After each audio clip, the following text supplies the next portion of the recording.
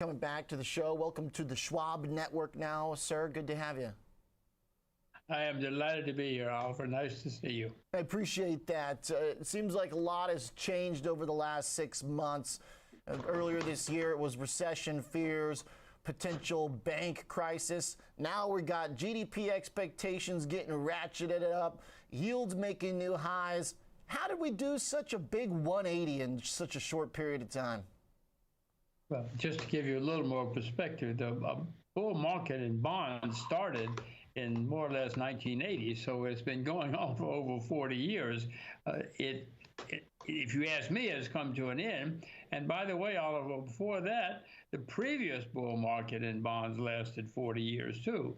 Or the bear market, I should say. Yeah. So bull markets and bear markets in bonds last a long, long time.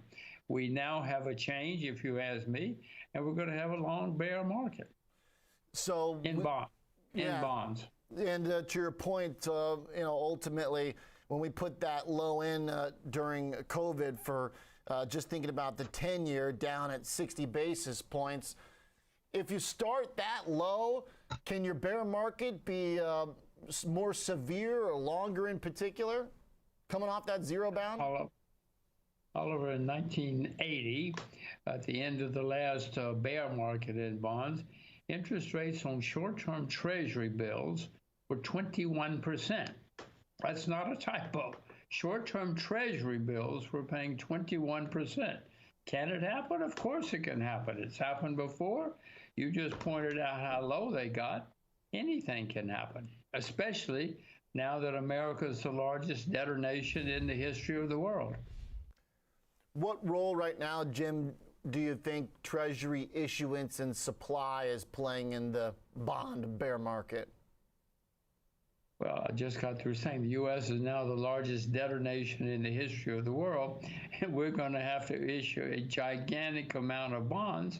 And as you know, supply leads to higher price. When there's a lot of supply, it leads to higher prices. I have no idea how high bonds are going to go, how high bond interest rates are going to go in the next several years. But Oliver, they're going to be very, very expensive. America's in 1980, when I told you what happened in 1980, America was still a creditor nation. Now America's the largest debtor nation in the history of the world. Things have changed, and the markets will change. Jim, throughout all that, the dollar seems to be pretty resilient and once again firm here over the last couple months while interest rates have risen. What does that tell you about the sustainability of the system we're using as a debtor nation? If that dollar stays strong, are we okay? Okay. Well, I will tell you, Oliver, it's a good time to be an old American. It's not a good time to be a young American. Yes, the dollar is very strong, and I own a lot of them right now. But that's because the alternatives are very, very scarce, and everybody else has huge problems. Look at Japan. My goodness, the debt's skyrocketing every day in Japan. Most people have not shown much fiscal responsibility in the last several years, and we're paying the price. What do you make of how Japan has tried to open up their yield curve policy a bit? And that's closer to home than us, right? Because you spend a lot of time out in Singapore, so you're a little closer. Well, just because I'm closer doesn't mean I know what I'm doing. But I assure you, the Japanese are going to have a more serious problem. The population has been declining since 2010. That's 13 years. The population has been declining and will continue to decline. And the debt skyrockets every day, Oliver. Japan's going to be a disaster. If you're a 12-year-old Japanese kid, you should leave. You should pack up and leave. Right now, Jim, how do we navigate this as investors? Does it just mean bonds are not going to work as well as they used to as hedges and risk off? Are they going to require us to accept a little bit more term premium, a little volatility? What do you think the impact is going to be for your traditional investor?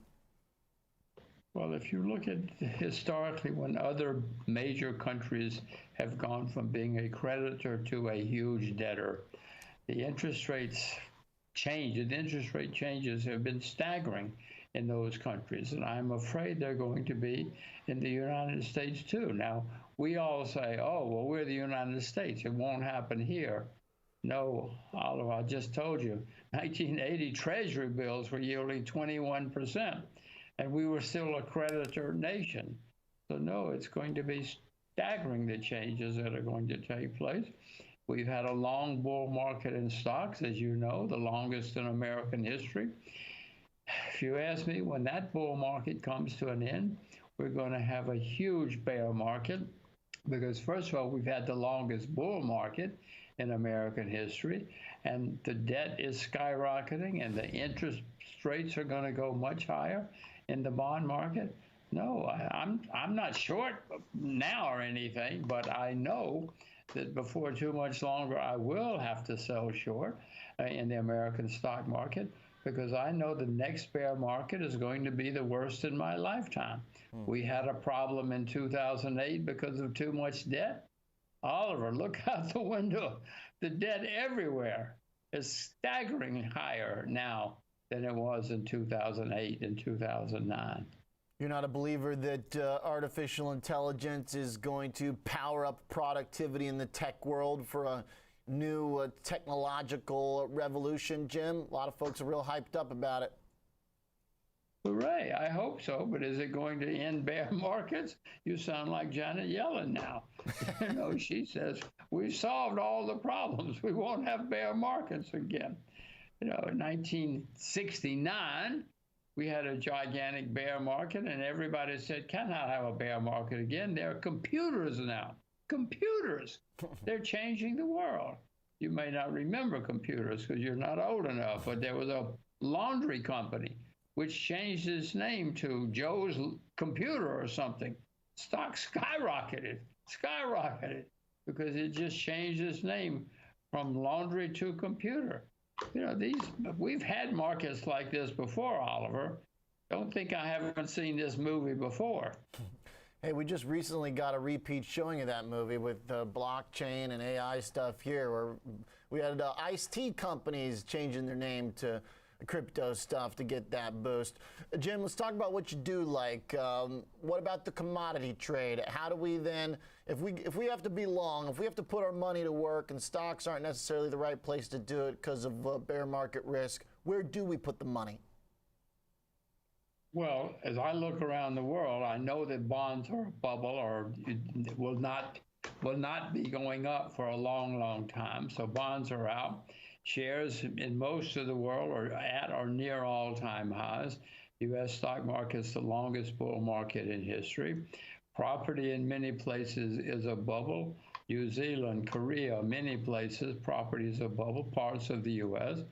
So the only thing I know that's not a bubble is commodities. I mean, silver is down over 60% from its all-time high. Sugar is down over 60% from its all-time. Those are not bubble numbers, Oliver. So the only place I see that one could make some money, probably on the long side, are commodities, especially agricultural commodities. But silver, I mean, I'm not buying silver today, but I just told you it's very, very cheap. And when the central banks start printing money again, they will. When things go wrong again, Oliver, all the central banks are going to crank up and print money again. That's going to lead to higher interest rates, higher inflation, and better prices for real assets, such as sugar. All right, well, not exactly the most cheery stock outlook, but hey, if we're in the right place and in the right commodity trade, sounds like there's still some value potential out there. Jim, thanks for the thoughts. Thanks for the catch-up as always. Appreciate it, sir. Thank you, Oliver. My pleasure. You got it. Jim Rogers is chairman of Rogers Holdings. Okay, not wanting to get involved in debt-laden countries or the stocks or trading within them, but looking for some potential August in the 23rd. commodity trade still. Coming up, let's get to the opening bell. Let's talk about some movers from overnight. We are going to be streaming stocks options, futures trading today. We'll watch The Spy, watch GME, watch Barbecue. I've got AMC there. On that one, GNS, Tupperware even. Sub up, like up, comment down, Happy Money sticks around. You can follow us on Twitter at HappyMoneyYT, as well as our Discord server link for those are in the description. Got a Discord link in chat as well. Good morning, we've got 30 seconds to open. Here we go.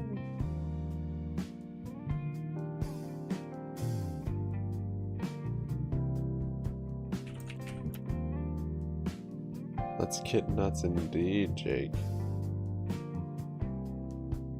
Morning, Bubblicious. Hope you guys had a good evening. There's the bell. So we had a gap up, pretty big gap up. That's basically sold back off. Eyes open up there, 0.25%. Pretty big earnings after hours today. So see what we get. Market's still kind of chopping around. Still kind of in this handle territory.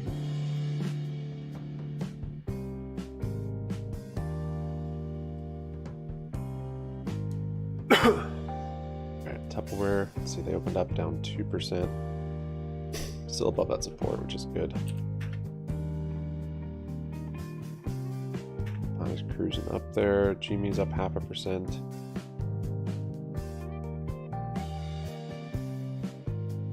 Down 0.5%. Where's Barbecue? Barbecue's down 7.5%. Bell still needs to break out over here.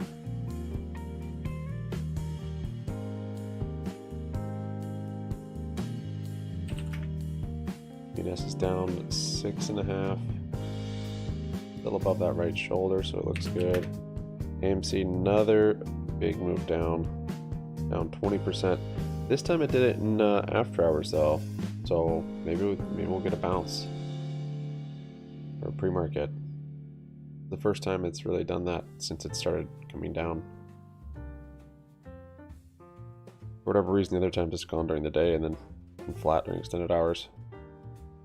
Still the exact same looking pattern, just timing on when it's done, it's kind of strange.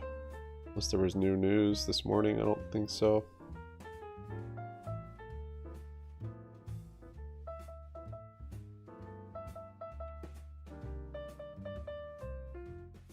Nothing specific.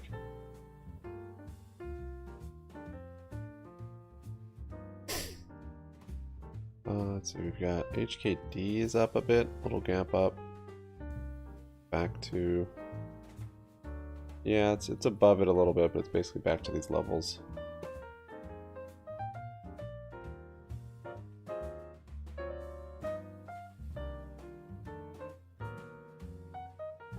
Gaveron is up. Got W key, HLP. That chart actually looks pretty nice. The Chinese one, I think.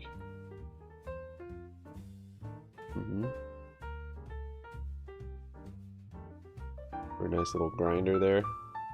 MRK. A lot of balls up here.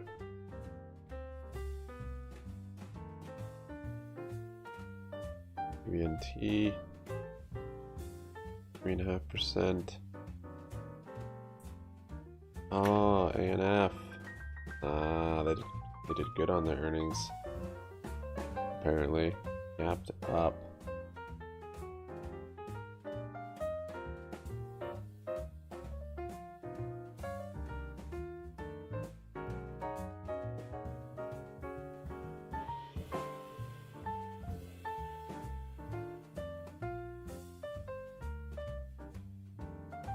These puts are worthless.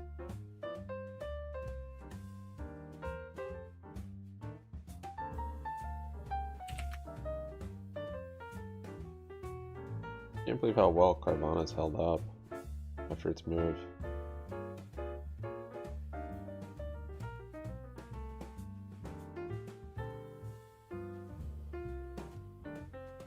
Incredible. Buy wicking down there. Let's see, we've got Rad down 4. Oh my, look at that. New multi-decade lows on Rad. What in the world? Look at that thing, not even holding that support.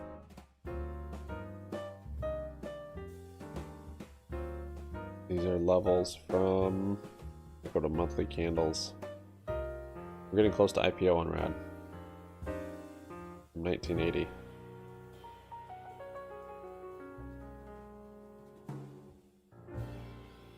This company in that bad of condition?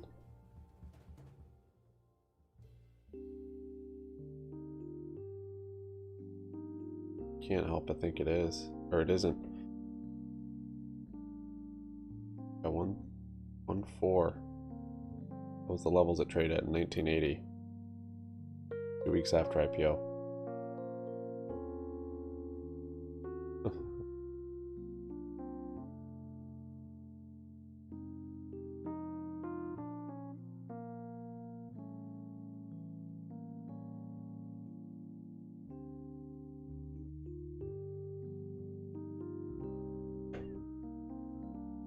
Well, I guess I'll put a all-time low line on there.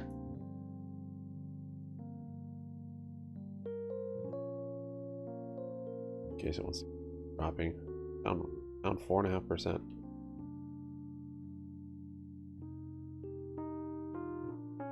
S&P slashes ratings of 5 banks. Yeah, no news on it.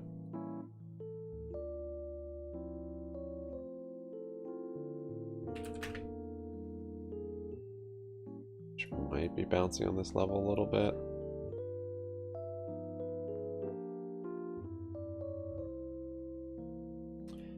Teladoc flattening out as well.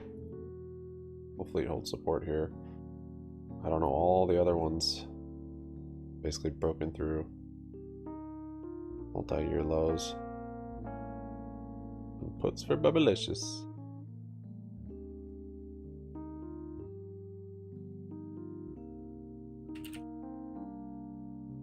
Funko maybe starting its trek back up. It's up 0.5%. Did bounce off that 5.25. That was all-time low on it though. Let's see, Fisker's held on.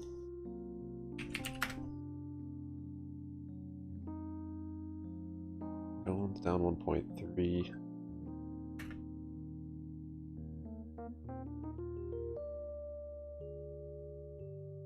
Joey's come down a good ways since I shorted it, but they're so far out of the money.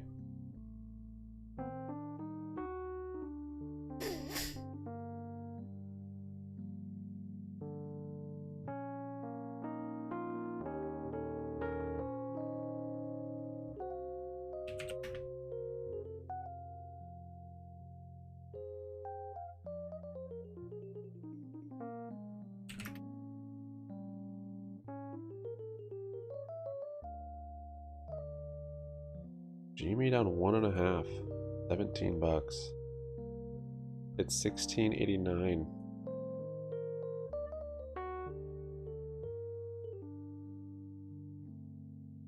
Oh, like an extra decimal place on Weeble. Goes to the 1,000th now. Not seeing that on GME.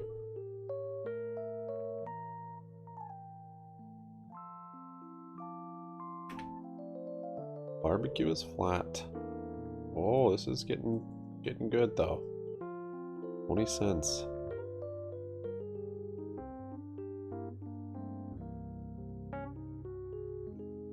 Consolidation would be fine.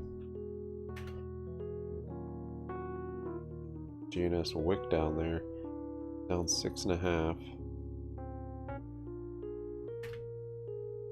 Ups down 4.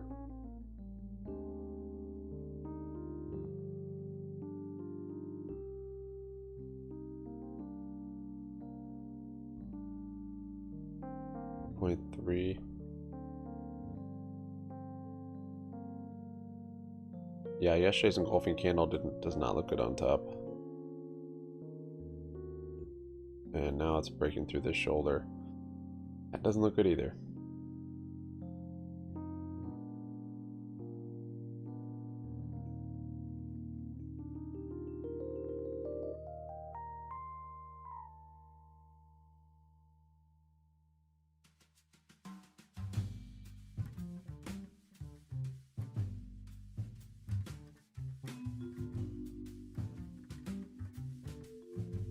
Up's down 5.5.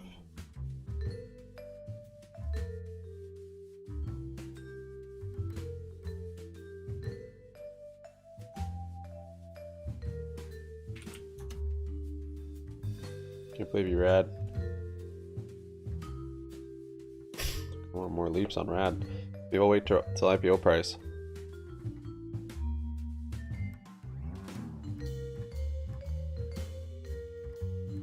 Market cap right now is 80 million. They do 5.5 billion a quarter in revenue.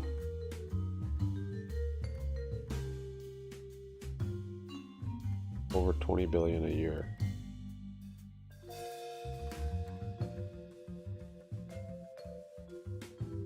They're losing money on it though. I don't know.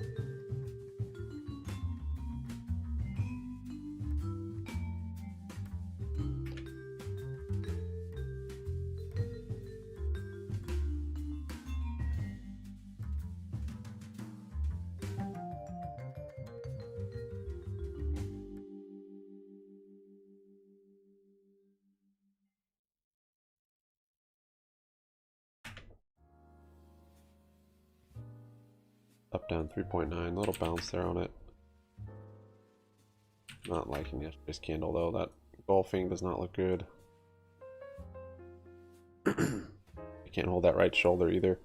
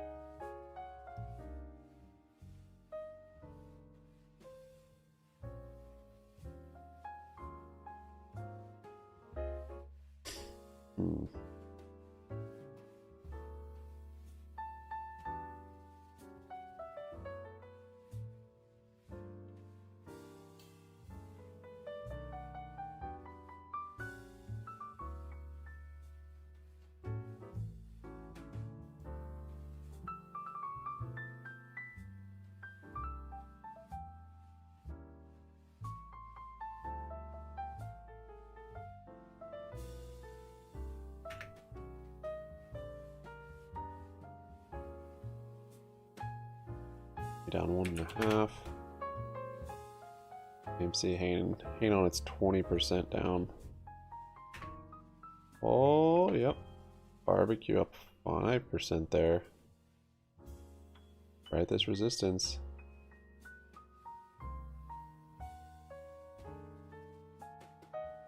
If you can break it.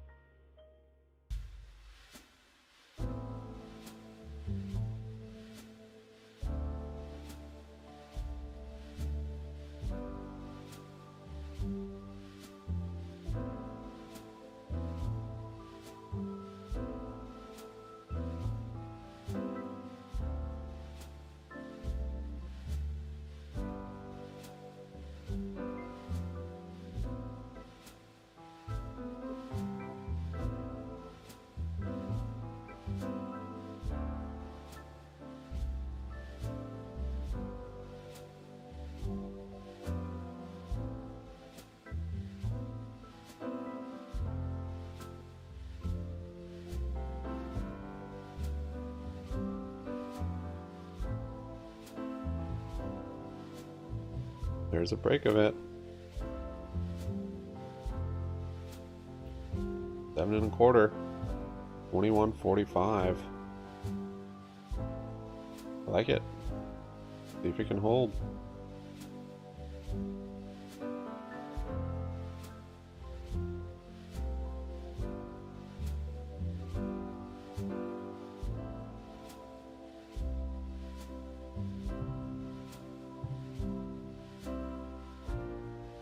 BFS is now green. What? 12.5% up on. Then it's halted.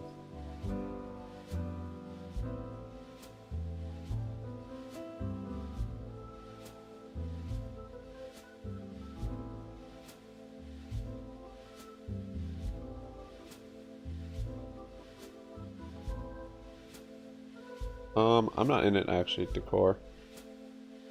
I'm looking to maybe jump back in though.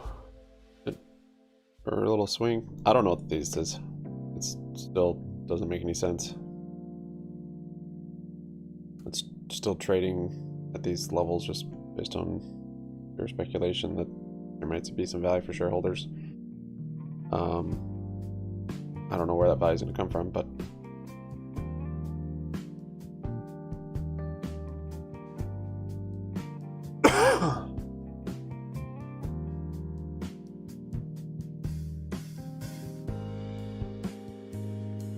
eye ripping there. Something coming out 9:45. Oh yeah, we had S&P Flash U.S. Services PMI, S&P Flash U.S. Manufacturing PMI.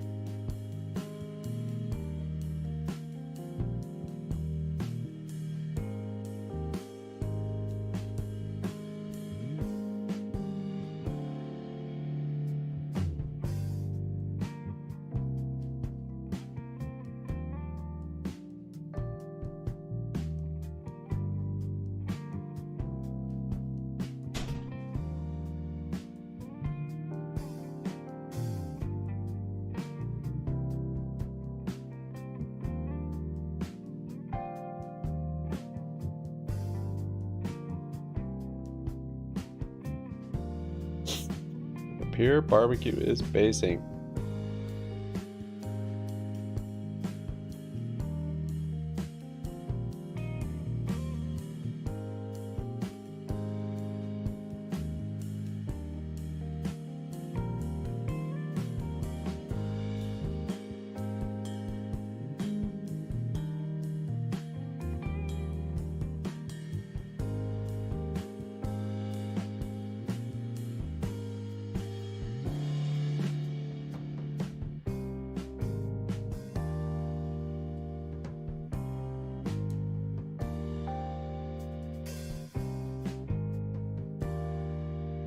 The 3 5-minute candles and BFS is just halted.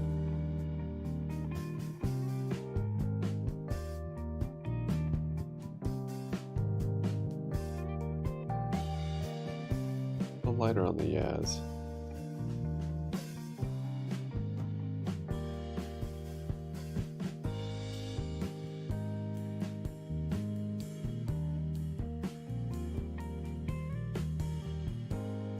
Nice decor, well done, man. 50-50. Yeah, I'm waiting to go along on Tesla.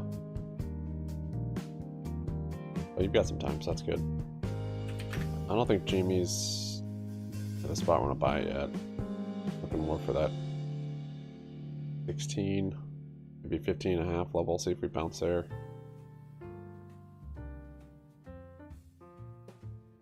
This is Moaz. You're here to witness it. 5.5%.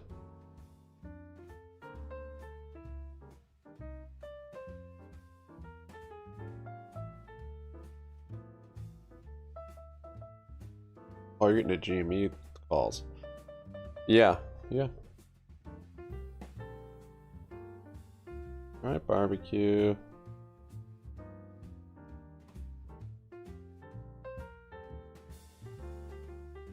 Might get a little something, something.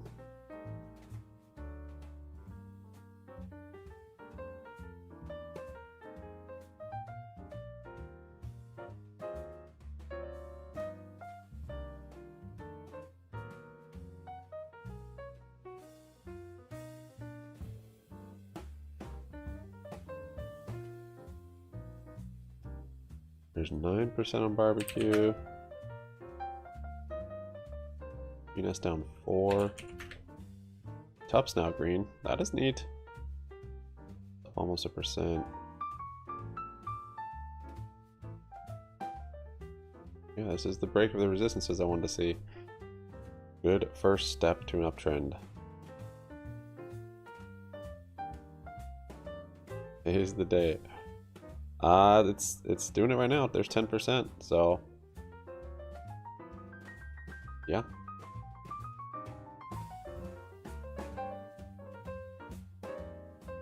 Grabbed a little bit there. 12 and a quarter.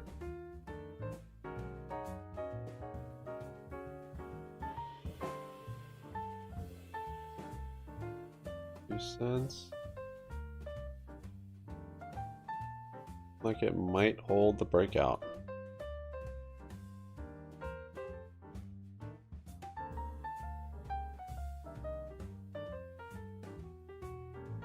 Hard to get filled up on this stock.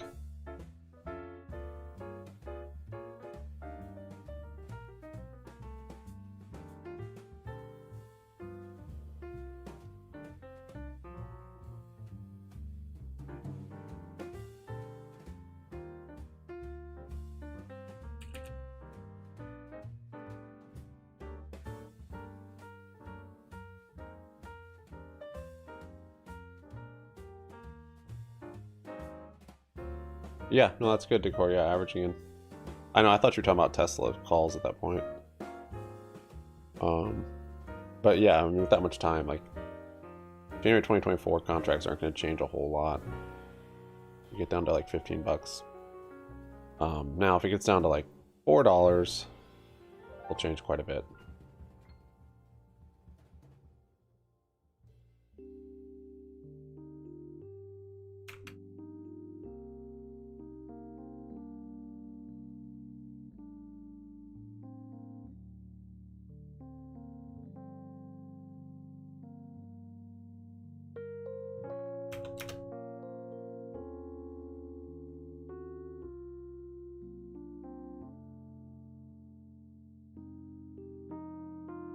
%, on barbecue.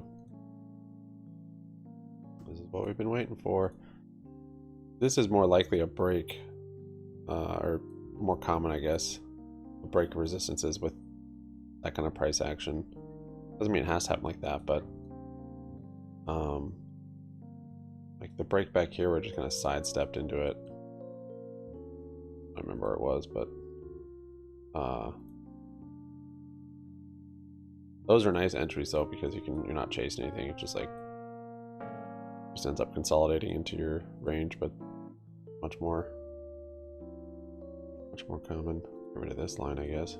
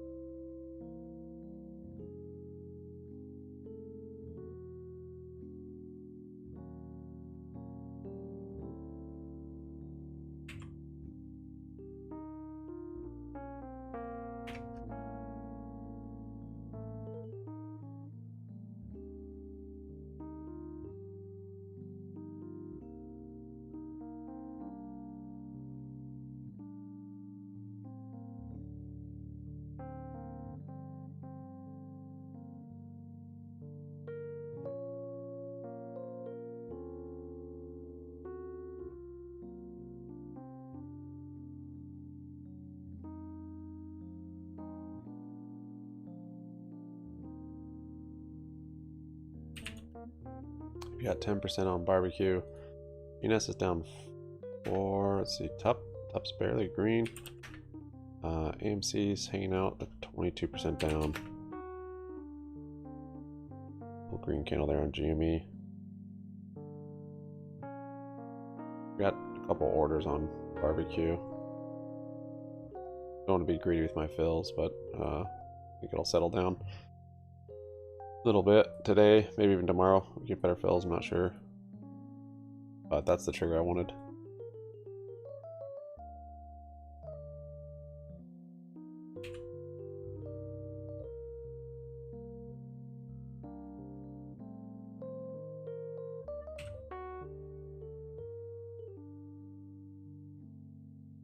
Fly back to VWAP.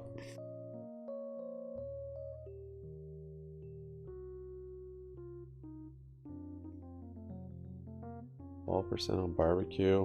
I mean, it might not. It could turn this into a 20% day. Got a little bit.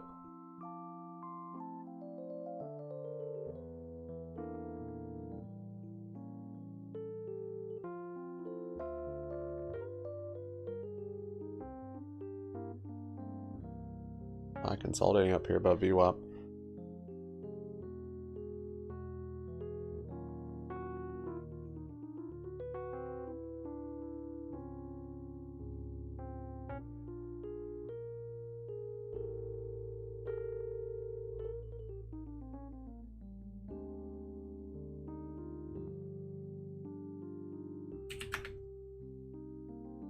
Nice bounce on GNS. Down 2.5. Brad's down 3%.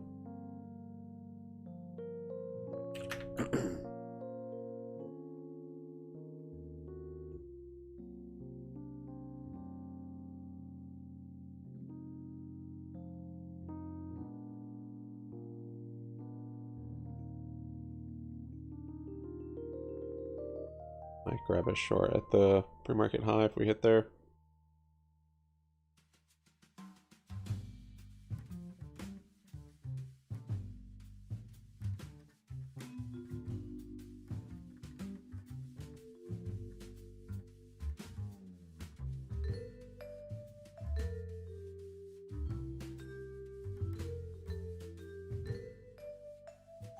Ricky Bobby, 11.75, 22 cents.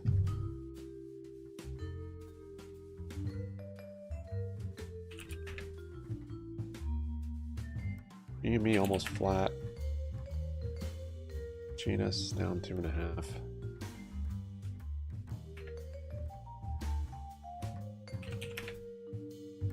Up's a little bit green still.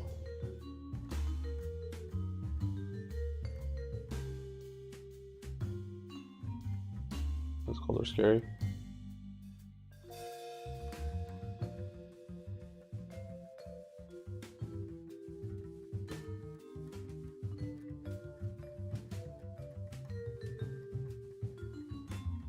Yeah, I see more downside on Tesla for sure. I'm shorting like all the other EV companies.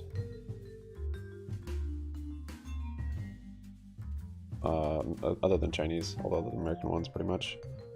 All the random ones that aren't really companies. They just made money off of stock market.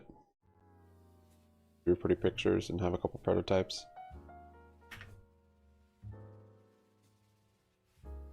Probably getting filled there. Yeah, I'm getting some fills.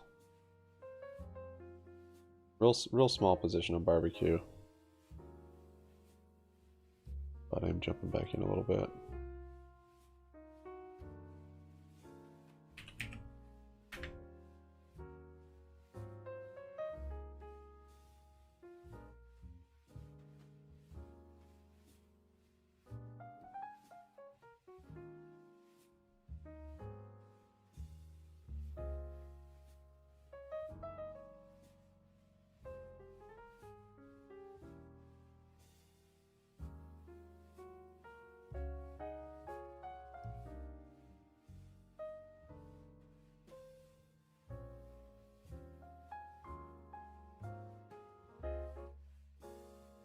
Alright, I'm gonna get some puts there.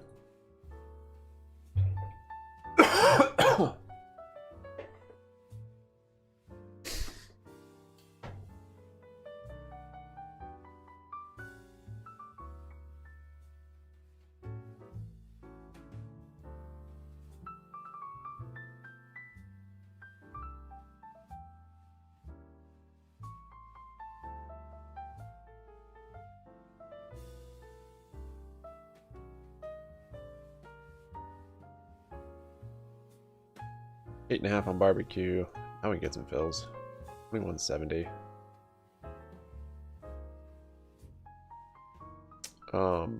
Even if today, as long as today closes, you know, somewhat relatively good, above 20 cents or so. I'm fine with it being a wick up here. As far as break of that resistance is concerned, the volume this morning and how far it broke it, it's pretty good confirmation for me at least. Not to say it can't still trade sideways for a couple days or whatever, but knowing barbecue, it probably won't be very long before it's ripping up a bit.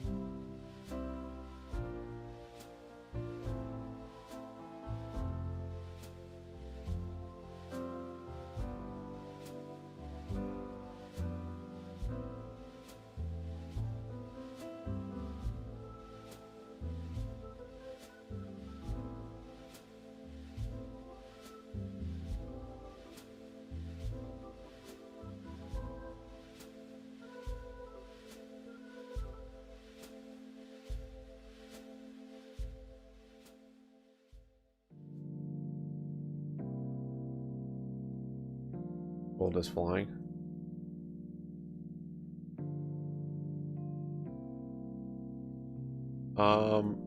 SPX, I think pretty short time frame this week and next. And we've got NVIDIA earnings at Jackson Hole tomorrow. There'll probably some volatility, but longer time frame looks like we're in an inverse cup and handle. Here's our cup and making the handle now. So could it come a little higher before come down? Sure. So far it looks like it's kind of chopping around in a range, and as it continues to fight like this 9 moving average and different resistances, I suspect it'll come back down to that 433 and eventually break through there and see 431 and on down. So far this doesn't look like a double bottom to me, but yeah.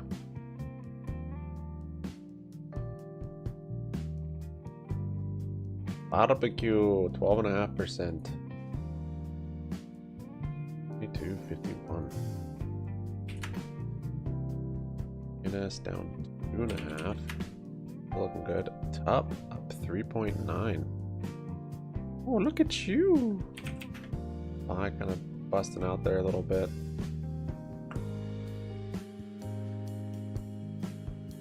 Just broke above pre-market high.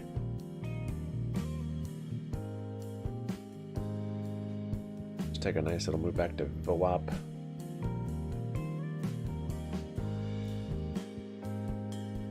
AMC up a little bit from the lows. It's down 19% now. Barbecue 14. I think I got pretty much, yeah, all I was gonna get today, so 15% on barbecue. Some horizontal resistances. I mean, I'd like to say there's nothing until 44 cents or 40 cents, but yeah, it's possible that this, you know, doesn't fully retrace all the way back to the highs.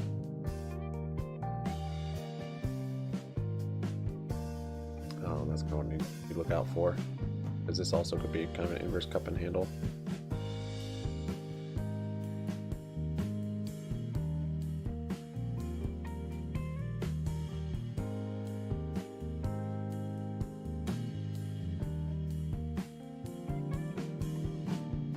SPY, man.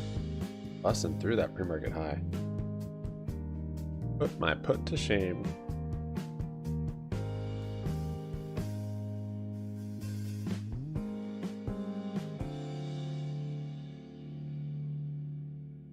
So low 2% retrace is 28.24. We are doing kind of an inverse cup and handle.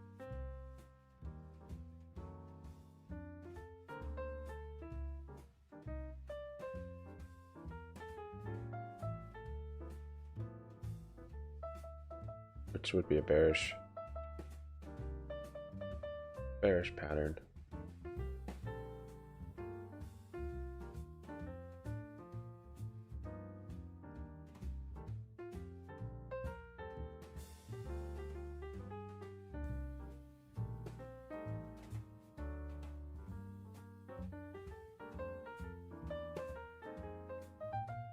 It's got all jacked up.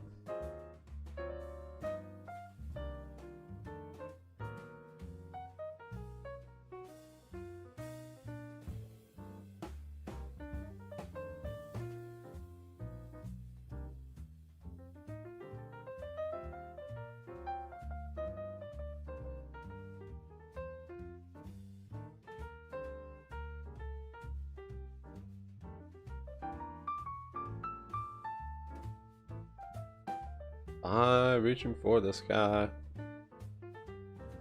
Wow, wow, wee, wow. That thing go.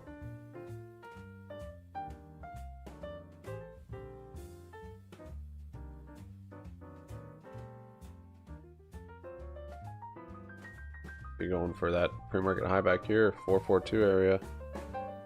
I figured we'd have a pullback before there, but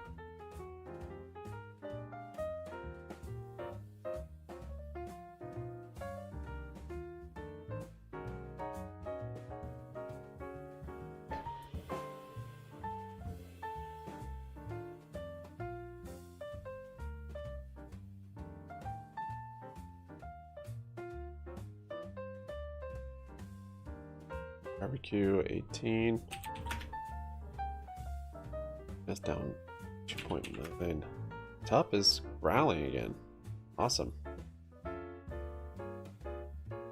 5.4%. Wolfing candle yesterday. Ooh, bears.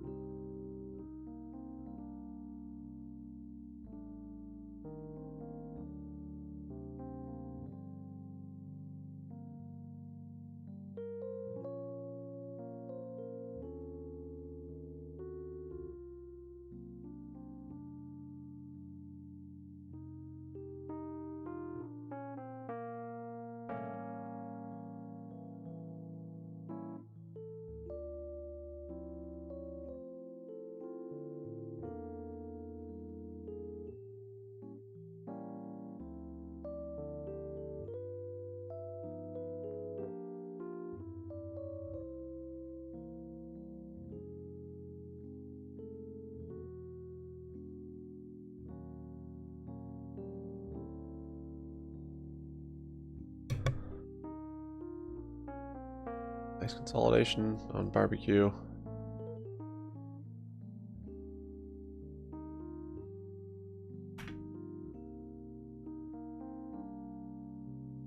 .8 above that level. Top's up 4.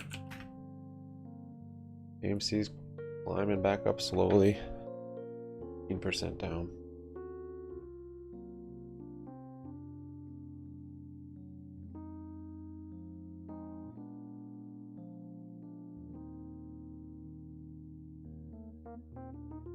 It didn't fully fill me over here. Gave me a tiny bit of my fill. Oh well, I'll leave it there. Probably still hit.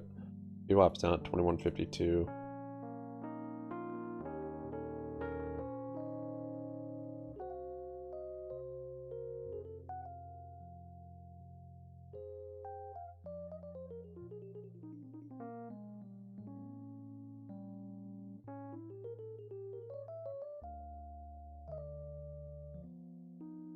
.41 on SPY.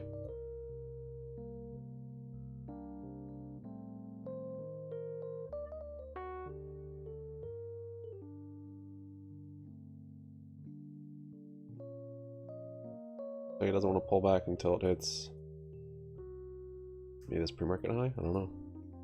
We're well past our pre-market high.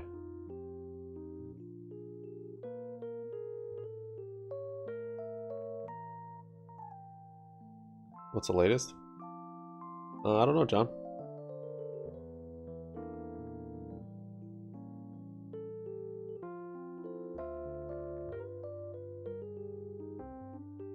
Doesn't really matter, right? No actual news. Once there is news, the stock price will reflect that. And it'll either be suspended or, you know, probably much higher.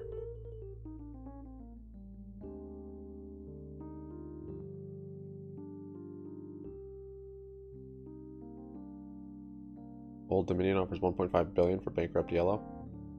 Should have gone with Yellow.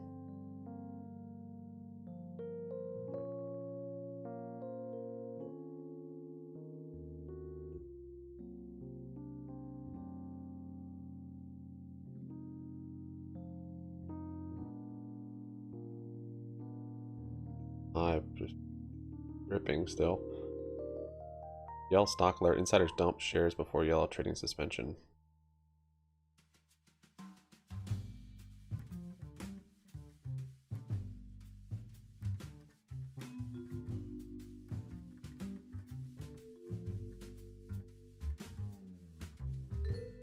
It's not trading anymore. It's totally suspended.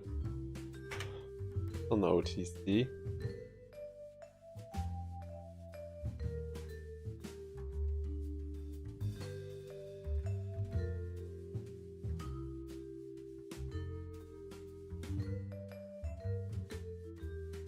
Just quite the move on SPY with zero pullback.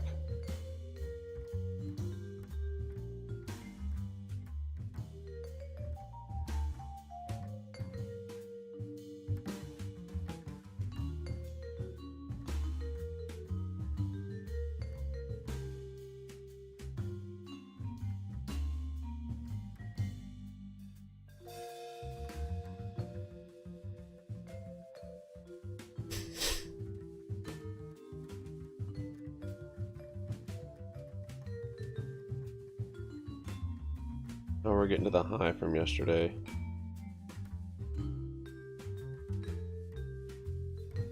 Average into those puts. Since they seem to work out so well.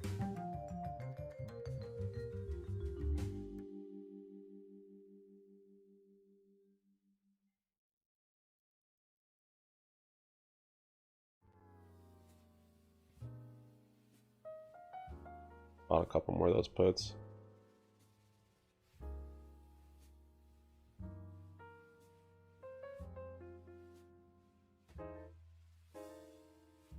BBBYQ 15.75. GME is flat. That's still holding that level. I get more GNS. Yes. Dude, Fidelity's so weird. It, like, I guess because I'm trading with cash on there, it doesn't show my positions. It doesn't show cost basis, doesn't show what I'm up or down on it.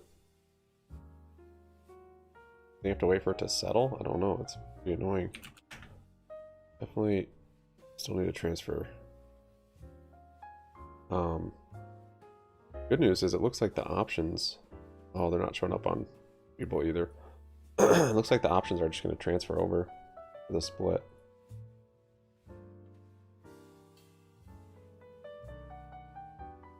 So it's not going to end up on a dead options chain, which I don't even know what would happen then.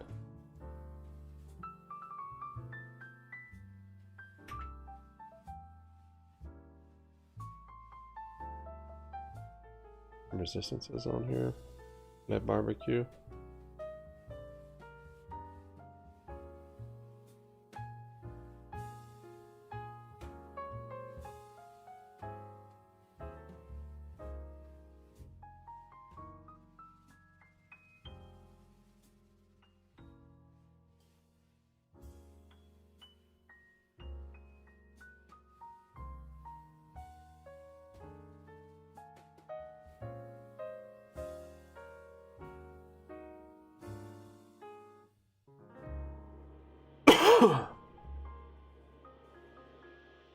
Well, that's to $8 after reverse split.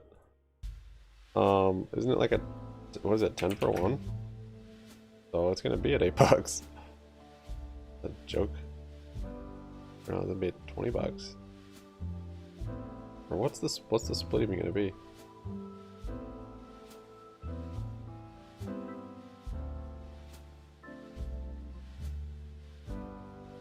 You're already gonna be up there though. From the split.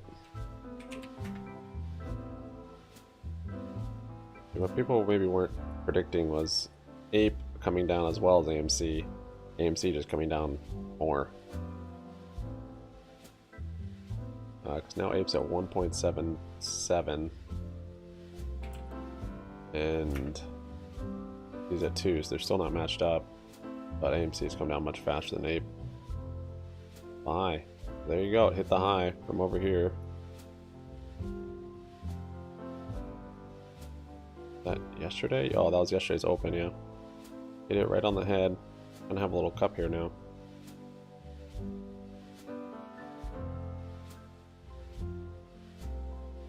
I don't know if we're gonna pull back all the way to VWAP or not. That engulfing candle's a nice start though. I'll probably be closing out of a lot of these puts.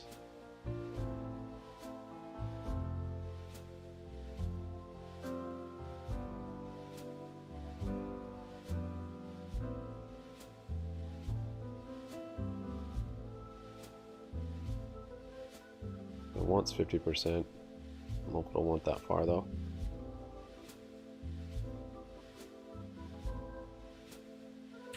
Barbecue 17.6%. Guess down 5. Up 3. Down 2.4. It's just green. Green dishes.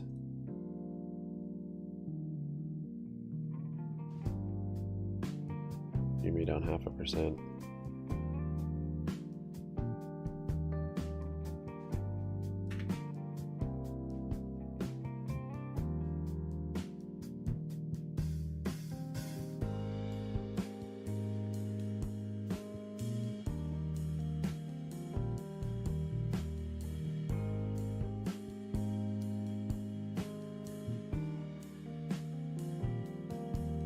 If we get this to close in engulfing.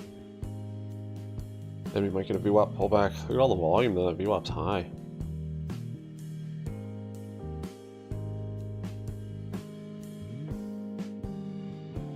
Nice guts, well done man.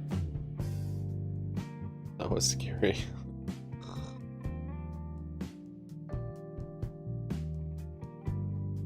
AMC gets 30% of your shares as a share dividend.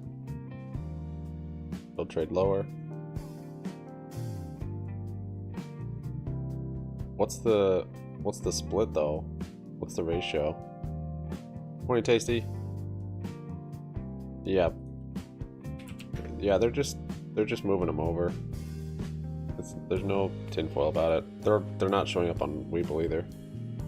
They're just moving them over, getting ready for the split. I don't think it's anything that necessarily matters. I have options on it, and they're on the adjusted chain. 10-1, yeah. So it's gonna be at $20. I mean, if it's still $2, I guess, or whatever it is.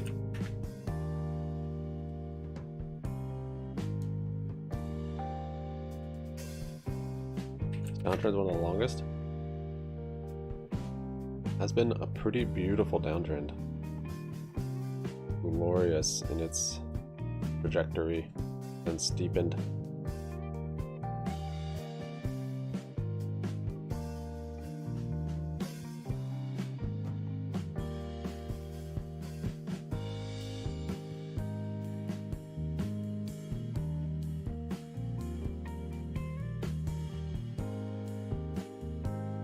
You can see him on Weevil? That's funny, I can't. Shows me nothing. We got the engulfing candle on SPY. See if we can get a pull back to VWAP.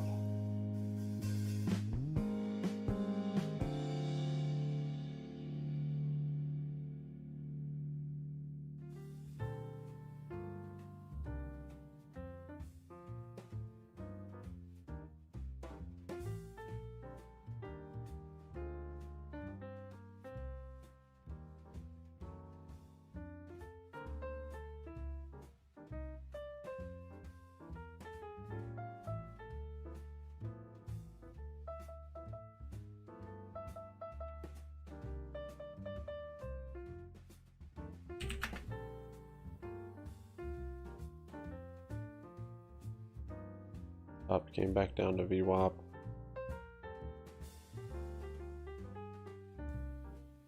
Room is up 6% for some reason. The room sold off. Why is Carvana holding up so well? Up 2.5 today. What?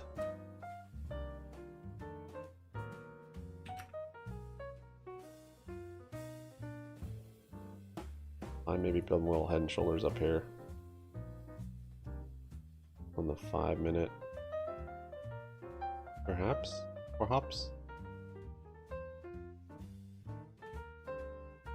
We'll pull back on barbecue. See if we get a VWAP test.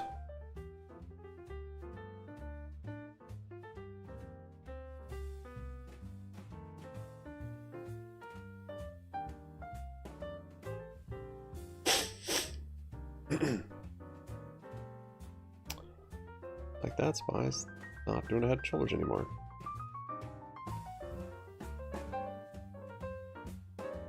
Validation.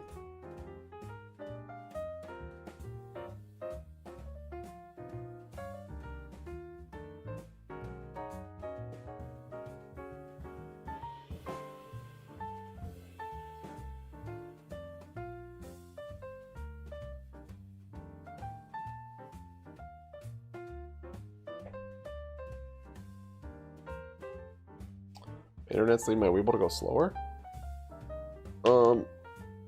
I don't think it's going slower.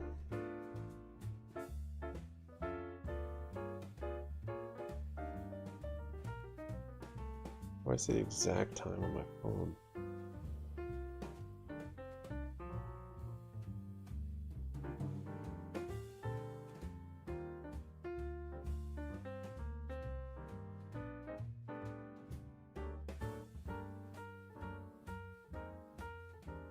About what I was saying yesterday.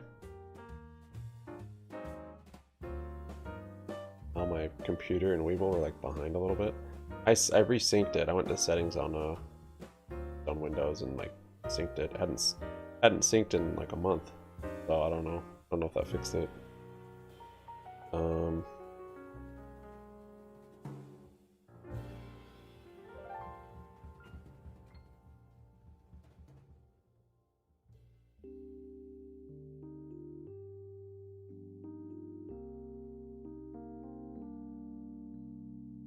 Yeah, I think it just need to be synced for some reason. Yeah, it's matched up perfectly on my phone, so I think it just wasn't synced. I haven't updated Windows. I usually wait as long as I can. Maybe why it's angry with me. Bye. Boy. Price consolidation up here. I mean, we're at the top, the high from back here. Up. Enough to make a handle, I guess, but wow.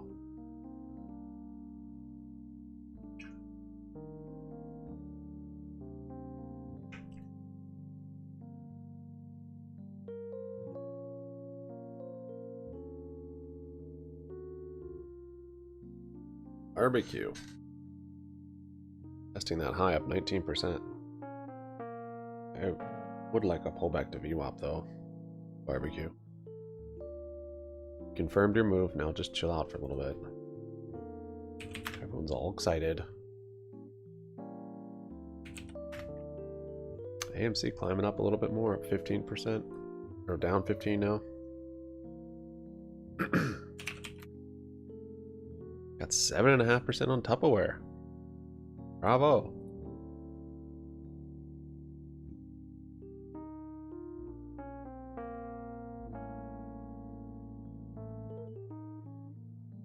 One that I thought didn't look as good. Of course. Of course.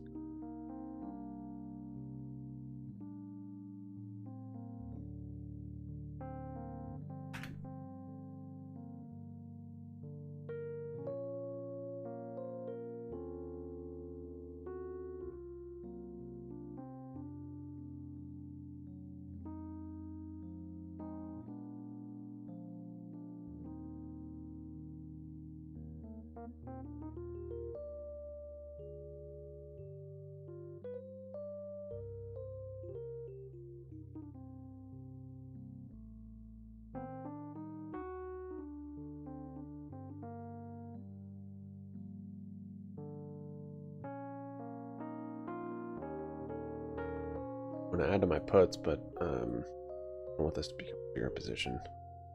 Give my buying power. As I think this might be a short trade. If we stay bullish, it should be a trade down.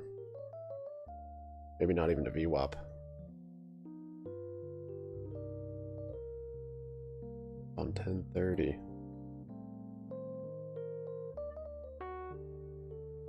$500 million AMC right now. 5 million dividend and 100 million, 1,000 million ape will join. 1,000 million ape. I don't know what that is. Went around 156 million after AMC 10 to 1. And immediately more dilution by AM board. How do you know it's gonna be immediate? I think I know they new high there on barbecue at 19%. I know they said they were gonna they want the right to dilute. But is that just your speculation they're going to immediately dilute?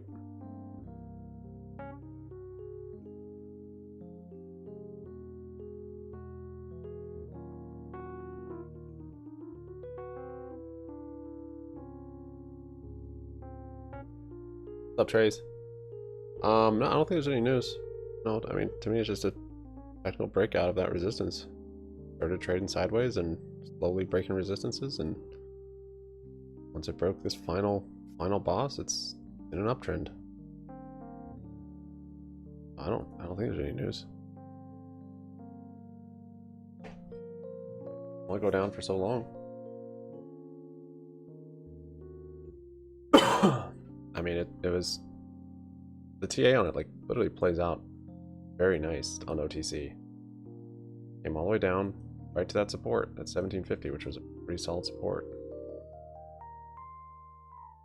What we were looking for after it broke kind of this neckline on this head and shoulders, that was the next main support. Very poetically, little double bottom, and then got a little inverse head and shoulders and a break of the resistance.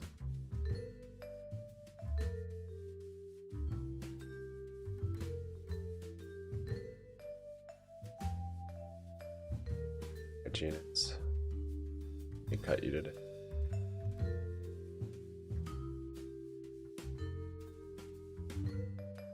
Top 6.25.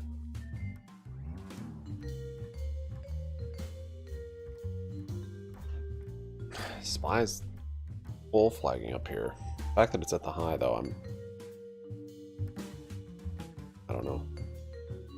I'm more hopeful that it's going to have some more pullback before it breaks through, but I could be wrong. It doesn't have to.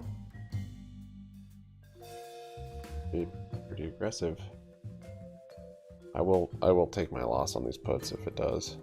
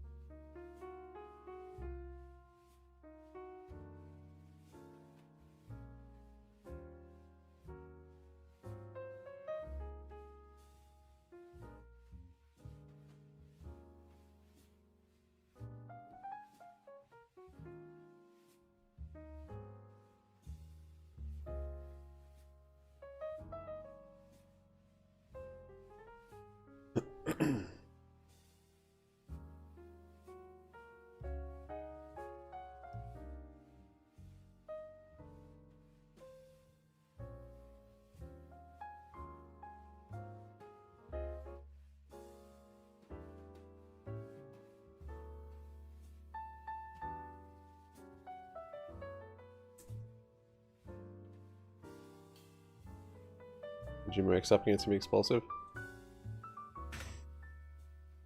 I don't know. Nice to see yesterday. At least it had some kind of activity, even though it's down.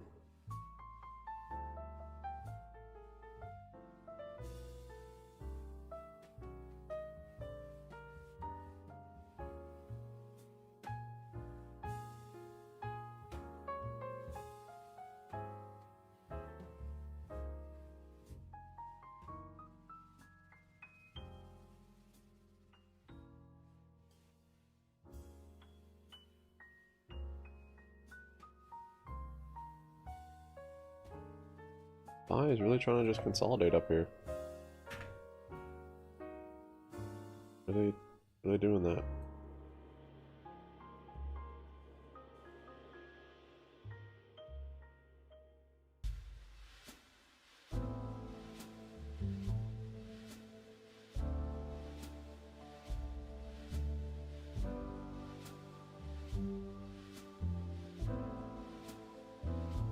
Sweeping beauty of the meme stocks.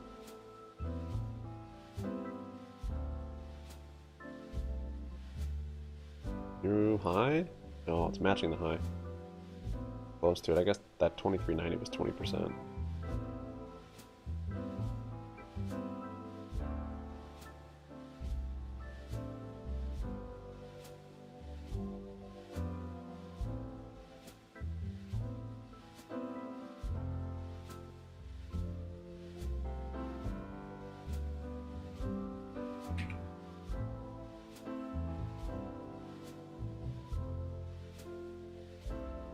Borrow fee on barbecue has stayed elevated.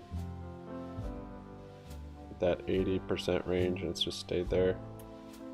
Not many shares either.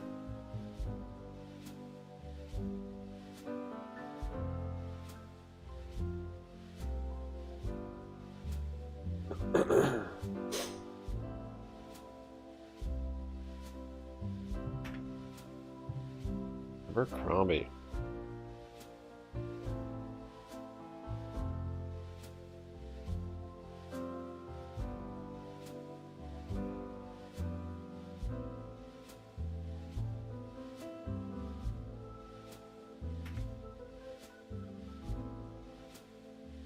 Need to hold GNS. Add down 3.7.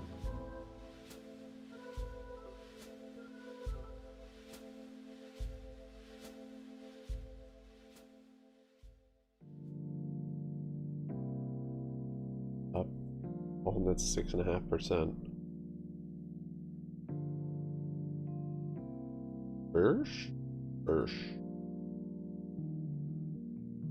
Brush oral care? What is this? Canadian-based oil company? Brush. Commerce business. Electric toothbrush. Oh, is this Sonic? Sonic toothbrushes? Commerce.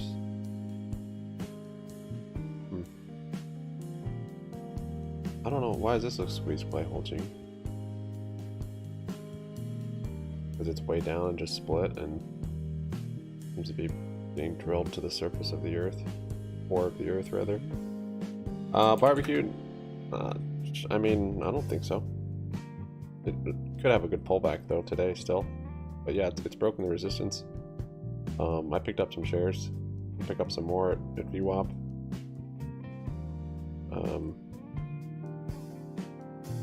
Depends if you're playing with it though. It's too late if you're planning to. No, it might be too late if you're planning to day trade it and sell it at 23.90. Because if it comes back down here, it might not come back up here today. So it just depends on your plan.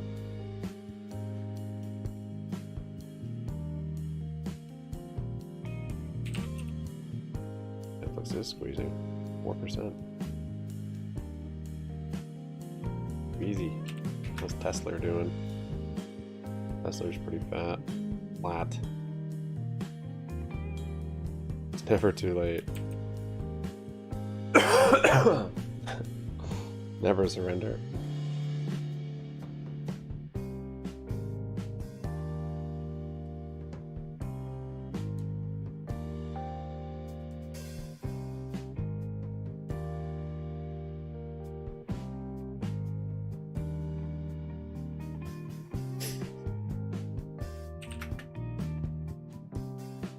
Be a green candle at GNS.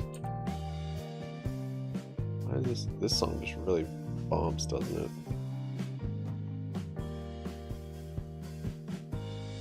Hey Macaron. I don't think there's any barbecue news. News to me is that it broke that resistance.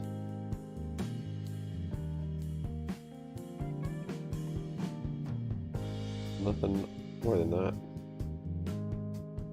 I know of. Buy. Got one engulfing candle. Patience. Now we're getting another one. UOP might not be enough. It might want more. I want to make a bigger pullback for that handle. Remember, it was yesterday. Mark Triton, the old CEO, did a share buyback.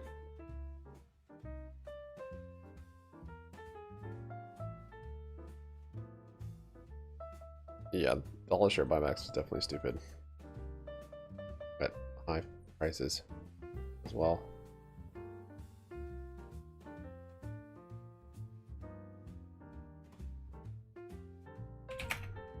Yeah, I mean, BCG was, they were infiltrated by BCG.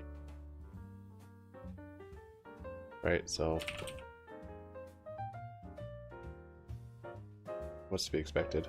Finding what BCG is running would be a good opportunity to short. Happy though. There he goes, boy.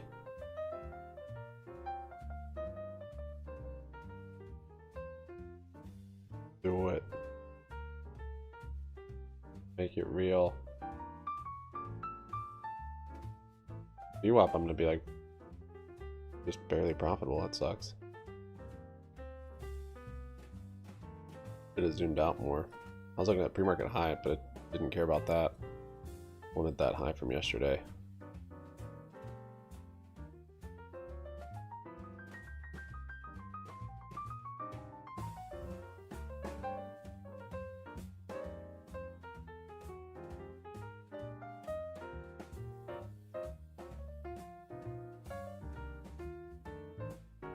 Another engulfing candle. It's still kind of consolidating.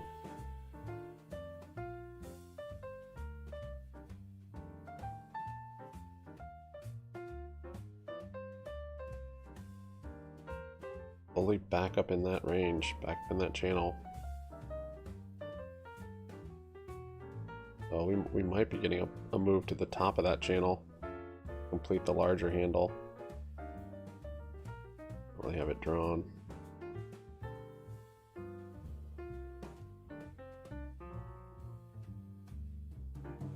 That would coincide with 38.2.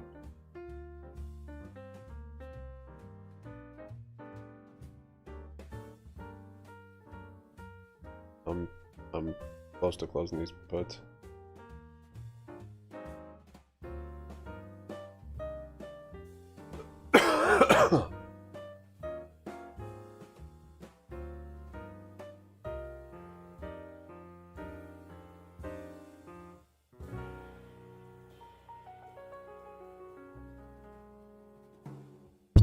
Whoops, sorry. Consolidation on barbecue up here.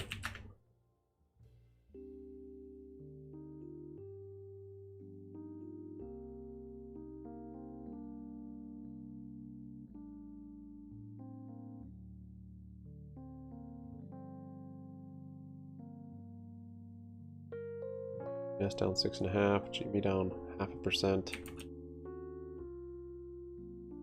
AMC settling back down. Down 17. New high there on barbecue, 23.94.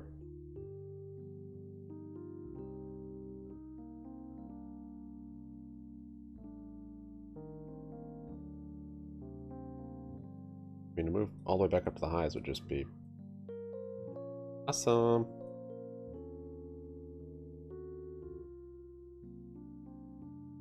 Everything is awesome. Everything is cool when you work as a team. Everything is awesome.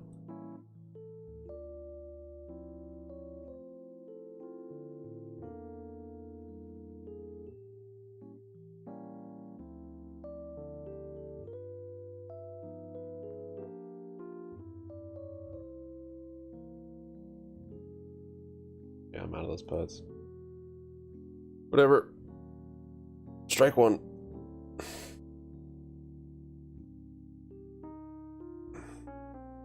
There's a rip.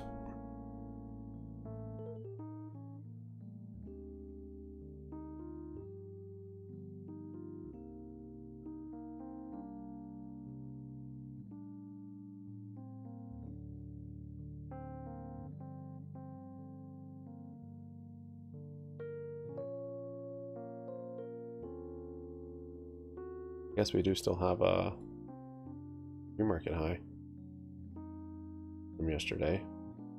Could be a level.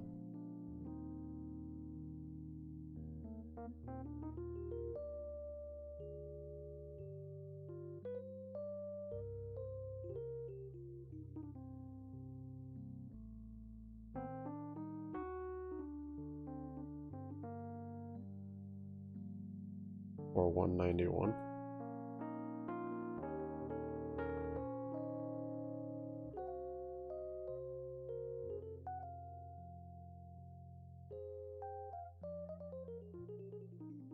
Making an RSI divergence there, isn't it? Essentially.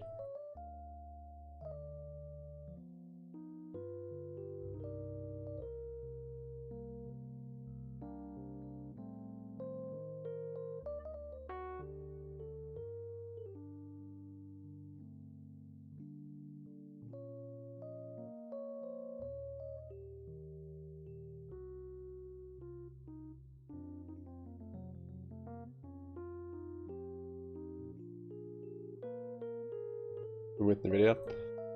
Yeah, the video has a pretty big weight. Netflix is also ripping.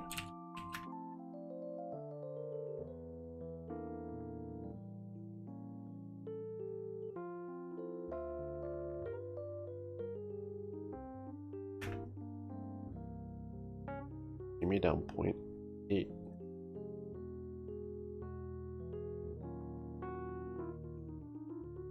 GNS still holding the level top. Holding strong.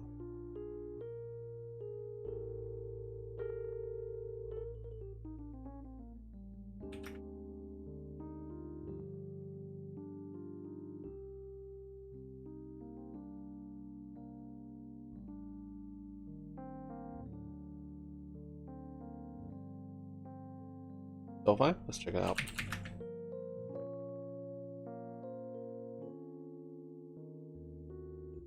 Maybe. Kind of an ugly one, but yeah.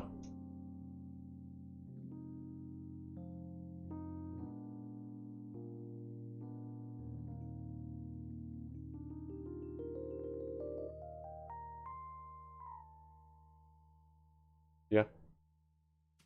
See ya. Shoulder, shoulder. Head.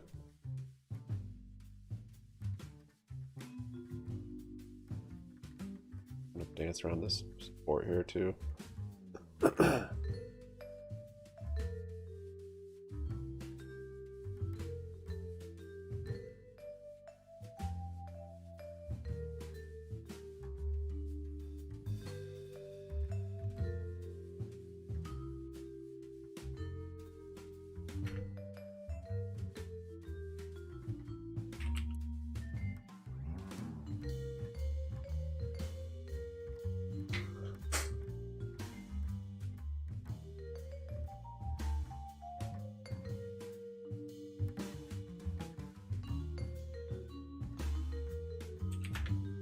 Carvana's up 3.5.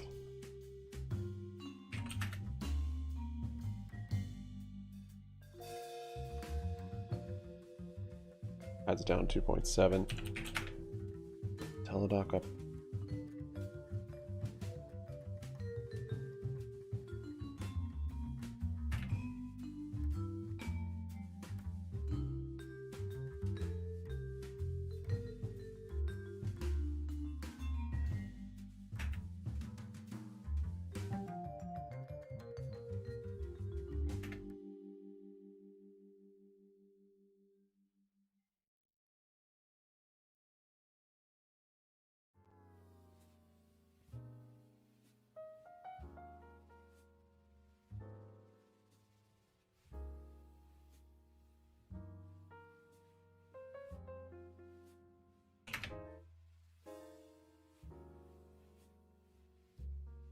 Goes up 2.8.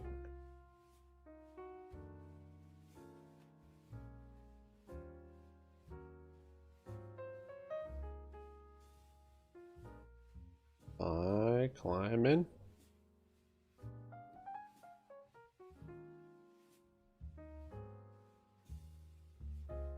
Get some more January SPY puts at the top of this channel. Could make it there today. Be a big day, but could do it. Set up for Jackson Hole and NVIDIA earnings.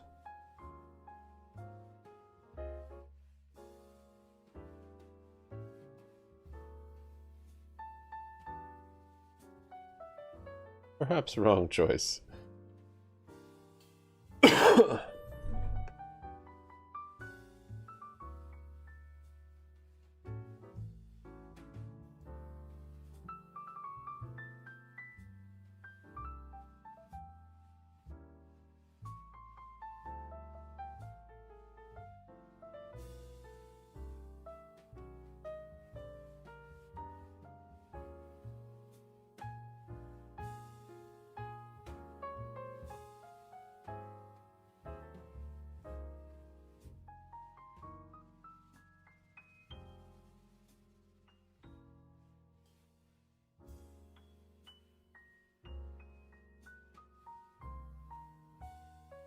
Pop.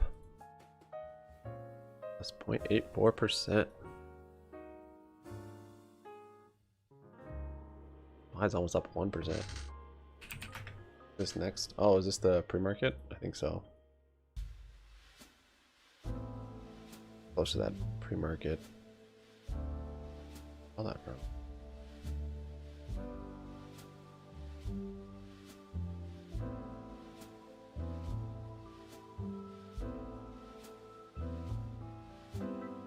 Be locked.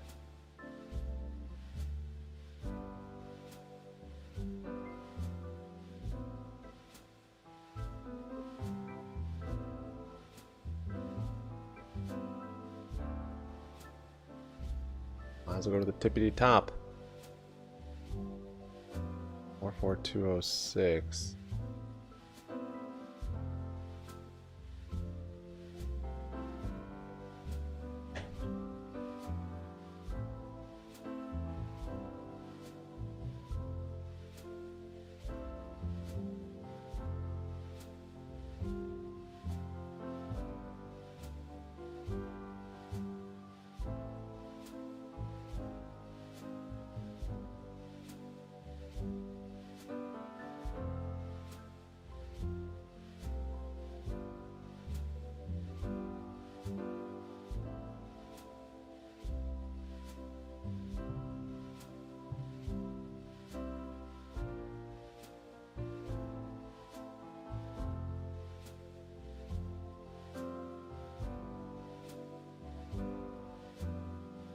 Down 1% now. Not getting any of this push from SPY. See, down 17 at VWAP.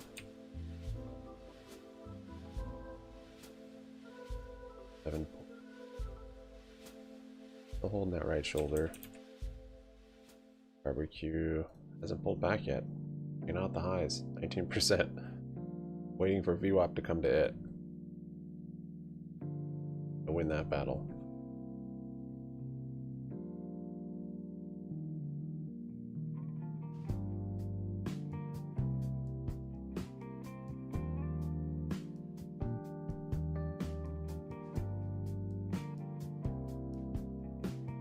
What's going on about? And a little look at some strength in stocks.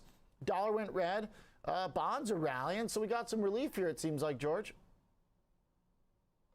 A little bit of relief, OJ. We talked about this last Friday that we could see a bounce in the markets. We saw, of course, a bounce in the markets, a little bit of pullback yesterday. But I think in the short term, there's potentially for a move back to about 50% of that full retracement that we saw in the last 3 weeks or so. I think this is all contingent on, of course, what's going on with NVIDIA today, especially in the tech space. I mean, there's a huge expectations for NVIDIA, but you know, they may deliver. They actually might deliver guidance that's even higher than the expectations. So I think the market right now is sort of waiting for that particular stock, and the reason being is it's such a large market cap based company now, and it's very important for the broader indices.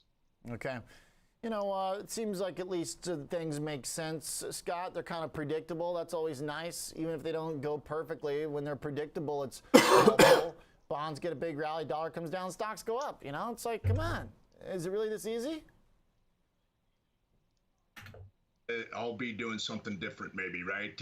I don't know. You know, none of us should really be surprised about what's happening this August. You know, August pullback in the stock market rally, you know, it's definitely shouldn't be a surprise. You know, the 5.6% slide in the S&P 500 over the last trading sessions through Thursday. That's about as bad as it typically gets, though. So, you know, we tend to see this typically happen during August, this rocky month, with the VIX often hitting a peak for the year. You can also throw in often low-level volume trading conditions, particularly in the latter half of the month as vacation season sees its end of summer, last summer, hurrah, and all of that. But, you know, you've been talking kind of almost at a fever pitch this morning about all kinds of different reactions with earnings and so forth. And so, you know, we're seeing a lot of accumulation here of anticipation and anxieties and so on that have been happening. Now you throw that on top of what's happening this week in Jackson Hole, and I think that, you know, we can continue to see more of the same. And when I say more of the same, what I mean by that, I mean some more of the same in terms of uncertainty. Now, your guest earlier told us that, you know, things are looking in the Fed to continue to be hawkish. We see that, and I think that's the case. So, you know, we've just got some more economic waiting to do, WADING, waiting through all of this to do before we can really start to, you know, digging in on anything in particular. But as soon as that happens, then something else will come up, right? And we'll have more to do. How high boots should we take on that, Wade? George, is it going to get muddy here, or do we have enough momentum in the economy to generally expect solid data? I mean, new home sales are pretty good this morning. How's Yeah, this I morning? mean, when looking at the markets, OJ, because that's what everyone really wants to know information about. I think there's going to be choppiness going into at least maybe Brad's November, down 3. December. I think there's, everything Up's follows up to me at least the 5. 80-20 rule. Essentially, markets and stocks will make 80% of the move at 20% of the time. Just look at the markets this year, absent, of course, the correction that we have been in the past few weeks. We've made a remarkable move. So I think going forward, there's going to be choppiness. I think the breadth of the market is improving still. I think the Fed has no reason to raise rates 80% of the more move, so than 20% maybe of the another time. 25 or 50 basis points, but I they like have no that. reason to lower rates. So I don't think the outcome of the Fed Keep charge Jackson point Hole holds that level. Symposium this week is going to change anything really. I think the tone is going to be higher for longer. In other words, just a maintenance of rates. And I think the fiscal flows are extremely important. That's been the narrative behind the scenes Zoom's behind up this 5. year's rally is the deficit spending. That has been increasing. So that is a backstop to the monetary contraction bouncing or that tightening support. that we've seen. So I think with that said, there may be some challenges to fiscal flows going into the end of the year. And so with that said, I think we're going to see some volatility. But again, the trend is still higher for the year. It certainly could continue from here. But we are still, in my view, in our correction, which again could retrace about half of that move from the last 3 weeks that we've seen in declines in the NASDAQ and, of course, the broader markets, the S&P. All right. There it is. Appreciate it, guys. Good thought. Here to close out the show. George Tillison, Scott Durfee, thank you for joining Morning Trade Live. Trading 360 with Nicole Petalides is up next. Bump that music now.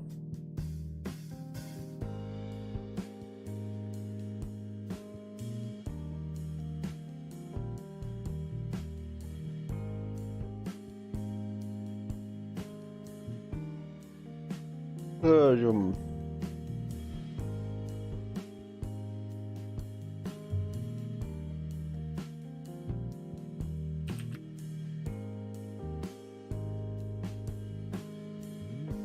GNS down 7.3. Needs to hold. You guys are watching GNS, let me know if it's below our level. GME down 1.5. It's about to break back into the 16s.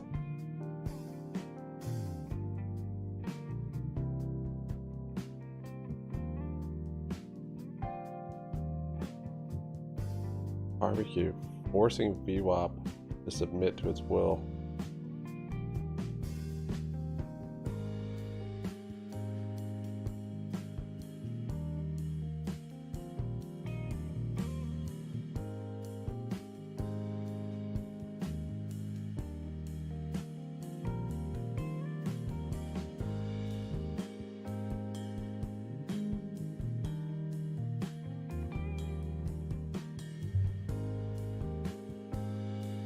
Why a barbecue pump?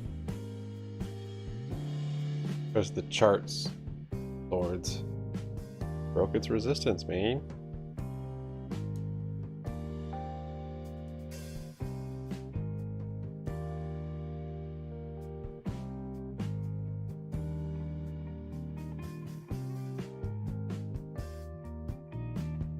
Such a narrow-minded question. Like the most ignorant question, lords. You're better than that. Why does the light turn on when I flip the switch? I don't know. Fugazi. Freaking witchcraft.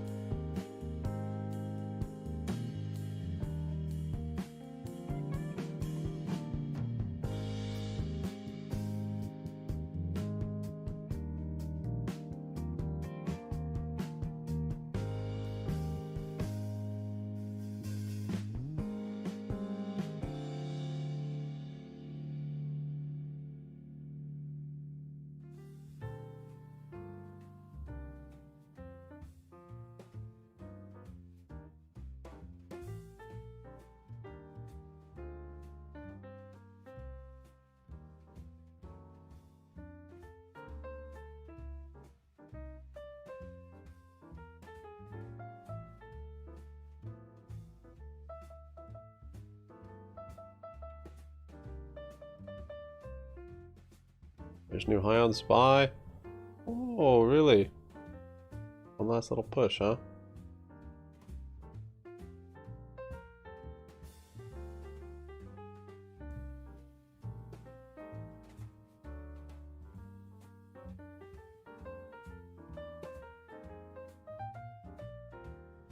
Gotta look through it, man.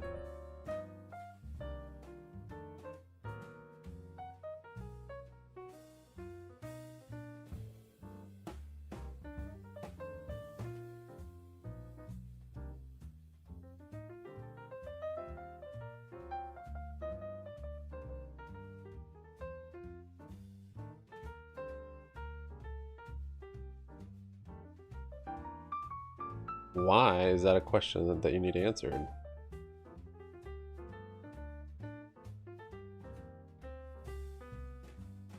It hit a support and it's bouncing. Go read some media. It'll tell you why. Whether it's true or not, totally irrelevant. We'll give you some reason, some explanation to make you sleep good at night. This is why it went up today. This is why it went down. I get it.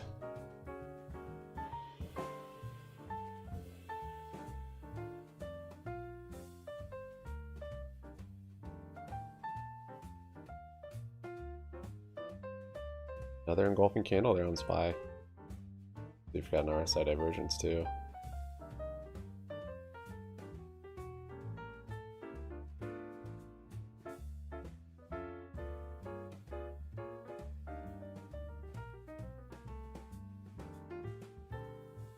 Nope, no news on barbecue that I know of.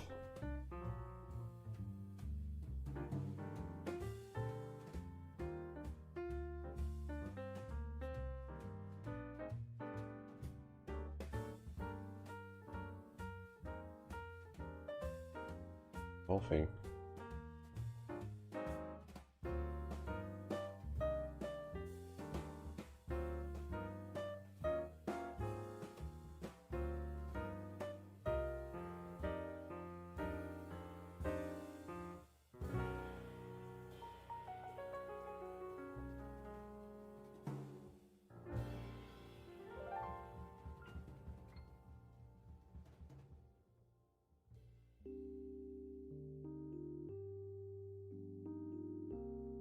No, I'm saying you're better than that, Lords. That's the normal question. Why did this stock go up? Why did this stock go down? Oh, we can just read the media. I'm sure they'll give you some explanation, which they're just pulling out of a hat. Because a certain docket, someone misread one of the words, and then went back and reread it this morning, and they got bullish and just bought a bunch. There you go. There's your reason. Why must we know the reasoning?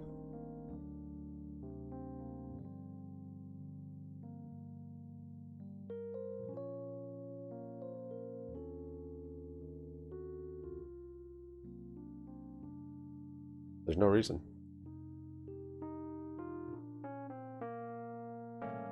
Even if you find a reason, probably just someone made up.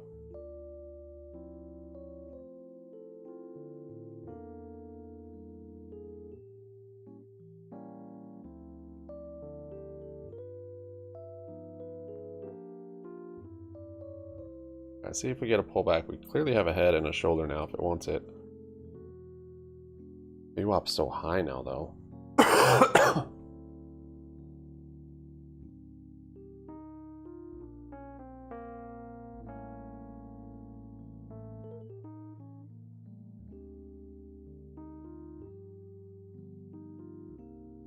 Going icon acquisition BY rumors today. Yes, today is the day.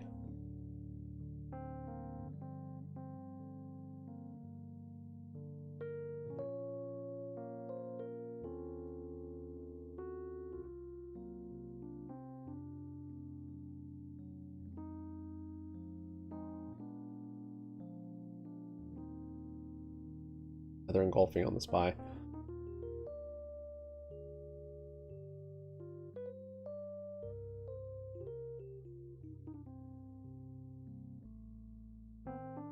trailing Maybe- ahead maybe of what the Jenny street will had been tell you why. expecting. Their CEO did highlight some of the strength they've seen in Hollister as well as Abercrombie. Why? Why, while Jenny? also experiencing these lower Why freight do stocks costs go as up? well as higher average unit retail, meaning they were charging more for each of their products than they were in the prior period. Now, we did see in terms of geographically their sales, Americas jumped 19%, Europe, Middle East, and Asia rose 4%. Asia Pacific also increased 18%. Brand-wise, though, Abercrombie remains their star. Those brand sales rose 26%. Hollister's sales jumped 8%. They also raised their full-year sales outlook, now expecting sales to grow around 10%. And they had previously guided for just between 2 and 4%. So also just blowing past the mark as far as their forward-looking outlook. I mean, an A-plus report from Abercrombie & Fitch today, now up 263% off of their 52-week low, and just showing that not all these retail headwinds are hitting some of these companies the same. I mean, given some of the mass selling we've seen in names like Dick's Sporting Goods this week. Yeah, without Yeah, a doubt. it's no Jenny Dick's. Horn, markets correspondent, thank you so much. A good look at some important stories this morning. Want to get some insights on the new Nina's shape still in the holding that right markets, and for shoulder. that, we welcome in a guest right here on the New York Stock Exchange Up's holding it. floor. Peter Tuchman is with us, senior equity floor broker for Trade Moss. There he is. Peter Tuchman, thank you for being Oh no, he here. hurt his neck. Thanks, good to be here. It's amazing Just as in some I kind of see lawsuit. this market with all Gotta- of our gotta only keep up the energy image. really, and utilities a little. Only energy's lower What's today. going on, Tuchman? I mean, what happened to the worries of August and the selling? I mean, what leads this back and forth that we're seeing? You know what? Look, we had an extraordinary beginning of the year. And look, in the market, if you look at it technically, it was a little long in the tooth. So I think the pullback in August has been one that's more technical than anything else. Look, not that much has changed. The story hasn't changed. The market has sort of disengaged whatever anxiety they have around further raising of interest rates, because the reaction has sort of been muted by the fact that this has been going for a while. You know, the market overall, think about the last 8 months. This market has had days, weeks, and months where the market has done nothing but go up. It's been an incredible rebound. Right, And so we unbelievable. did come into June August. and July were unbelievable. Right, Yeah. so people are trying to analyze, so where is this August pullback coming from? And at the end of the day, if you're thinking that things have changed and the narrative and story has changed, and we're looking for, and a lot of the media has done that, they're sort of just saying, you know, we're heading into some really bad headwinds. they're and this engulfing. and that. It's not a matter of that. I think the pullback was more This is technical. above the that. market was Up. really a little long in the tooth, and I think it just went up, reached Just a little wanted to bit, stretch got up out to that against some pre-market. resistance. And so what do you tell them for investors? What do you tell them now? Because you have Jackson Hole this week. We'll have Fed September, November. Some sectors doing better than others. A lot of financial downgrades. Mike Mayo again today hitting some of the banks. So the financials are up today. What do you tell investors to do here these days? Well, Short-term, long-term. I can't tell them what to do, but at the end of the day, I think the economy and the markets don't always trade in concert, right? They don't always respond the same way. At the end of the day, I love looking and letting the market tell me what it thinks of the information. And at the end of the day, even though August was a bit of a downish month so far, it's been the worst month since December 2022. Yes. But relatively, after 7.5 months of a really solid market, right? I kind of think this year is going to end up in good shape. We are not, we're seeing potential problems with Taiwan and China. We're seeing, as you said, the market's not particularly forgiving. When we miss on earnings in a company, it's not down 2 or 3%, it's down 20%. Right, so that is, you know, the market. We saw it with Dick's Sporting Goods. We've seen it with a number. We've seen the retail sector. Look, Abercrombie had a good one, but they were not. They were the exception to the rule. A lot of retails had a lot of headwinds this last quarter for sure. So my gut is, I think if we look at the year and we look at the potential, look, yes, Federal Reserve is going to come out with a couple of hot numbers off of Jackson Hole. We don't know what they're going to say, but worst case scenario, I don't think we're going to get information that the market's going to really overreact to. Well, let me ask you this. Are you comfortable with rates at this level, or are you itching for next year when the Fed is going to cut? When is that, in 9 months? When people are hoping for the cut?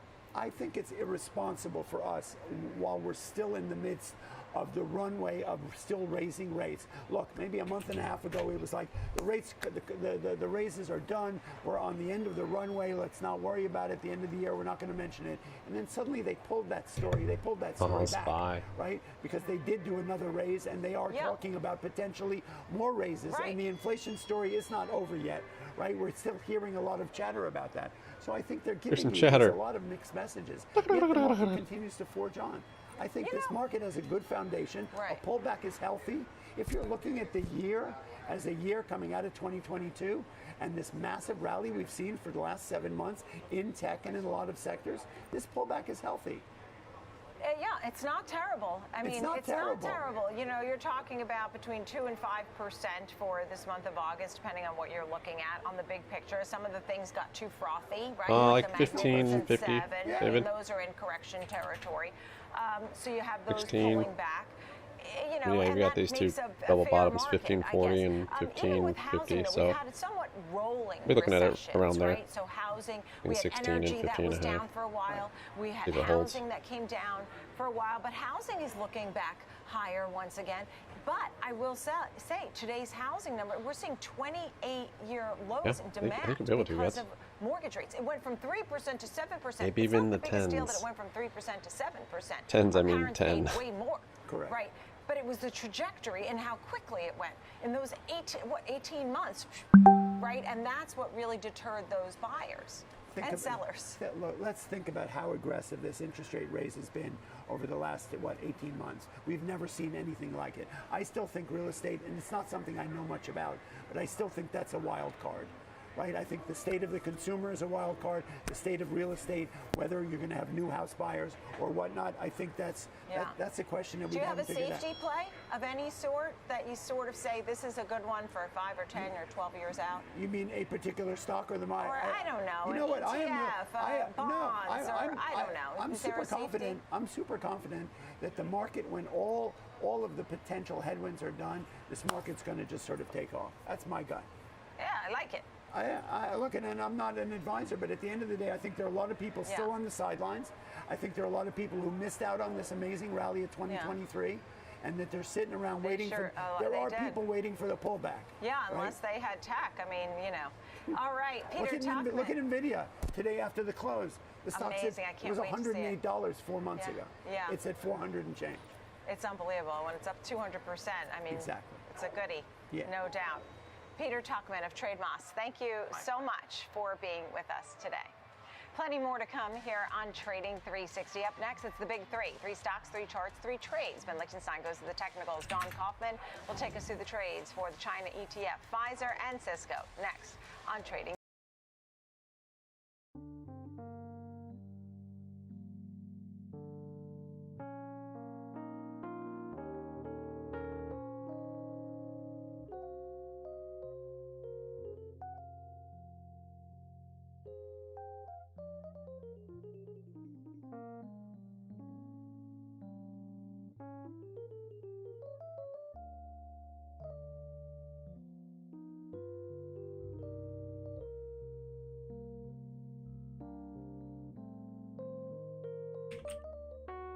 More consolidation on supply up here.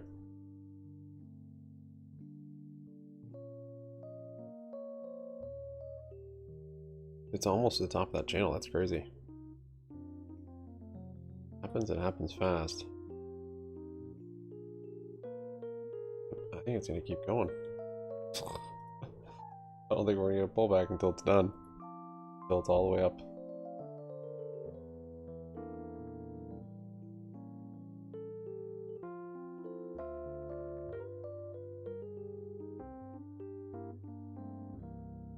Burning through all my buying power trying to catch this top.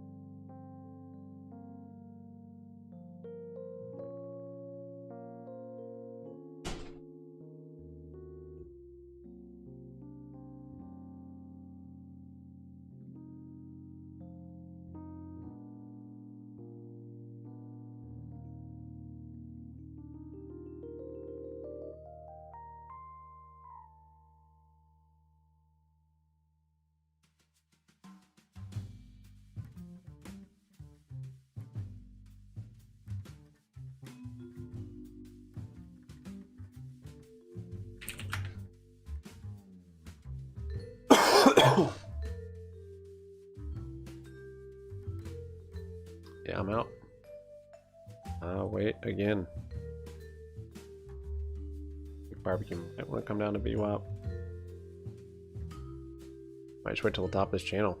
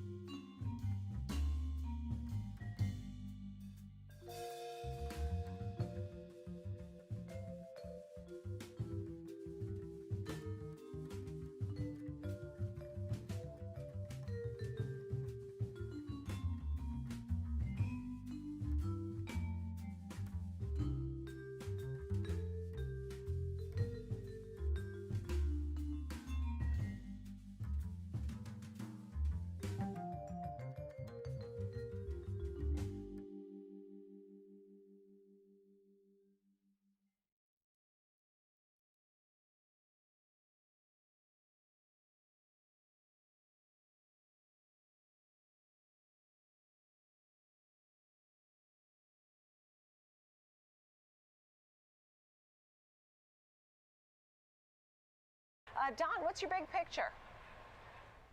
Yeah, big picture still remains, unfortunately, bearish. I am ever the pessimist of this marketplace as higher rates, they continue to kind of creep in. We're starting to see some of that out of the PMI numbers. Obviously, China's in trouble, which we'll talk about here momentarily. Yeah, I do want to talk about that because everybody was counting on the reopening of China, but China really not performing, not seeing the growth, slower growth, and a lot of debt for a lot of the real estate companies.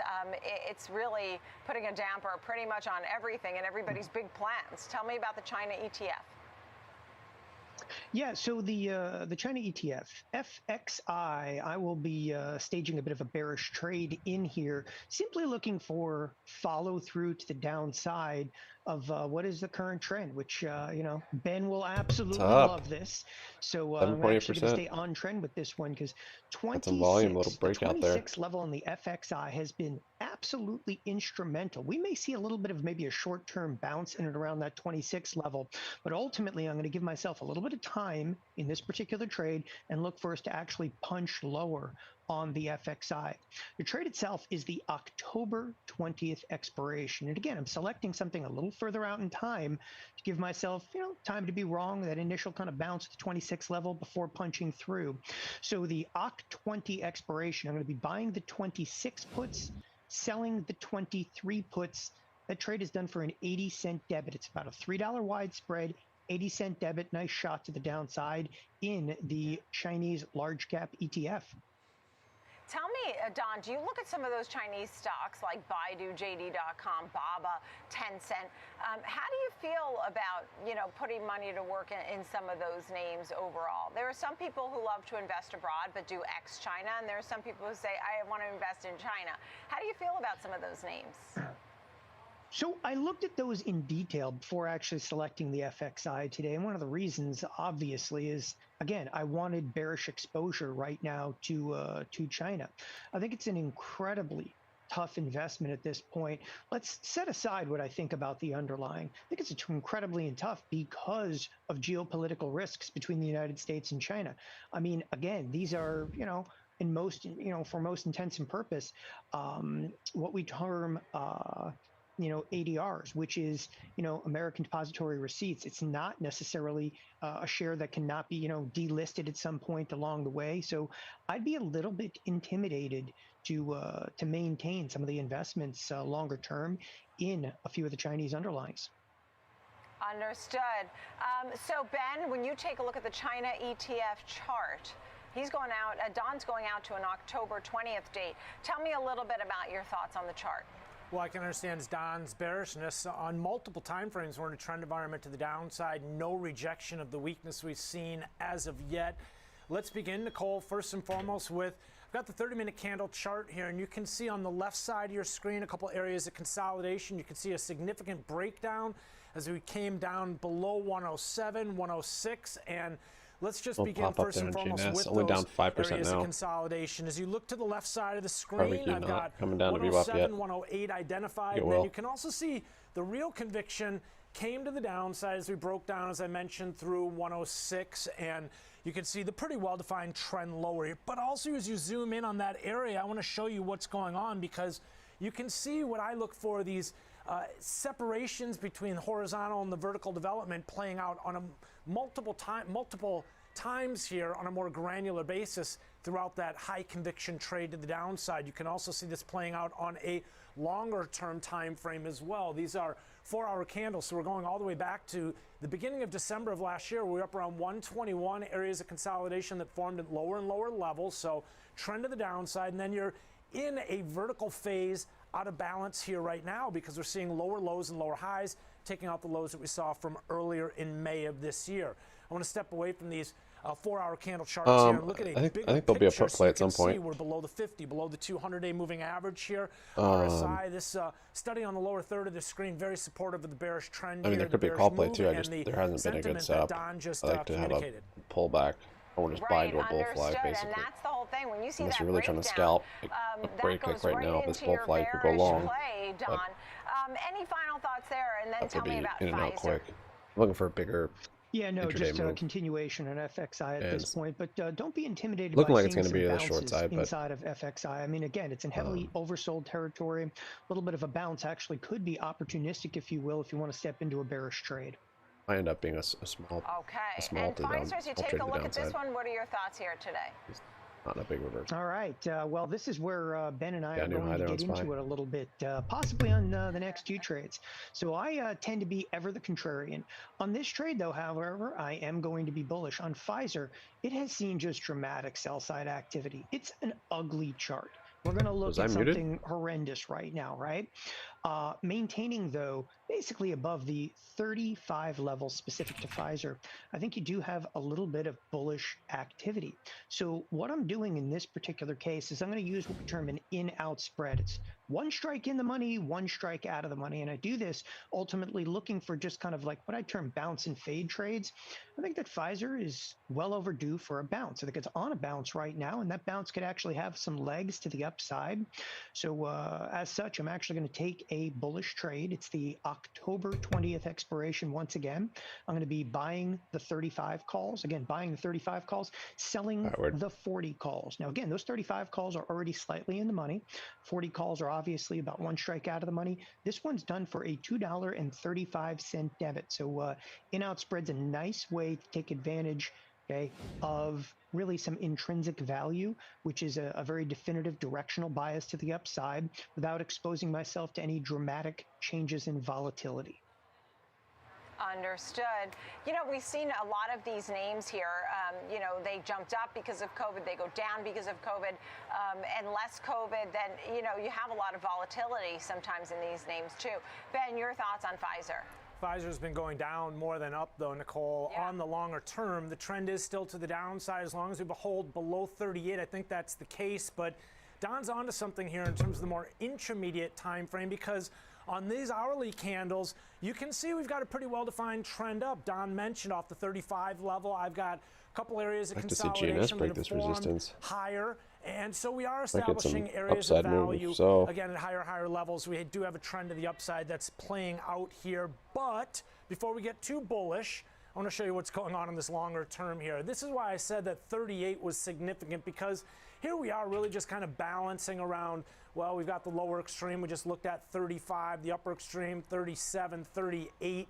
But we have yet to take it out. A bit of a double top here, if anything. So this is the next key area for Don to get through before we can get some real expansion to the upside, or before we can invalidate the working assumption that we're seeing value forming at lower and lower levels here on this daily time frame. Now, as we zoom in a little bit here and look at where we are relative to the 50, the 200-day moving average, Don's onto something, right? We just popped above the 50-day moving average. You can see that RSI supportive of this move up. Yeah, and we're actually trying to taking out top the highs ticket, from which July in RSI, even though we haven't seen that best price yet. So small position very sizing, much seeing momentum which, to the upside. stretching Again, longer confirmation term line trend to to the it. downside as long as we're below 38. But Don, you're right. That move off of 35 has energy, and it is a bit of a bounce. Right, understood. Don, what do you think of that? I mean, your final thoughts on that one? Now I'm almost disappointed that Ben and I didn't get into it on that one nearly as in depth. Again, it's more of a bounce trade, which is longer term. I'm less inclined to be bullish per se, but in the short term, again, that good bounce to the upside. Look, I even allowed it to move up slightly before stepping forward into a bullish trade. Okay, and last but not least, I know everybody's waiting on NVIDIA today, but Cisco Systems. This was a darling and then not. What are your thoughts on Cisco Systems these days? All right, if the last one Ben and I didn't get into it, this one for sure. Cisco has effectively been straight up. It is way over its skis in terms of an overbought condition, and I am absolutely looking for a pullback.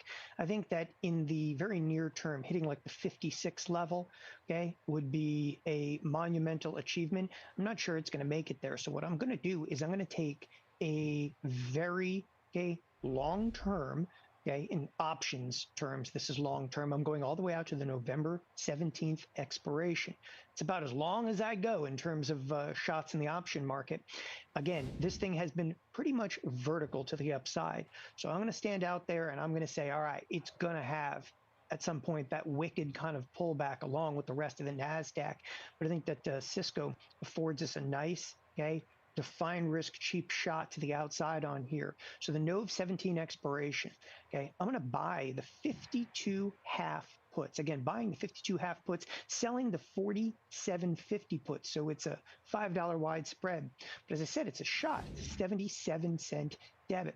If we actually get that nice pullback over here, which I'm sure Ben is not going to see on the chart, we get that nice pullback though, the payout of something like this is phenomenal.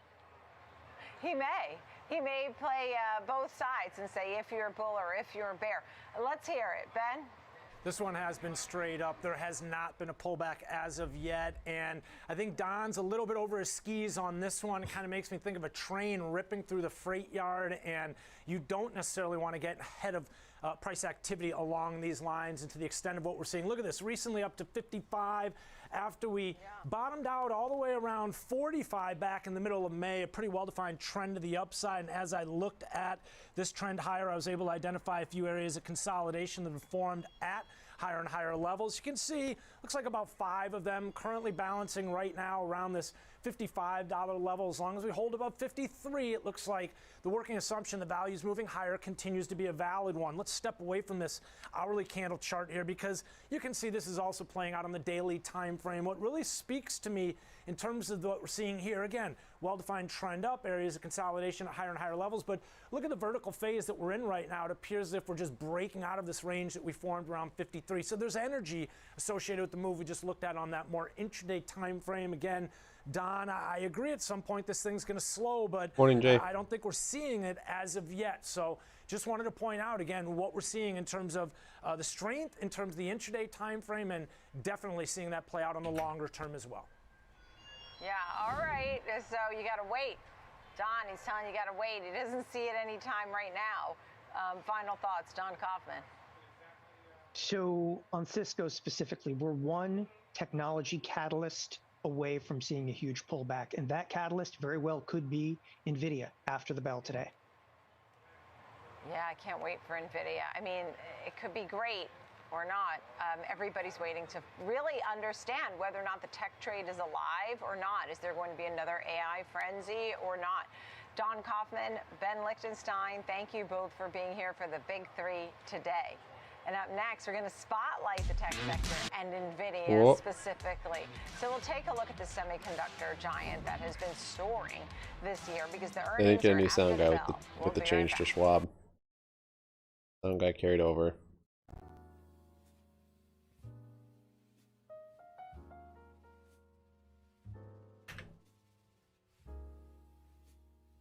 AMC still hanging out at the lows. 19%. 11:30, there's EU close. Let's see if we get a market shift here at all. Or if the market just keeps blasting. Blasty blast. We saw a little volume and volatility right when EU close. I always see that.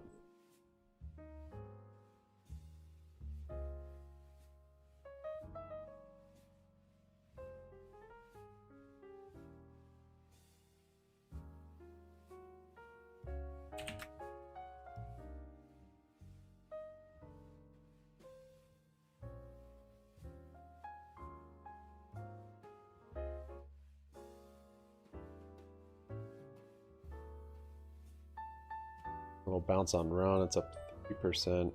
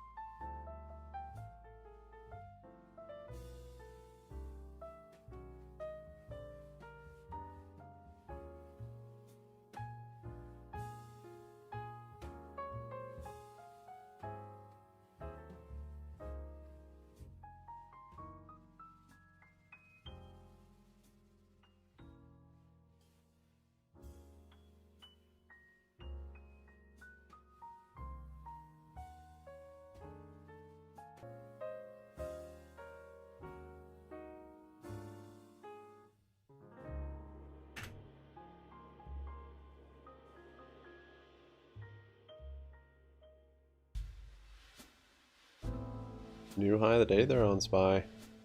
Flipped it.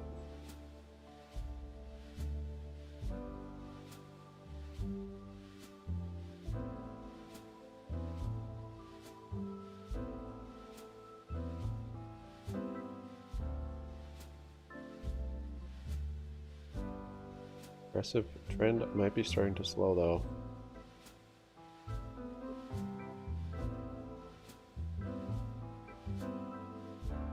This, this. See what happens here. Get some resistance. That. That.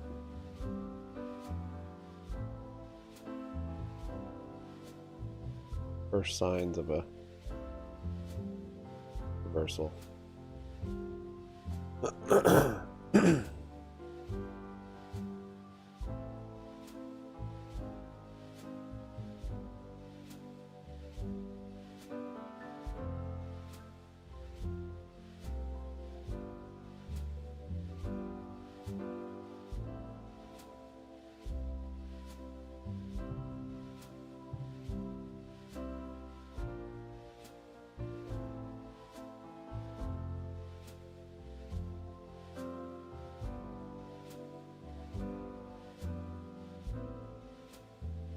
Still hanging above this resistance for now. Break on that one and probably put us back to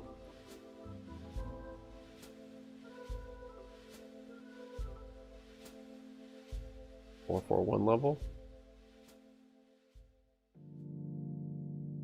441.16, the high of yesterday.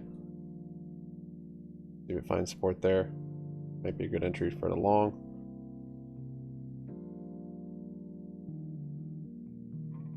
Or if we come below there and start to make a shoulder on this head, or head, shoulder, and a shoulder over here, then we're looking at probably coming back to low of the day and maybe starting to fill that gap down there.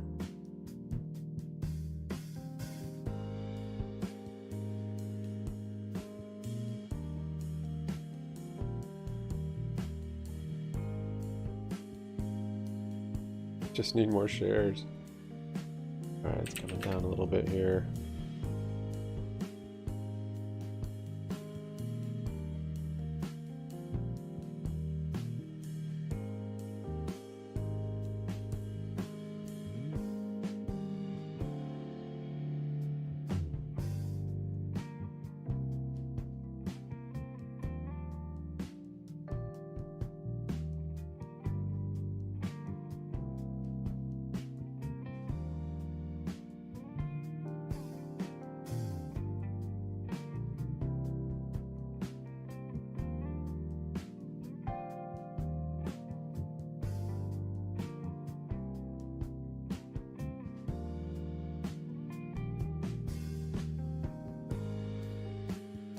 Oh, happened fast.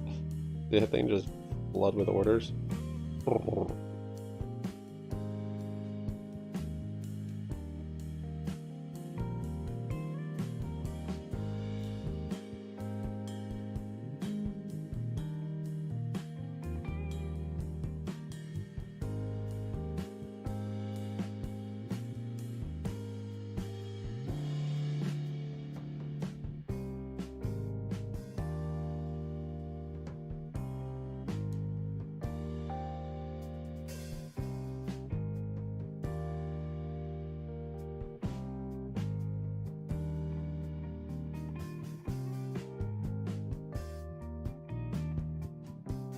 Ashoka? Ashoka? Ashoka? Oh. New Star Wars, huh? Is that girl's name?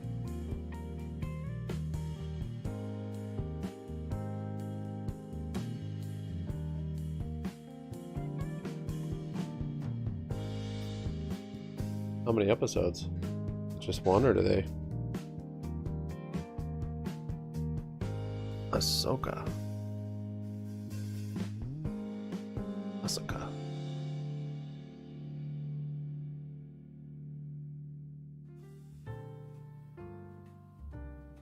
Top coming back down to VWAP. AMC not bouncy anymore. Barbecue. Just barcoding up here. No VWAP test. None for you.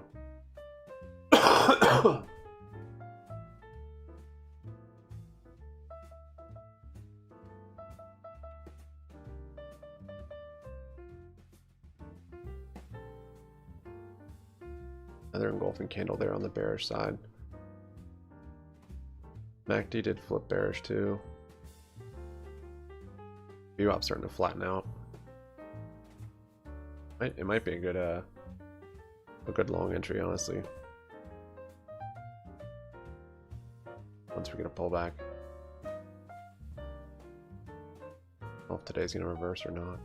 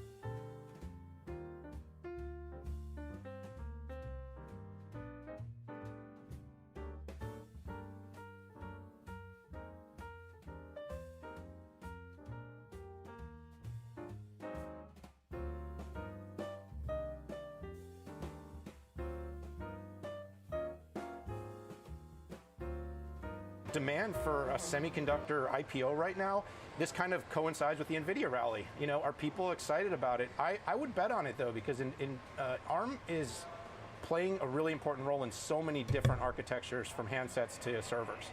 Look, so many of these big tech names are doing so Two episodes. Well. Which ones do you love? We've been watching If you were just sort of going, Winning I Time. love this one. That show's which actually ones pretty do you great. love and why? Yeah, well, you got to say besides NVIDIA, right? Right, And because even you though, obviously you know, I You did recruit mention tech a instead? few. I've always Yep. been very positive. I think agree. Microsoft is so They're not. diversified and in so many different spaces. They're not over-rotated, and they have a strong enterprise presence. I've built wanna a great build a GME relationship position in with, the single Bill digits. McDermott at ServiceNow, and I really like what he's doing. He's attached himself to NVIDIA, but also just this whole workflow and automation. Companies are going to look to say, how do we use AI, reduce spend, grow faster? Which are the software companies? And they've done a very good job of coming out with a story. Maybe, on how if ServiceNow there's a is gonna be huge able to short help position companies do still, that. Tech it for that the would be next cheap decade enough that again? they'd want to close. I think it's going to be tech by industry, Nicole. You're going to say retail, manufacturing, to the so long it's going to be side. tech plus industry. Okay, Daniel Newman, thank you so much for being with us. A big day, and we're expecting some big numbers from NVIDIA after the bell today based on that guidance of the Futurum Group. Thank you, Daniel Newman. Okay, coming up, the Disruptors supermicrocomputer just got an analyst upgrade over at Wedbush. Okay. We'll talk about that and have an example We'll trade pull for back you on as well. We'll be SPY. right back.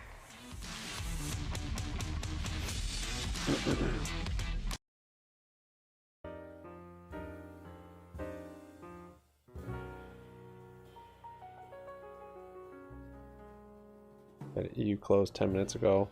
That was kind of an inflection point, actually.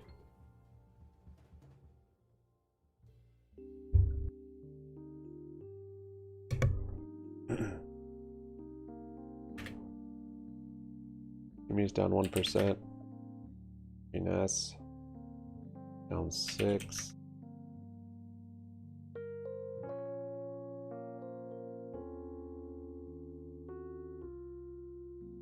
Up is up 5.5. AMC's down 19.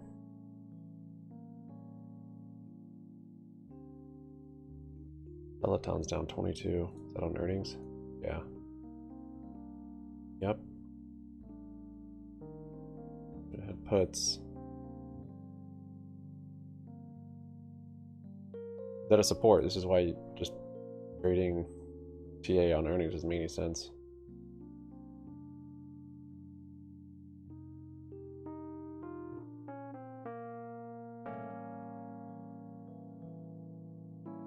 WeWork's down 16.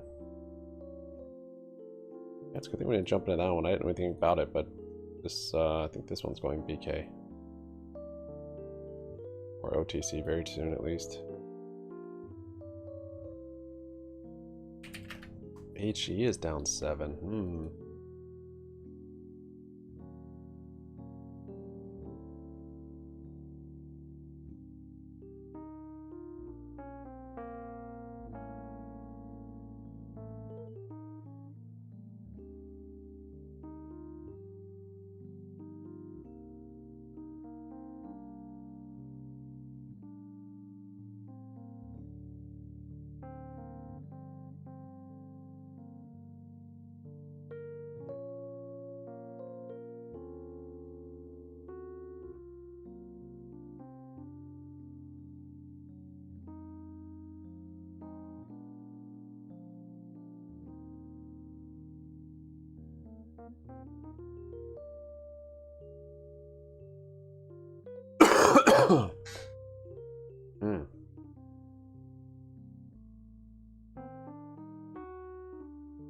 Chart's not looking good yet.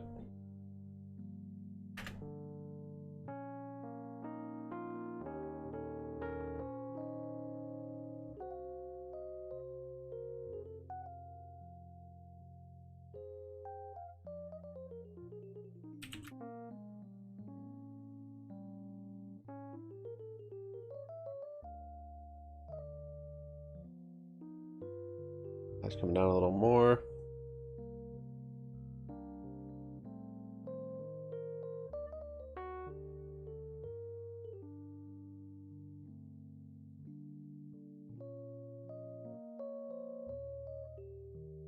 Got some candles under the 9 moving average. Or at least one.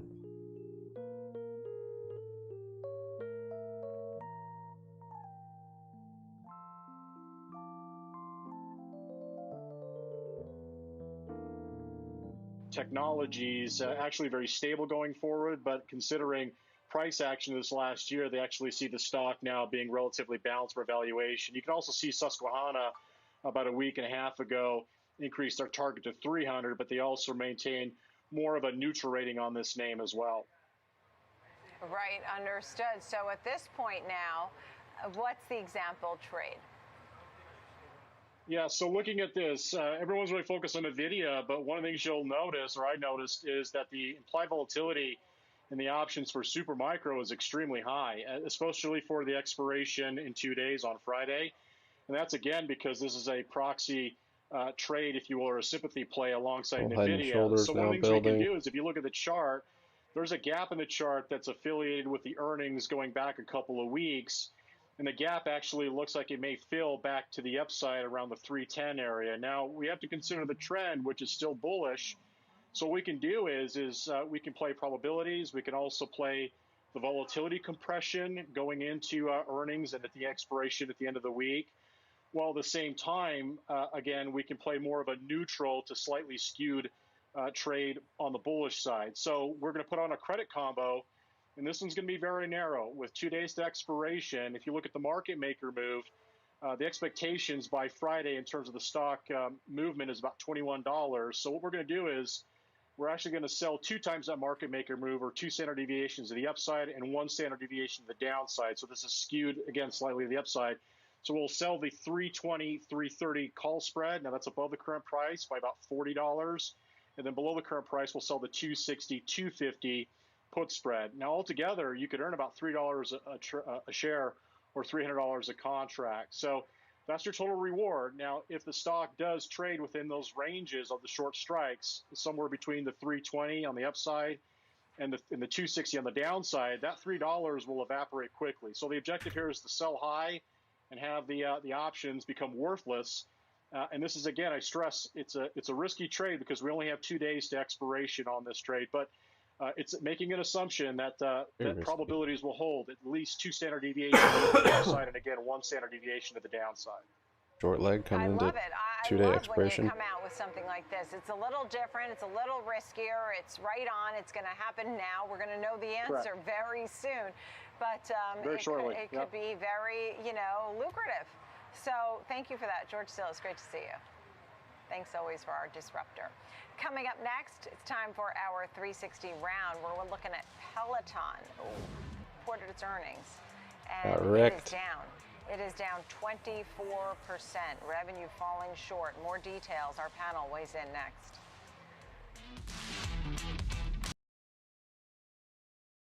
More cheap bikes coming to you shortly. Cheaper.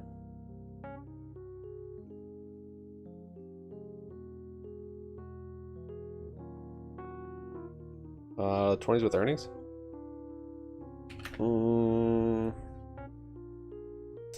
Earnings should be out, what, in the first couple weeks of September? Depends on where we're at before then. So potentially, I think we're on our way to this support. If we get earnings, we could get a bounce back in 20s. Or, a gap up like this. GME really hasn't gone anywhere for 15, 26, back to 15. And most of the moves have been after hours for earnings.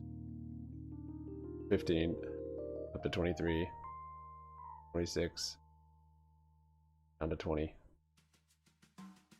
Yeah, you've got this long meltdown for what, 2 months? I don't know how the earnings are going to be. I think it depends on what market makers are pricing in. I think I don't know what the analysts are saying, but I'm expecting them not to be profitable, and probably not, maybe not even cash flow positive. So if that's what analysts are saying, that's priced in, then you won't have a dump. But if it's not, then you will.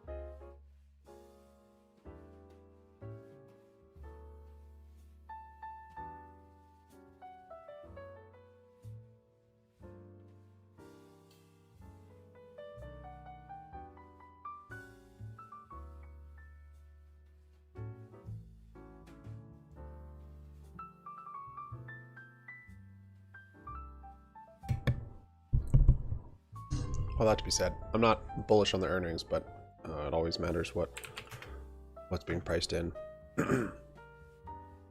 and what the analysts are expecting.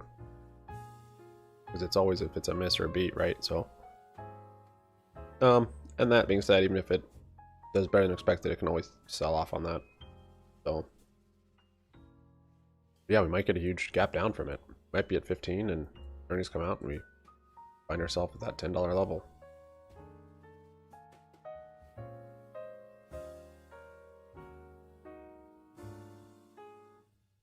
Buy coming back up here. It is still starting to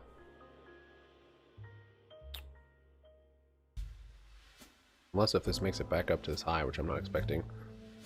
And the highs are getting less high, basically. Starting to roll over here at the top.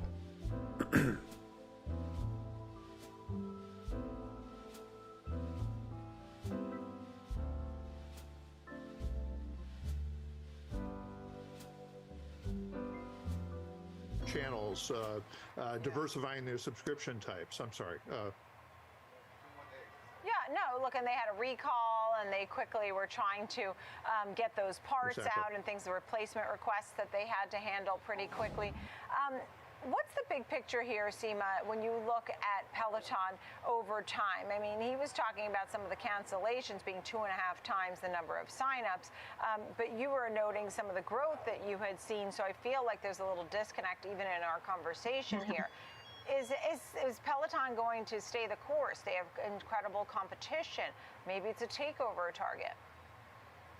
I think there's two things going on. I think the historical business model is where you're seeing more of the weakness. Obviously, it was more hardware focused, but they are pivoting their business model to be more digital, more mobile app focused, so that they really can attract consumers who don't own the hardware and who can use their services and their workouts wherever they are. So I think we're in the middle of this business model shift, which is why, there may be some conflicting data. But the way I look at it, and based on our data, we're seeing on their mobile app that engagement is going up significantly in both average sessions and average time spent. And I would imagine that would continue as they continue to improve the functionality of their app and the personalization of their app. So I think it's a timing thing, at least at the moment, while they work on this new model. Right, and David, you noted the app as well, seeing some up arrows there that the use of that app was. I don't actually disagree. Yeah. I don't actually disagree with Seema on that. Right. We saw in the U.S. we're looking at iOS and Android combined. Active users were up about 20% in June, year over year. So they are making progress. I mean. Yeah, that's good. How about Amazon? You noted the Amazon sales were looking good too, David. Right. Well, they had a huge Prime Day, so their sales went from about 1 million to 7.7 million, according to our estimates. 33,000 bikes sold. So all those people are going to be working their way through the free trial of the subscription. Excuse me. Sorry. And coming on I'll be muted. Needing to get subscriptions. And that despite that, management's forecast doesn't seem to be that optimistic about what the subscription growth or subscription picture will look like going forward. All right, I'm out. It's really a I'll wait question again. of they are doing some things right, but is it enough? Too high there on SPY. And look, a lot of people I know love their Pelotons, and they love the classes, and they, I say addicted, but in a good way. They love it. So that, I think, in itself tells you something, too. Great to see you both. Seema Shah, David Carr, thank you for being with me. That's going to do it for us here on Trading 360. I'm Nicole Petalides. I'll see you at 2 p.m. Eastern time for the watch list. Of course, it's all about NVIDIA. Give me one of those days. Market is next.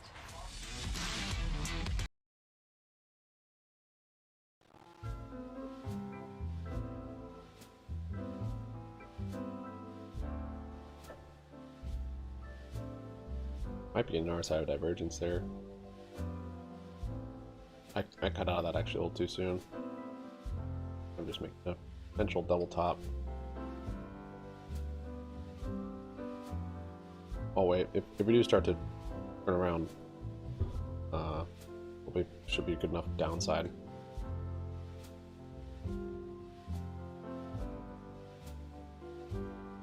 recoup these losses.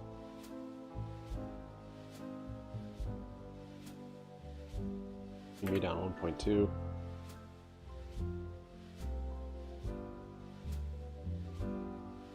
Move on GNS, trading sideways. I like that.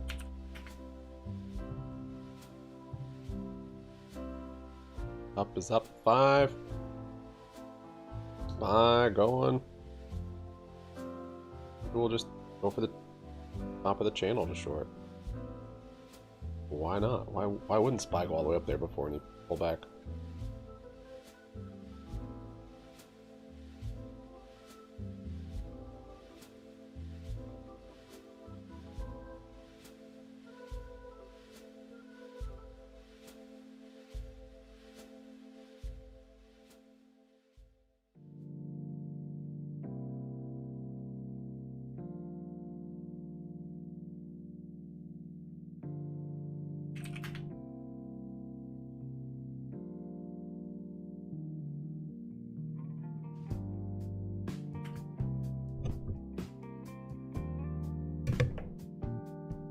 HE down 7.5.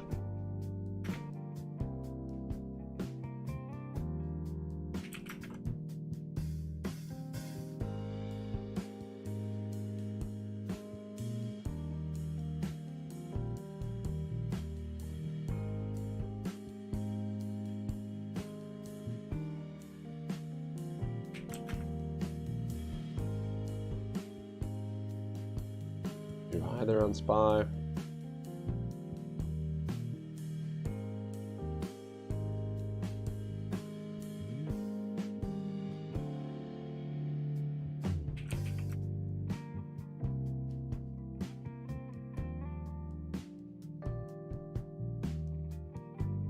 Nirvana's up 5.3.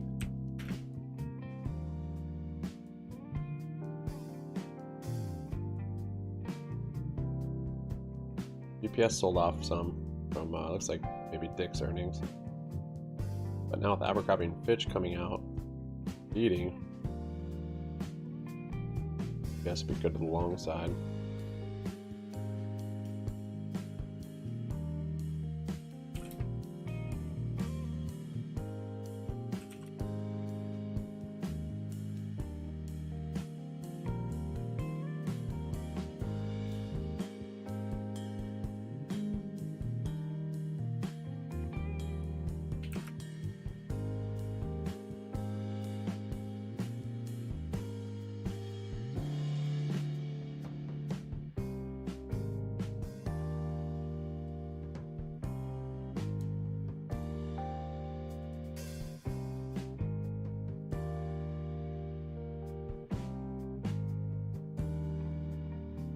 Might be a little double top here on SPY. I think so.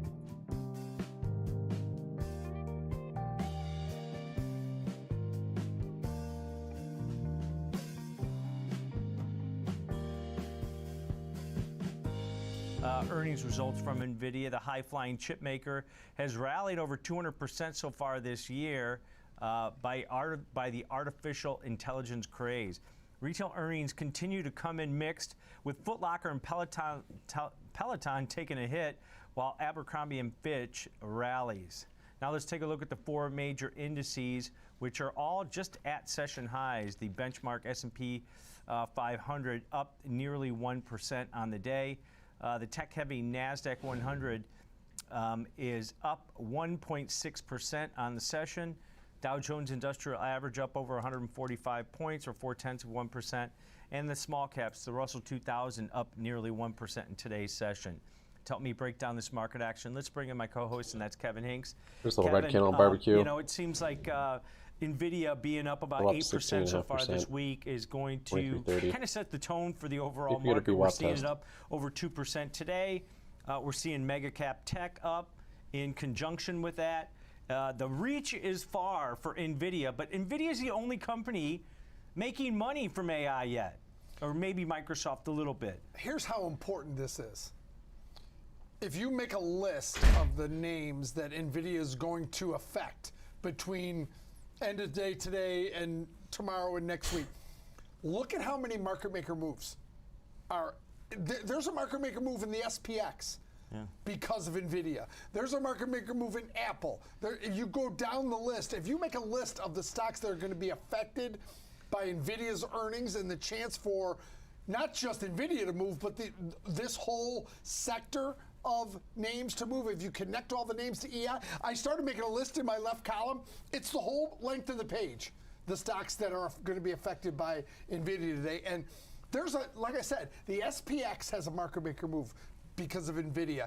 Apple has a market maker move because of NVIDIA. And you could just go down the list. Tesla, yep, Tesla, $5.50 market maker move. Microsoft, $4.60 market maker move.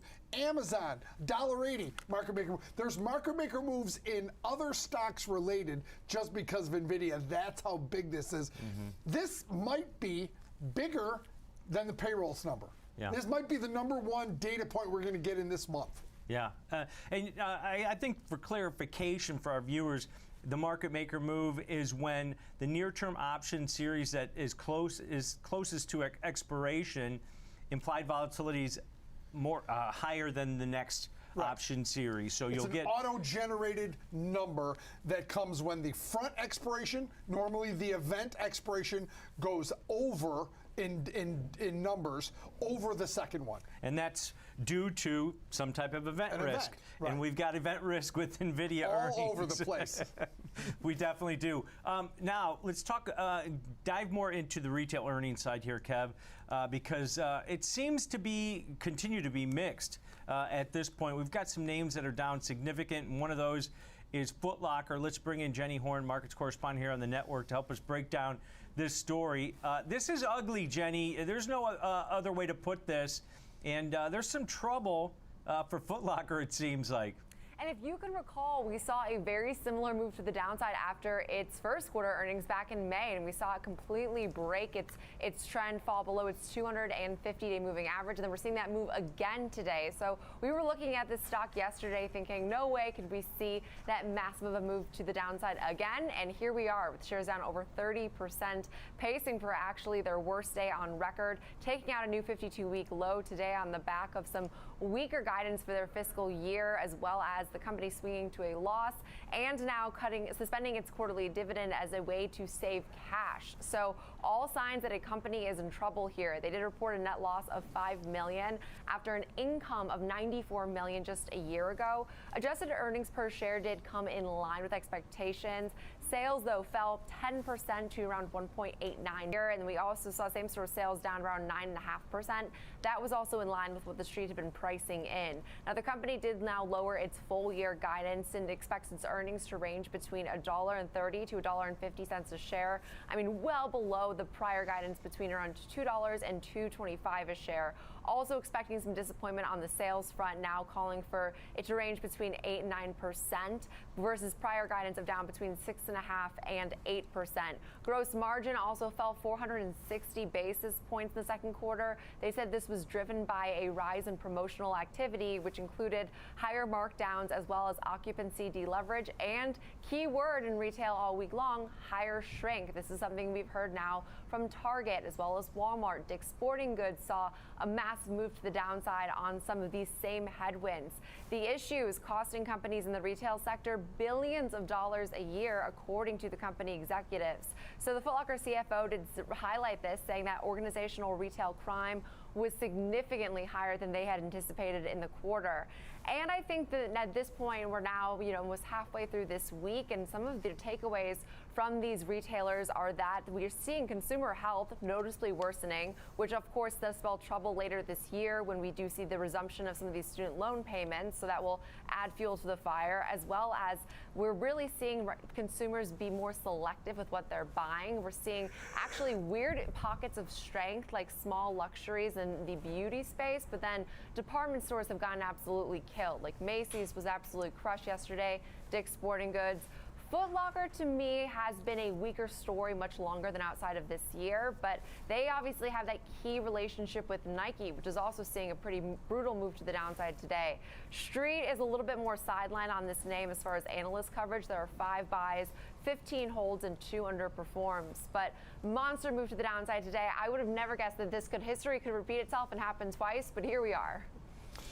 Jenny, there's a country song called The Long Goodbye.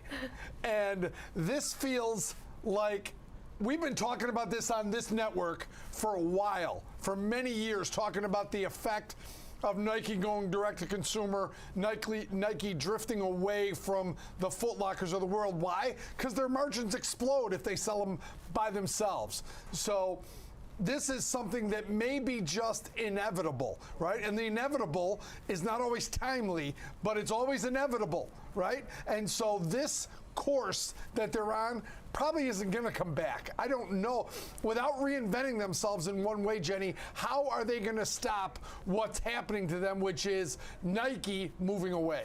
Yeah, and I completely agree, Kevin. And I mean, obviously, we can't predict, what will happen. But as far as this company's balance sheet goes, I mean, debt levels are rising. We're seeing losses incur that are greater than a year ago. I mean, nothing is really, I'd say, exciting you now going forward in terms of their growth prospects. And I think when you have a major, major, major customer being Nike, again, like reshifting and rethinking its overall direct-to-consumer strategy, it sort of makes you look at Foot Locker and say, what do you have left at this point? And I've been calling for the demise of the U.S. mall for quite some time. I know there's outliers and there's specific malls that work. I think particularly like that outdoor format is one that works, but the standard U.S. mall I think is going away, especially after COVID. You walk into a mall now, most of it's empty, and to me, Foot Locker I associate naturally with malls.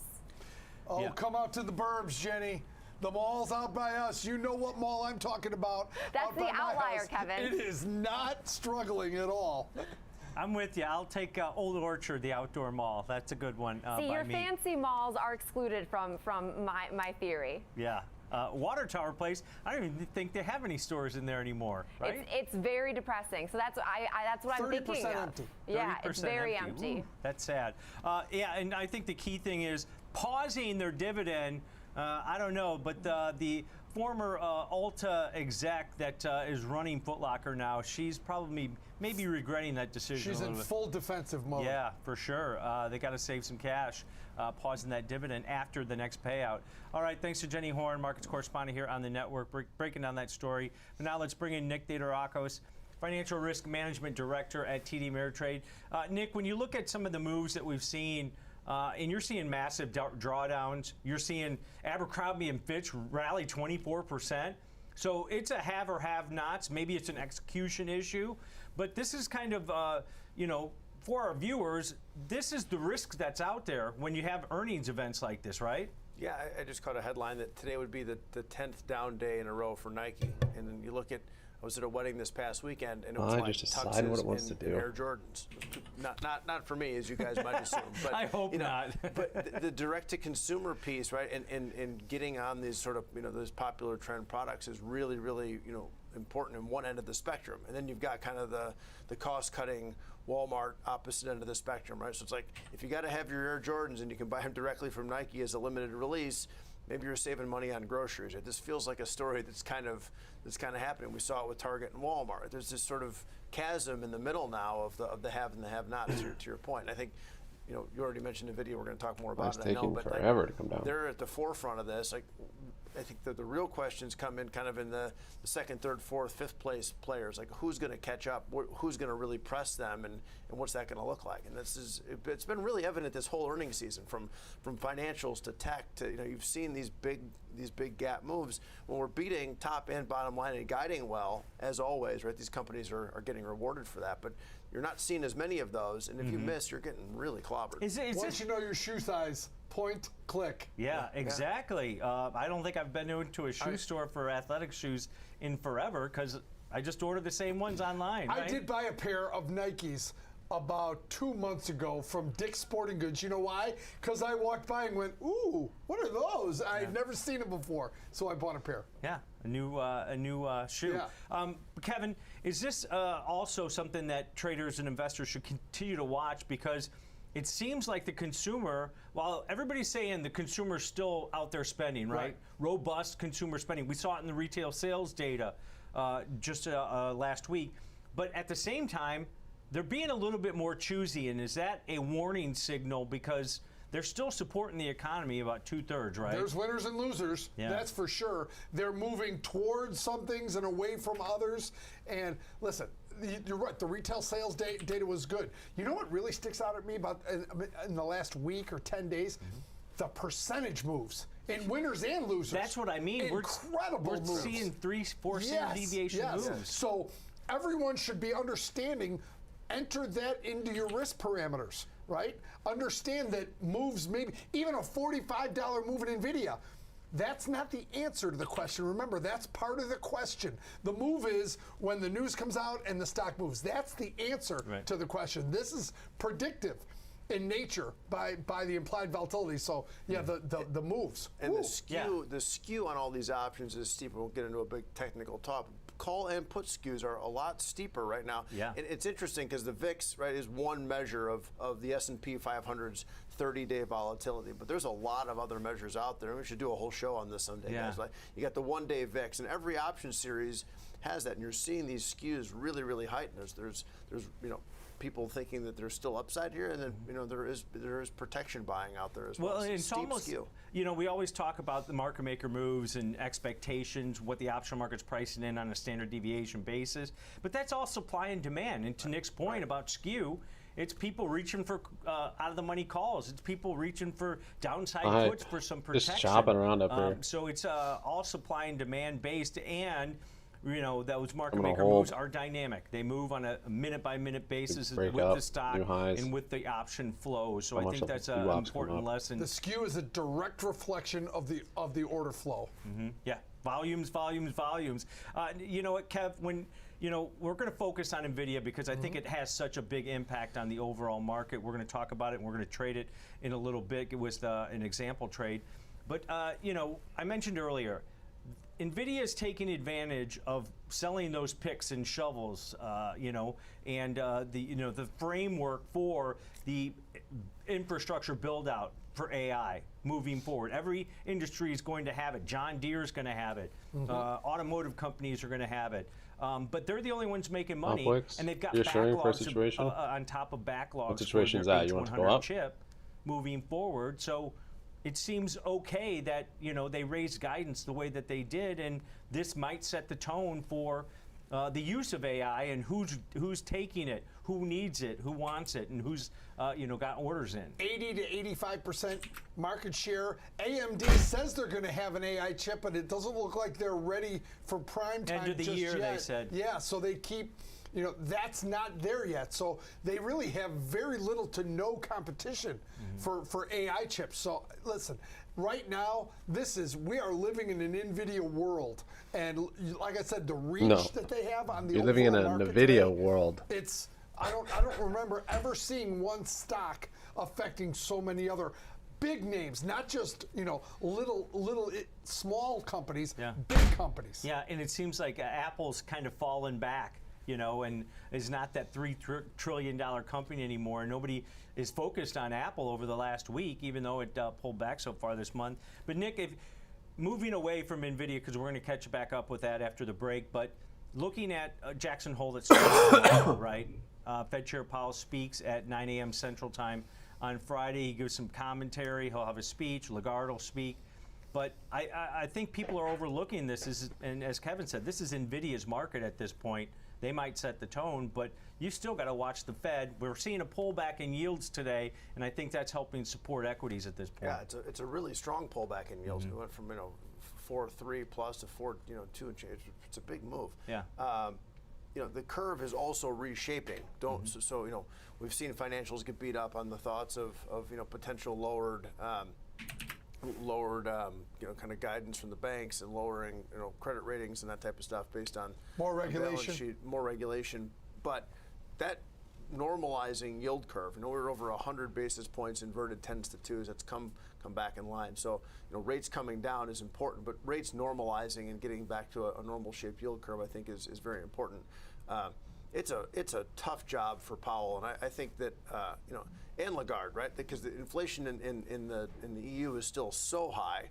China's this wild card. We don't really know, what is happening. Why aren't they stimulating their economy more? Well, they're looking at what's happening in the rest of the world and saying, hey, we're going to be okay with slower growth because we don't want to really push this inflationary issue in our country. So China not having the stimulus, I think, is probably good for the overall global story around inflation. But when you look at what Powell has to sort of ingest and how they're looking at this as a committee right now, you've got the Atlanta Fed GDP now like off the charts, right? 4 or 5%, maybe it'll be 8% next. Who knows, right?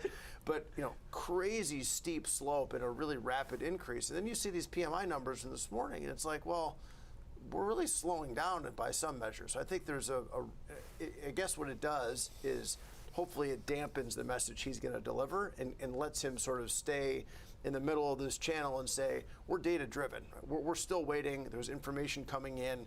And, if it's anything less hawkish than last year, which would be hard to imagine it being more hawkish, if it's less hawkish than that, I think the markets have to interpret that as a positive. You look at the CME FedWatch tool, a year from now, there's only about a 10% chance that we're still at the rate we're at right now with a big slant towards lower still. So 3 cents on the barbecue. market's still believing 15. that there's going to be some incremental slowdown. Inflation is going to be under control and rates will pull back. I wouldn't be surprised if he was a little bit more neutral. I don't necessarily think it's going to be dovish, but I think it's going to be a bit more neutral because the data is all over the place right now. And we've gotten that pullback here in August, That's Kevin. right. But I think a lot of the, maybe the headwinds for the markets this month have been the realization that the Fed's going to keep rates, elevated for longer. Everybody thought by the end of this year they were going to be cutting rates.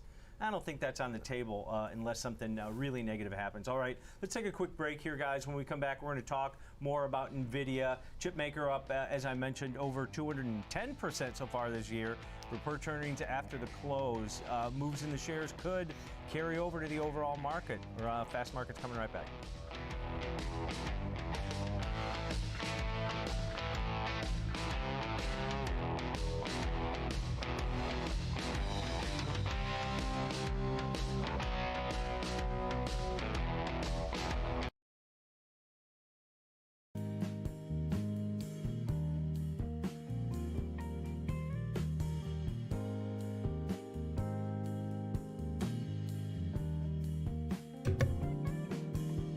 Well, what are you going on about, Nate?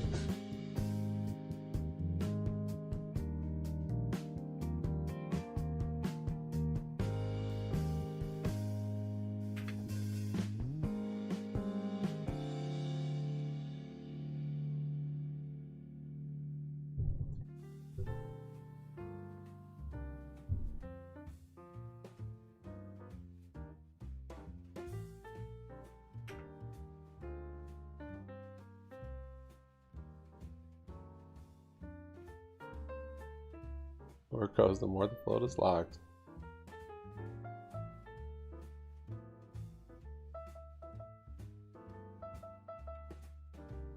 AMC getting back down to the lows. $2.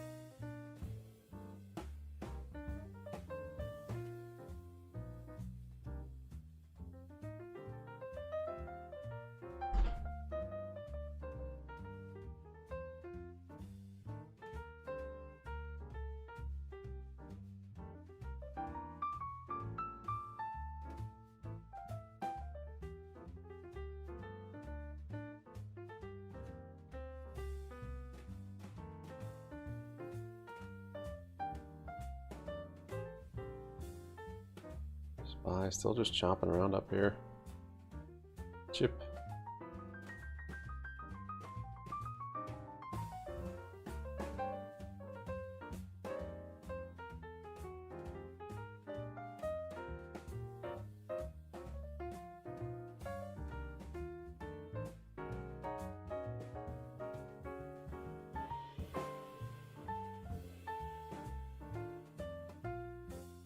Nate.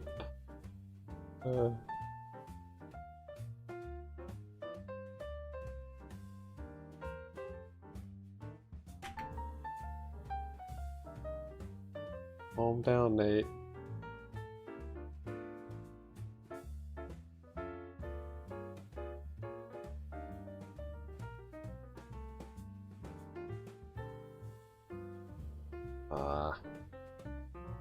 We got these puts, but geez, man.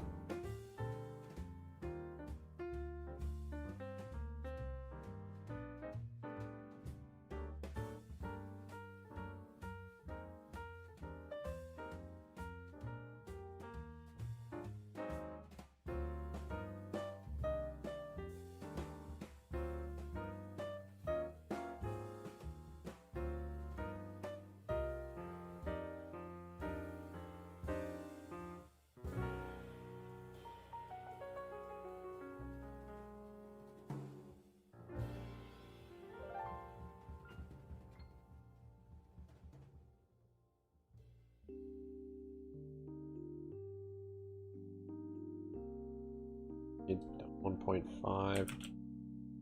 They're starting to flush a little bit.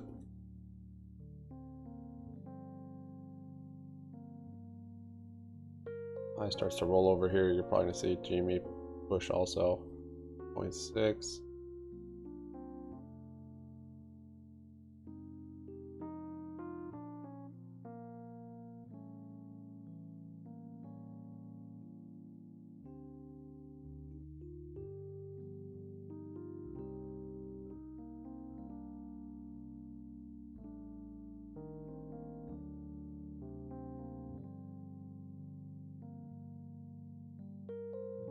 You visualize it?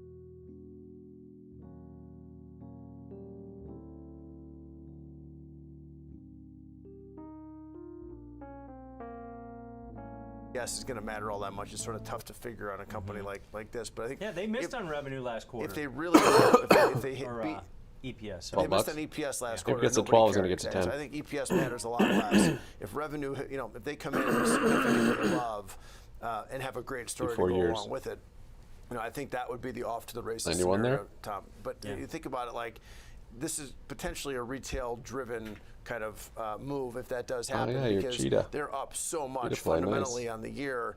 It's going to be awfully tough to see, them beat a bit and like big funds getting in now because they're technically so overvalued from the revenues that they're pulling. Barbecue. I did too. Now you get an example trade for us, Nick. We mentioned option markets pricing plus or minus $45.50 move. 40 cents would be a nice little rally from that here. One standard deviation move, that market maker move that the option markets pricing in. How do you want to look at this from a trading perspective? We're normally looking barbecue. for 20 to 25%, right up 30% if we're lucky on down a little bit. They sound so loud. Credits on put spreads, and in terms of the relative width of the strike. So.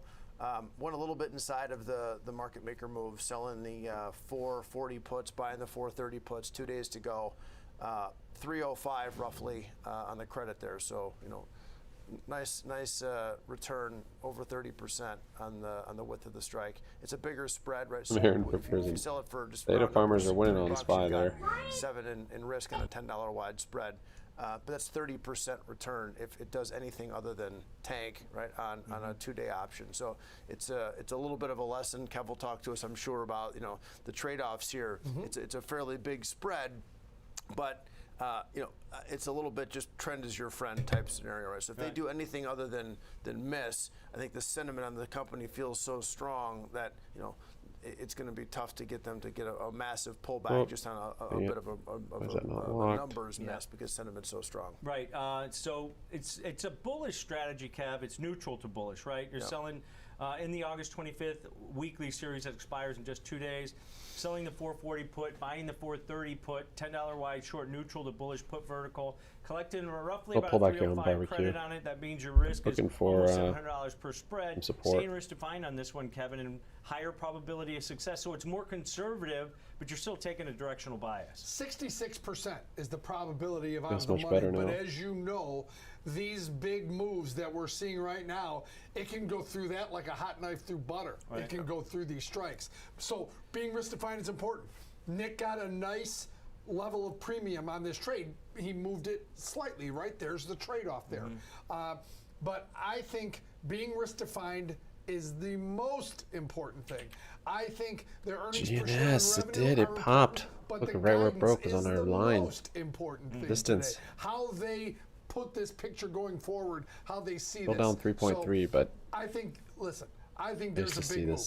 support. 3 of the 4 scenarios, Resistance this bust trade is out. profitable. Yeah. What's it not profitable? A catastrophic move to the downside. So if you think they could somehow, some way disappoint, then this trade would not be the trade. But flat, down small, up in any fashion, and this trade's a winner. Yeah, and I like that theme of staying risk defined on this, because somebody that's maybe bullish on a name like NVIDIA wants to buy the shares of stock, right? That's an expensive outlay, right, on capital.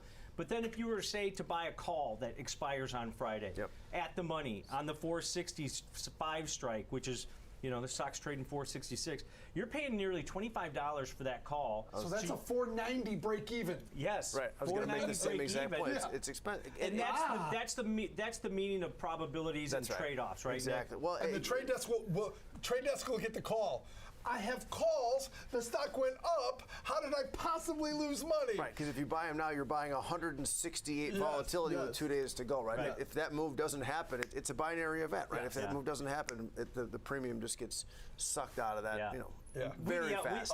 We've got to have those comparison type of example trades where, hey, why did they only collect $3 on a $10 white put vertical? That's not that much reward, but our probabilities are better. We profit in 3 out of 4 scenarios, as opposed to, say the stock goes up $20 on if you just bought the call with all that expensive extrinsic value, and then you're wondering why your call's not worth you still lost more. $6 on The that biggest trade. mistake that new option traders make is they look at the profit graph of an out-of-the-money call and they see that hockey stick and it's romantic and it goes to infinity, and that's the biggest mistake that they make. Trade-offs. That's what we're talking about here. All right, good look at that. Remember, you got some assignment risk on that short put that Nick gave us on the 440 strike going into expiration. All right, let's take a quick break here, guys. When we come back, Kevin and I are going to be joined by Landon Swan from Likefolio for a discussion on Dollar Tree and the data on the stock moves recently. The discount retailer is flat.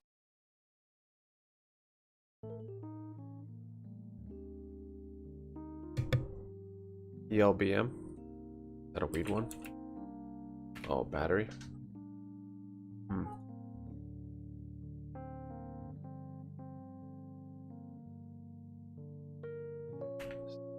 Really chopping around up here.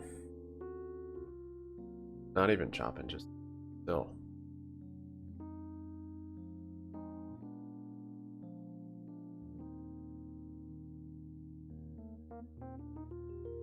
You can make a triple top.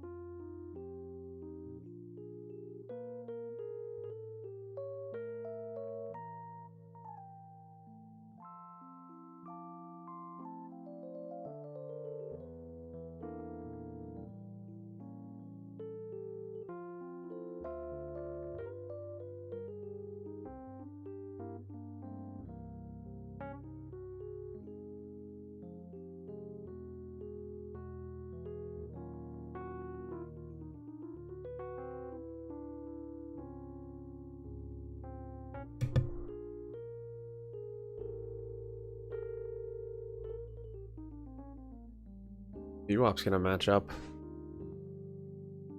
with that support. The ego on you. For too long. Half a year, Ace. Well done, sir. Your support, man.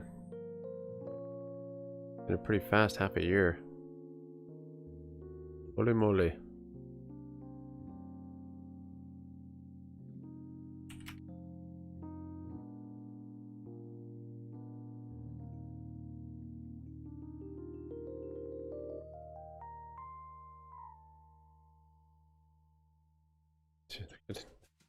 Why is that off?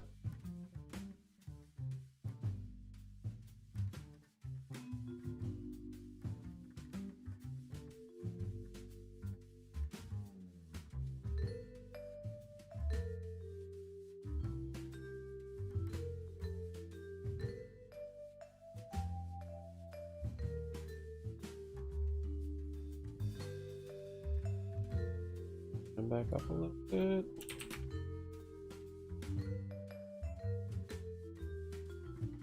I just see GNS above that resistance. See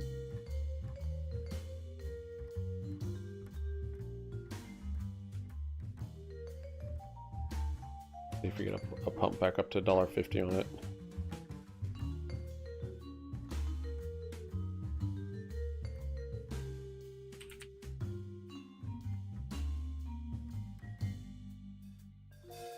GME back to VWAP, it's down 1%.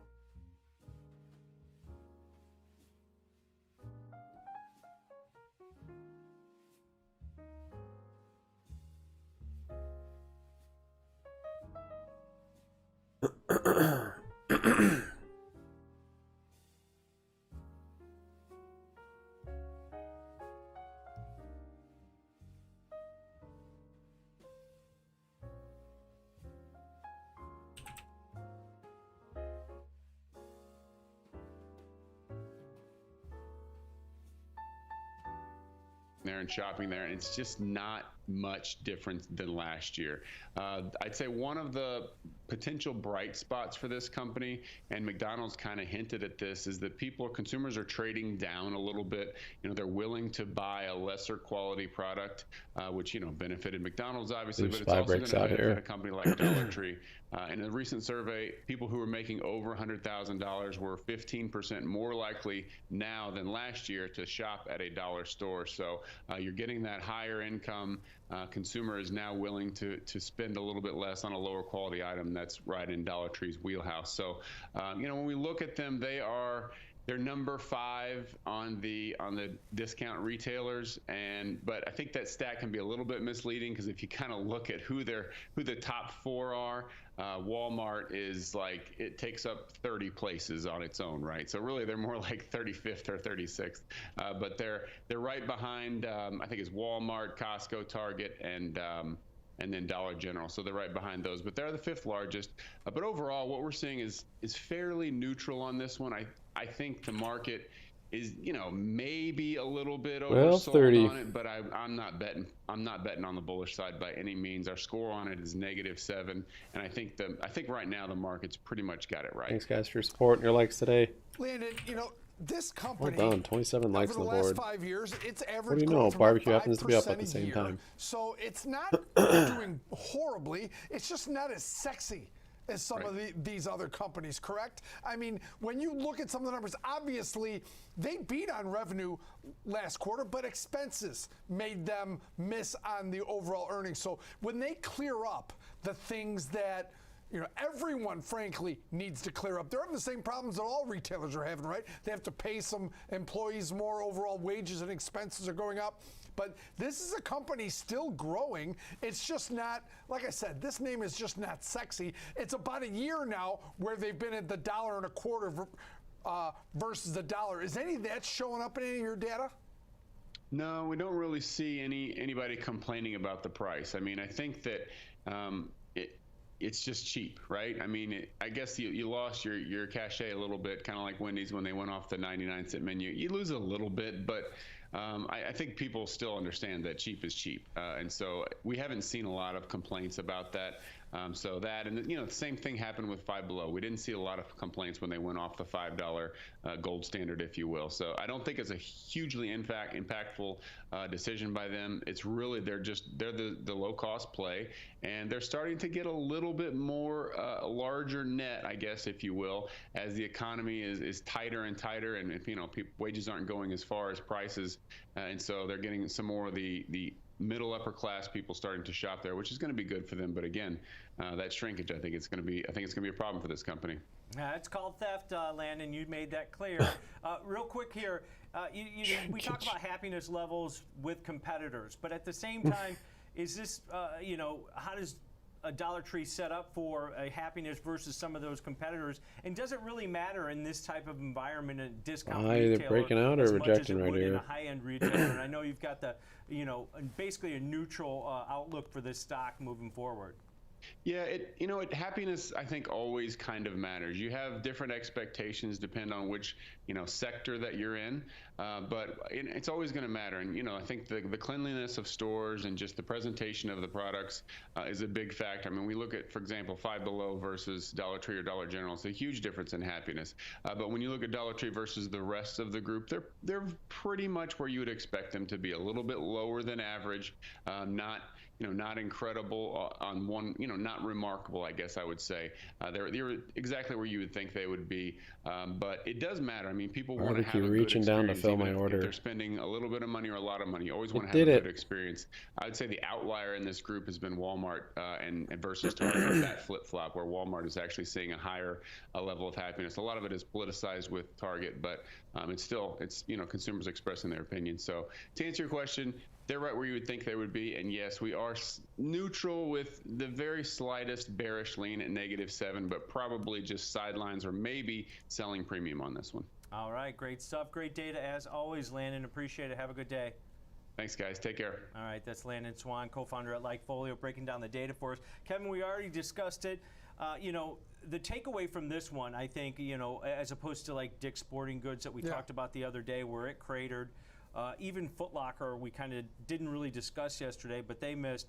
But this stock's flat on the year. Yeah. It hasn't gone anywhere. So with that in mind, implied volatility elevated and the basically neutral to slightly bearish type of tint. Maybe it's already priced in the stock because it's pulled back pretty significantly this month. Yes, a little bit lower below VWAP now. Expected move, which by the way, if you get some support that 130 level, on that prior it's resistance. The lows for about the last 52 weeks, and if you go out to 3 years, it's a pretty significant level of support for Dollar Tree. So what I did, Tom, I did something really in terms of passive, which means I went out to this week. I basically sold the 130 put. Right in this week, right at that level where this thing has stopped GME's above a couple VWAP. times, right in line with the expected move. And then I didn't want to just sell a cash new high of the so day. I made it a $10 put vertical. It's trading right around $1.15, $1.20. Right now the stock's rallied just a little bit during the day here. So I'm selling a high probability out of the money put vertical, a very passive way to trade Dollar Tree. Yeah, let's take a look at this August 25th weekly series here. So expires in just 2 days. So an earnings example here. Selling the 130 put, buying the 120 put, collecting $1.25 credit we've got on a risk profile. Might be a little bit lower than that. But if you collect $1.25, it's break even, 128.75 to the downside on this one. Kev, probability of finishing out of money on that short 130 strike that you sold, which you want, is a higher probability. It's nearly 78%. Right. I mean, and you can bring it a little more premium by moving that strike up. But like I said, I lined it up with right where this firmed up, right where the market maker move is. Sometimes they all line up, Tom, like they did today. So that's what I did. I'm not trying to reinvent the wheel here. I just want to fade this move and get it to a level It's where real. if it I'm gets out. down there, I'm okay with the stock anyway. Right, same I risk think. defined Yep. also, not the cash secured put on that one. Do have some assignment risk What on is that a SPY short up? Almost 130 1%. Put into expiration over No. the next 2 days. But a Thank- passive way to take that neutral to bullish stance here as an example here in Dollar Tree. All right, Kev, let's take a quick break. When we come back, we're going to cover another stock that's got earnings after the close, and that's Snowflake. Maybe they can take advantage of that AI. This one's been struggling so far this month, hasn't participated in the tech rally. Talking Snowflake when we come back.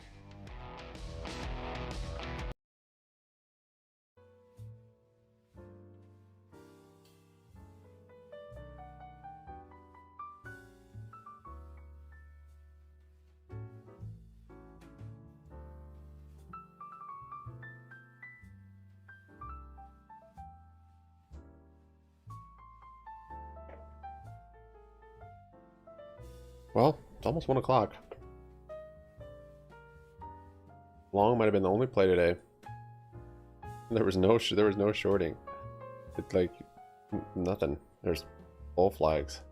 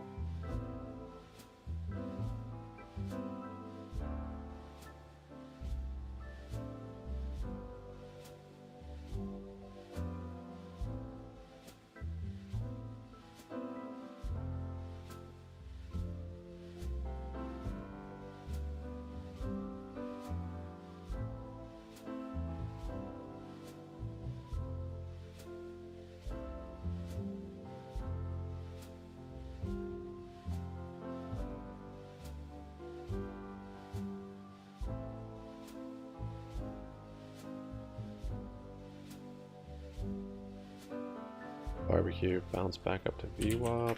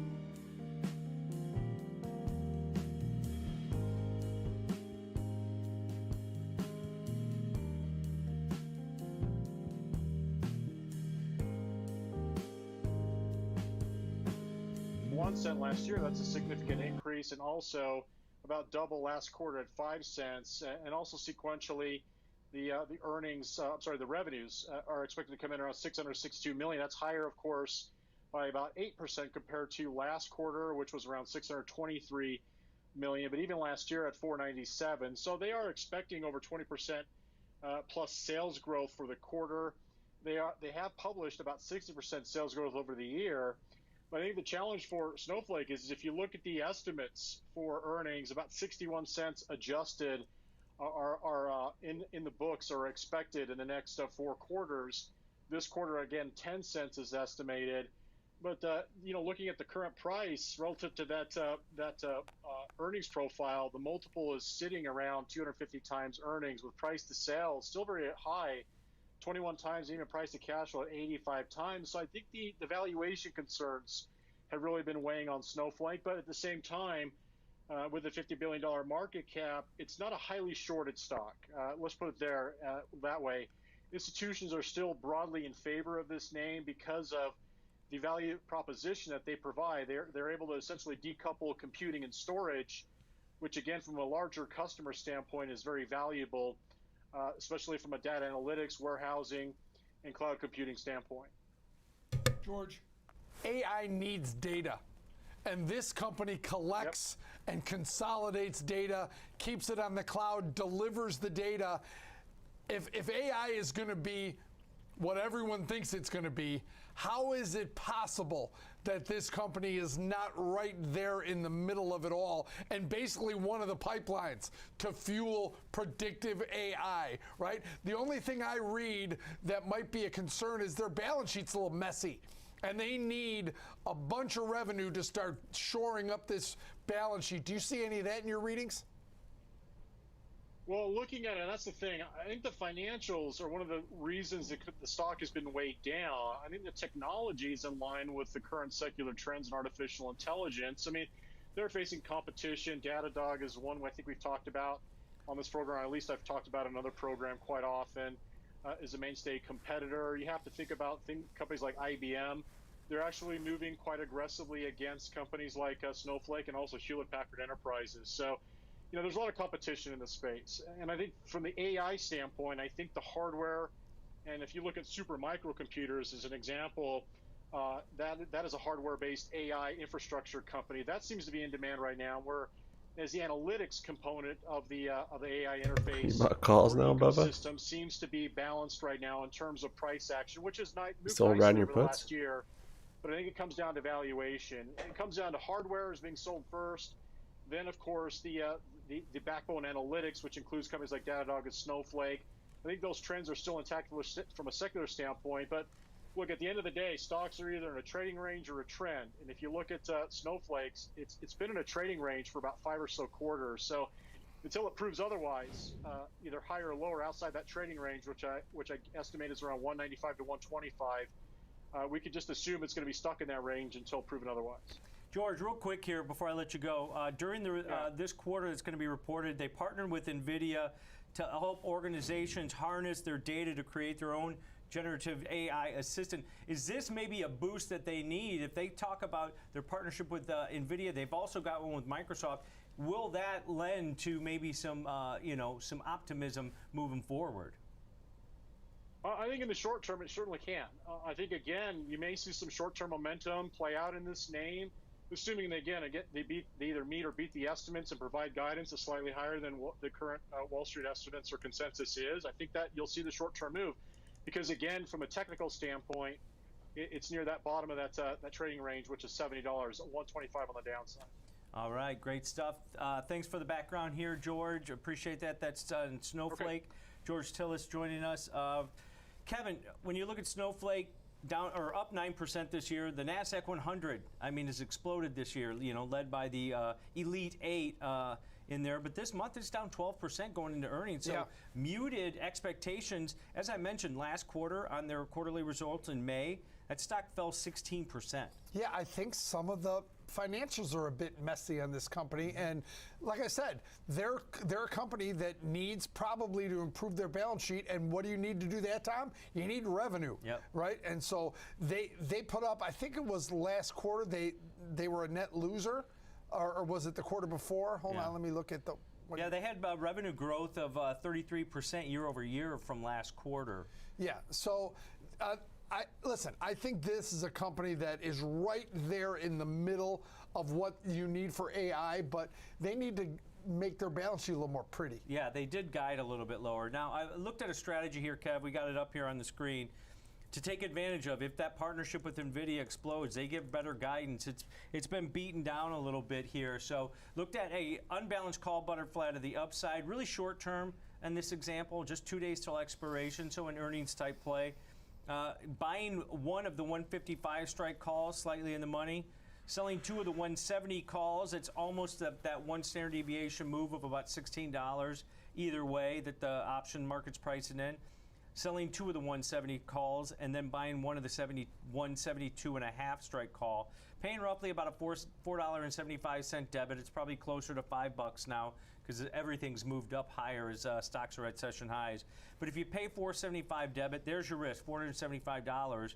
But that's more than a double, Kevin, if you get up at or near that 170 strike, and you've got that break even 159.75 on this one. That's only about $3.50 above the current share price. Yeah, you've got some intrinsic value in this debit, so that takes away a little bit of the concern. But you're paying theta, and you're long about 22 deltas. But you've got some big premiums in that 155 call, which is chewing up some theta. That being said, this is that theta will go away pretty quick if it starts moving towards 170 and turn very positive. You're just out of the range now where that theta would kick in. So this is a bullish play, like I said, about 22 deltas and insulated from losses on the upside because you've got the $15, $2.50 combination. And a lot of people will say, well, why don't you just buy the call vertical, the 155, 170? Because this embedded in this unbalanced call butterfly is 2 verticals, right? A $15 wide bullish call vertical and a short $2.50 wide. You're collecting over 60 cents for that $2.50 wide call vertical, which reduces some of your costs, but it does reduce your potential profitability above 172.5. I think that's some clarity needed on that. When you're doing a multi-leg spread, right? Just make sure in the call spread that you're selling that you get enough premium to make it worth it, right? Always judge the risk. Judge the risk on the long one, judge the risk on the short one. Make sure they match up. Yep, definitely. That's unbalanced call butterfly as an example here. Definitely a bullish tint. You basically need about 2% move to the upside to get above that break even, but if you expect this thing to rally, this is maybe one way that you can play it. Really short-term positioning waiting for there a play? In Snowflake. All right, that's going to do it for SPY? Kevin and I here on Fast Market, right here on the Schwab Network. Stick around. Next Gen Investing's coming up. Next Gen I investing.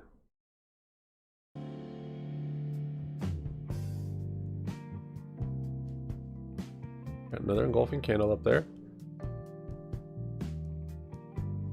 Did kind of reject that resistance, which is a rolling over the trend. Little head and shoulders. What more could you want?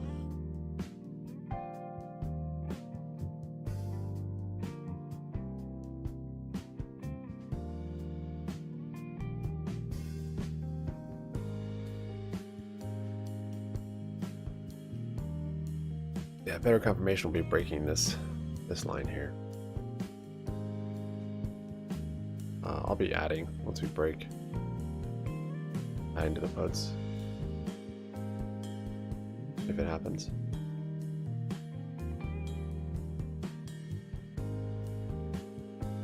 But not a huge, I mean, yeah, there's more downside now. UP's kind of flattened out. So that's a pretty good trade right there if we do make it back to VWAP.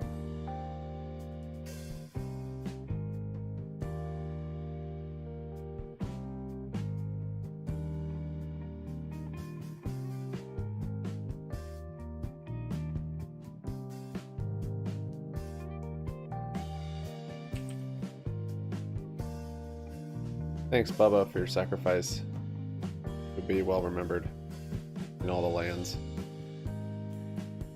Taking that call for the team means a lot.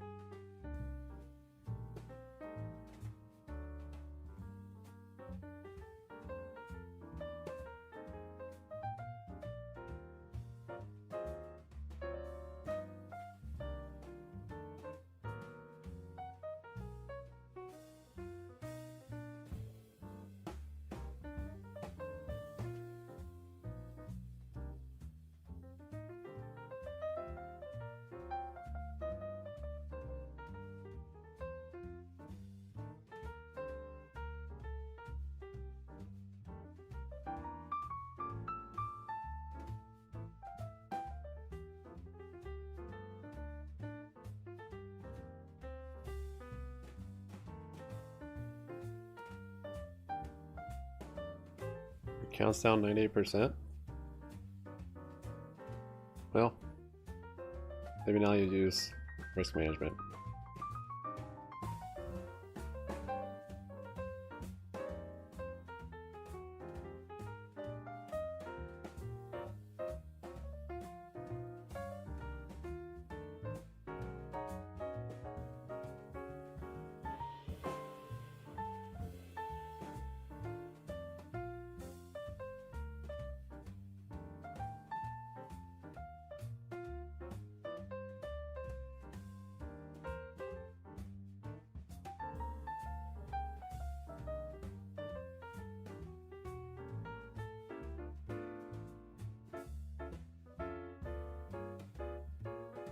That might be all we get.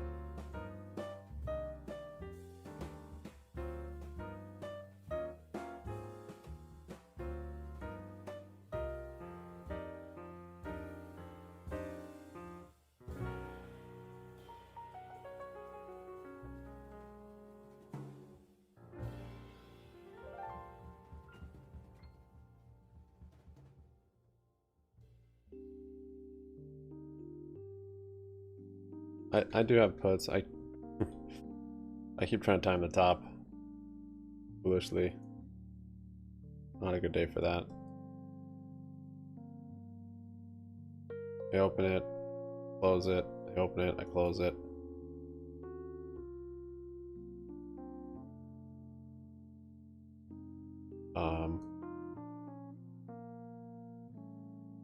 I'll add to it as it confirms. Not yet.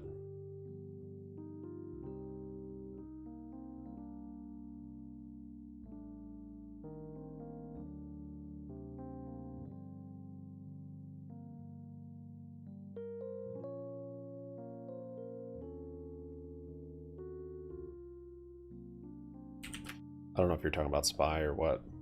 Got other trades, I guess, going on too.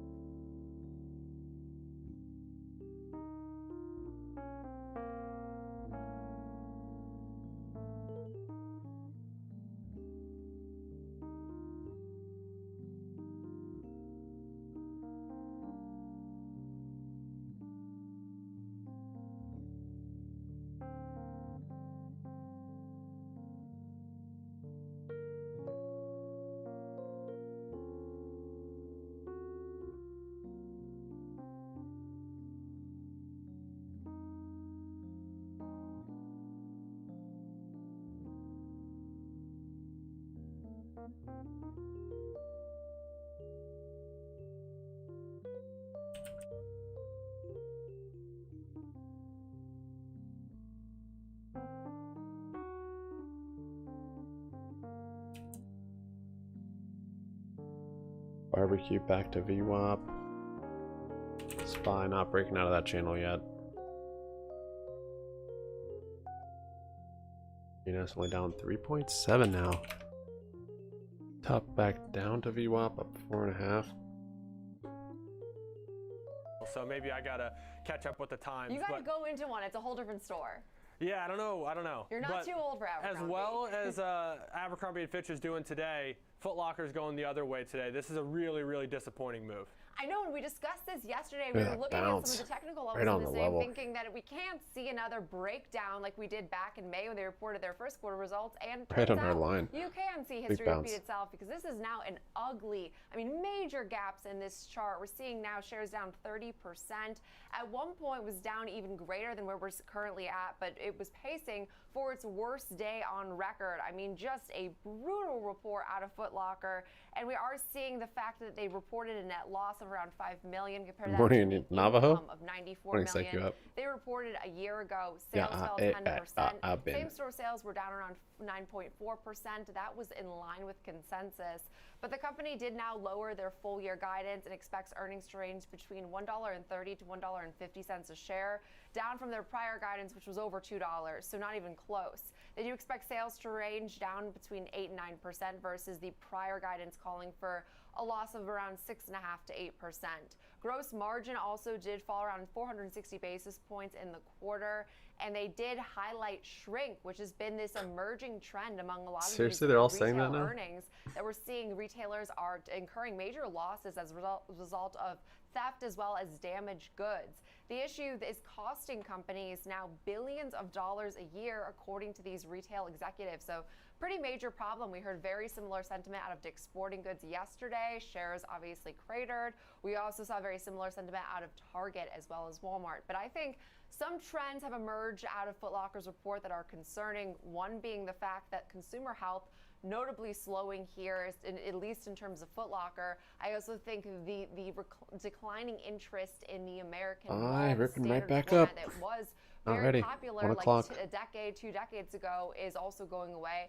And how could we not discuss their partnership or their relationship with Nike, Alex? Nike also seeing some weakness today, but the fact that you see Nike continuing to move away from Foot Locker is continuing to weigh on the stock.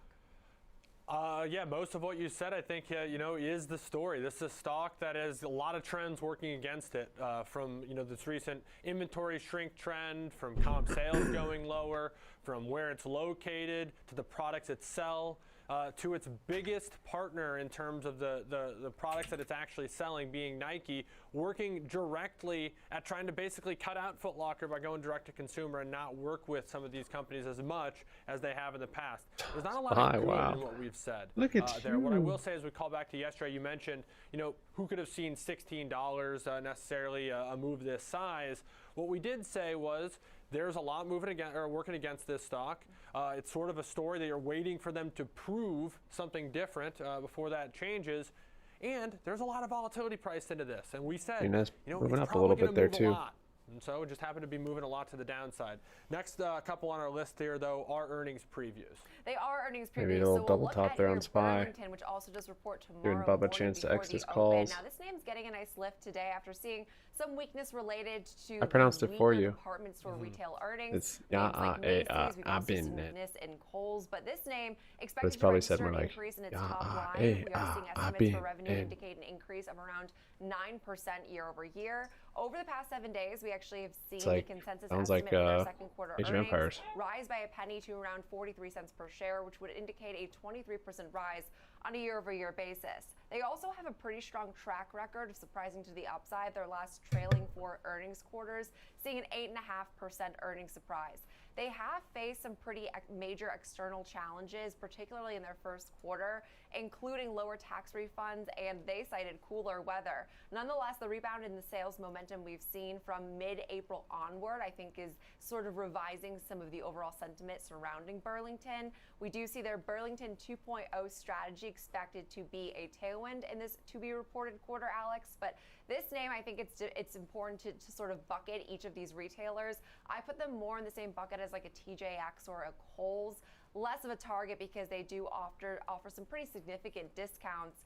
And I think right now that's what pretty much every American is looking for. Yeah, value type apparel store or a retailer rather. And when you start thinking about Burlington, something that you said was Burlington 2.0, this idea, this strategy going forward. Well, Foot Locker had a strategy too. They're just not actually doing the strategy effectively as they thought. And so if you execute on your plan or if you do it ahead of schedule, those can all be positives. A lot of volatility price into this one. Market maker move over 10%. So even these names that you kind of associate with more of a discount realm can still be quite volatile. Last one here on our list, all-time great ticker. We're looking at Petco, which of course is Woof.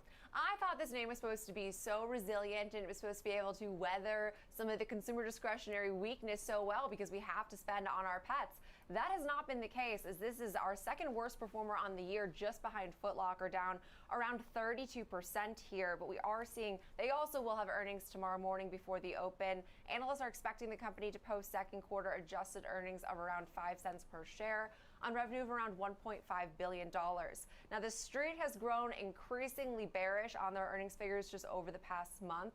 The consensus earnings figure has dropped 14% just in the last 30 days, so nearly the complete opposite of Burlington. Those numbers would represent a 71% drop New in high of its the day earnings there. and only a 2.5% rise in its revenue. So some lackluster growth, which has been the story pretty much all year long, as you can see from that consistent downtrend we've been in the last 12 months. This name has fallen about 6% maybe? this week, 21% this month, so seen a major pullback so far in August. But again, I thought that we were supposed to see some resiliency, some insulation in this name because you have to still shell out for those pets.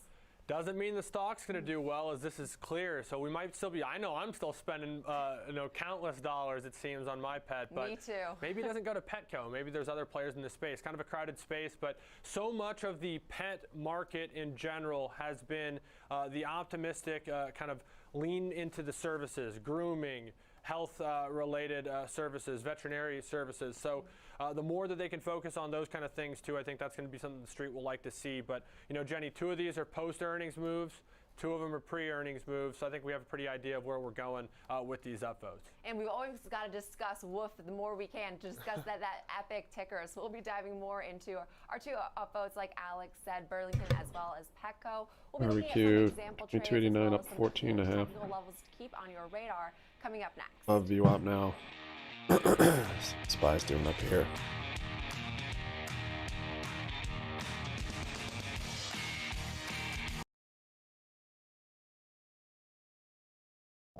I would love to go long. It's just the risk to reward it. Not worth it.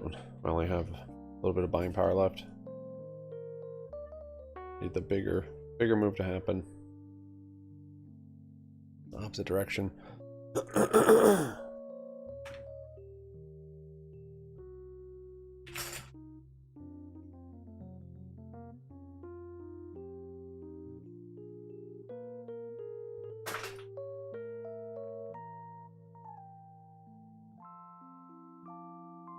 It is a pretty language. I'm not really bilingual. I'm totally guessing. I'm not sure if I said that right at all. I just played a lot of Age of Empires as a kid.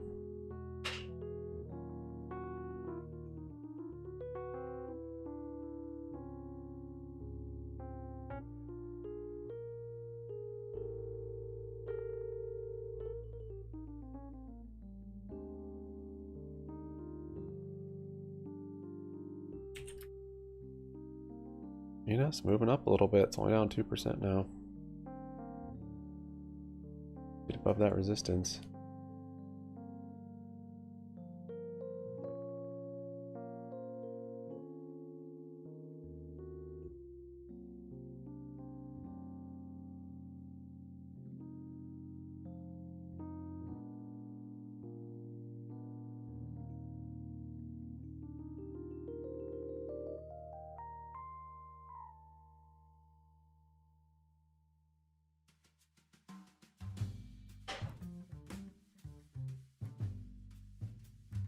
Barbecue back down. Just chopping around VWAP now for the barbecue.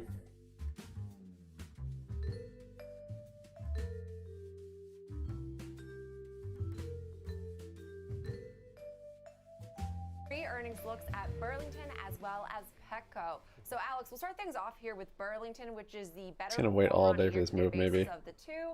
Might be the last 10-minute move again. This year, although seeing some nice love today. Yeah, really the only two things that these two names have in common is that we're talking about them both today. I don't have much to link. And earnings. One, in earnings, but one's sub $10 stock price. One is $170. One's got tons of volatility. One's got even more volatility, and so you look at these, they're really not that comparable, but both earnings names, both names I think we're largely familiar with as a population. You drive by a Petco, even if you don't have a pet, you know what it is. The name's pretty straightforward, but Burlington, let's start there. Both names I kind of affiliate with the suburbs because I feel like they're like large format stores. So I feel like you see these much more frequently when you move out of urban areas. But we'll definitely start things off here with Burlington. Here to tell us now more on the technicals, I'd like to welcome in our chart master, Rick Ducat. So Rick, pre-earnings look at Burlington here has seen some weakness this week, and it's down about 30% off its highs. Walk us through what you're seeing. Well, the downtrend that began with those yearly highs has been broken. Now we're seeing kind of more sideways price action here, kind of more of a triangular type pattern. We are trending up since we bottomed out around our last earnings event here, but we hit a wall at an important point. The red dashed line there near 179, that's about where we saw price gap up and open after earnings in November, excuse me. And that was also a place where after it was breached to the downside, it became a resistance point for price a couple times there. So that is a area that I think would be probably worth watching to the upside for starters here. And we haven't really been able to cross above that point there. So now price is retreating a little bit, still within the little boundaries breakout of this there, kind new of high. shorter term triangular type pattern here. It was looking like we might have gotten a test to the downside below that lower trend line today, but we've recovered here. However, we did not make it above our 21-day and 63-day exponential moving averages there in yellow and orange respectively. They're kind of right on top of each other, trending sideways there. With our longer-term moving average, the purple 252-day exponential moving average, almost the top of the channel. That's crazy. Here. So kind of a mix to downward signals here from a technical perspective. We're also within a volume node near about 170, kind of centered around that area. So look for potential congestion around that point as well. RSI, our measure of momentum, not really giving us much of a clear lean either. It's slightly bearish, but it would be worth noting if we broke above that high over 1% green on the day, resistance near the 169 level, and if we also kind of pushed above that midline in the RSI as well. It's looking like we're just barely above that midline right now, in the push. And it's looking like as well that we are just barely above those moving averages as well. So that would be interesting to see if we can close there. That would be a more positive development for the bulls. So resistance, kind of where I mentioned, just around those two moving averages, then our upper trend line, and then that 179 or 180 area would be another point to watch. For support, the lower trend line, and then the volume profile point of control. Ooh, look at that candle. Wow. So that could be something to look forward for a lot of volume there too. That was some starts to break out of that pattern. That was hitting some stops, I think. The point of control is the area of heaviest trading. That can be another place where support can develop. It's kind of similar to a moving average. All that volume came in.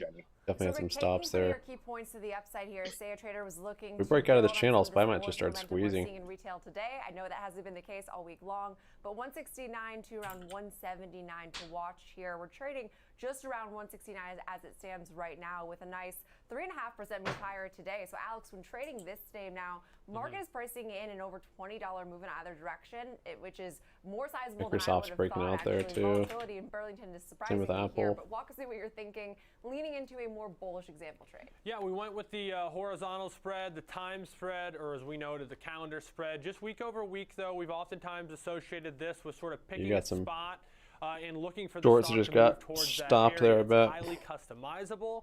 And for this particular trade illustration, we went with the 180 call calendar, selling Friday, buying next Friday. And the reason we did that, Jenny, What the if you heck? look It at the didn't risk close profiles these? that loads up here behind us in just a second, you know, is because of what Rick talked about. On the technicals, this is Oh the my goodness, what previous did I high do? from a recent trade. It's been a significant bought level more. for many times throughout the last couple years. Oh, it's supposed to be a And close it's a order. strategy that It benefits was an from a open move to a order. level. So if you're using technicals and you're trying to decide, you know, where do I think this stock might stop after a move one way or another, you're optimistic on this name because of the product mix that it sells and the price point that it's Oops. in. For whatever reason, you think 180 might be where it stops. This would be a strategy that would benefit from that. You can that see that the sucks. apex of the profitability at that 180 mark. But most importantly, it's risk defined. So this is sort of Dang a it. aim small, miss small type of a strategy. But Hmm. if you are right, you can stand to just make double a down on it. sizable profit sometimes on these ones. So Instead $1 of debit, closing. $100 in risk on this one. Yeah. But again, every time we talk about this strategy, I would emphasize Well, I'm that not its gonna close it now. customization is really what you can take away. You think $20 market maker move is reasonable? 190 call calendar to the upside. Jeez. Of course, from 170 down to about 150 on the downside if you use that market maker move, which again is just a one standard deviation range based off of options prices. So it's not a target. It's a guideline. It's a one standard deviation range. It can be well within that. It can be well without. Going or back and beyond forth that because I was as ready well. to So add would into bear that it in on mind. the But break of the 180 call channel. calendar, looking for a move to around 180. And that's just what I had That's a queued really up good last, I point, because guess. some of the earnings reactions we've seen have been well outside of their market Jeez. maker moves. I mean, Nice, Abercrombie, Bubba. Fitch, Foot Locker being two examples, one to the upside, one of course to the downside. But now to shift gears here and look at Petco, which took out 52-week lows yesterday, taking out new 52-week lows again today. This name's been beaten down, and we're down 3% on the session into their quarterly update. So Rick, as far as the technicals go, I mean, I am no technician. I will be the first to admit that, but this is an ugly chart. It really is. Unfortunately, for anyone who is bullish in this name, it's pretty much just been straight down, just a series of lower highs and lower lows consistently for really the past year here. We can see that there's a rather steep downtrend in play right now as well, that white dashed line going across our recent highs, as you said, cruising downward into more yearly lows once again today. So really pretty rough situation here. And we can see our moving averages have been outpaced pretty significantly, but they are still trending downward and diverging farther apart from each other, which suggests that the trend is still intact. There's not really any signs that this downtrend is really weakening or anything. I guess one small thing I might notice is that looking at the RSI, our measure of momentum there at the bottom, we can see that price, or the RSI rather, is in the oversold area, but it's making a little bit of bullish divergence here. Price is making new lows. The RSI is not making new lows. So I don't know how much I would read into that right before earnings as well, because that could probably change everything in terms of directional outlook. It could, be a big move up or down that could, kind of negate all that. So I don't know if I would really read too much into that, but I thought it was worth at least mentioning that that's what we're seeing here. Now, in terms of support and resistance is easier in this situation because the price is, we have our trend line, we have our 21-day EMA near about 728, we have our yearly linear regression line, our line of best fit based on closing prices, coming in around 770 or so. Those are some areas where you might expect to see some resistance. To the downside, we don't have any price history to go off of those, so there's not really, at least in the recent term, there's not really much to work with here. However, Well, it started to roll over and then it just broke out of there. One of the few ways we can try to extrapolate where we might find support in a situation even like more this short for some reason. -1 standard deviation from that blue linear regression line. That could be a place we're to look almost for up some to that channel support. now. That comes in around the 570 level. So, we're in single digits here. Probably going to have to be a little bit more precise with your analysis here. So 570 to the downside, 728, 770 to the upside.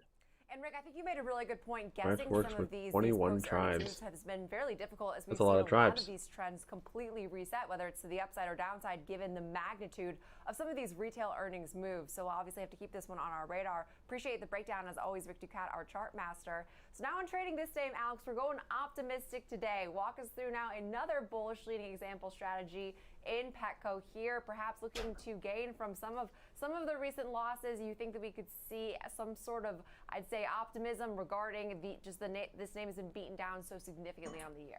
Look, it's a $6.50 stock. If you want to bet against it, be my guest, but you can make $6.46 and you can risk unlimited. So sometimes it just comes down to, what exactly are you trying to accomplish? What are your goals? And so, again, there's puts available. I don't know if it's a hard to borrow stock or whatever, but come to those conclusions on your own. I'm looking at a bullish strategy. I could hear an argument as to why this might be considered a neutral to bullish strategy to some, but for many, this is the very first option strategy they learned. It's the covered call. Involves 100 shares of stock and selling a call. No fancy, complex option spreads. You don't got to be an expert to understand this one. It's pretty straightforward. You buy 100 shares of stock, and then you sell basically the obligation to sell that stock at a different price, which is, of course, selling a call.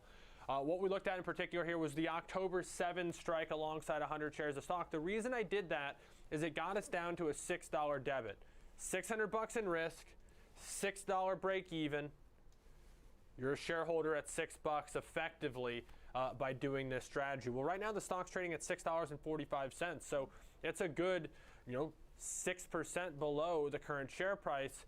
Again, we have this earnings event on the horizon. This could change drastically post-earnings, and this increases the probability of success. It does, of course, come with a catch. What is that catch? Well, we said it when we described the trade. You're locking yourself in based off of holding this options position at $7 to a $7 sale price for the stock, essentially locking in a max profit of $100.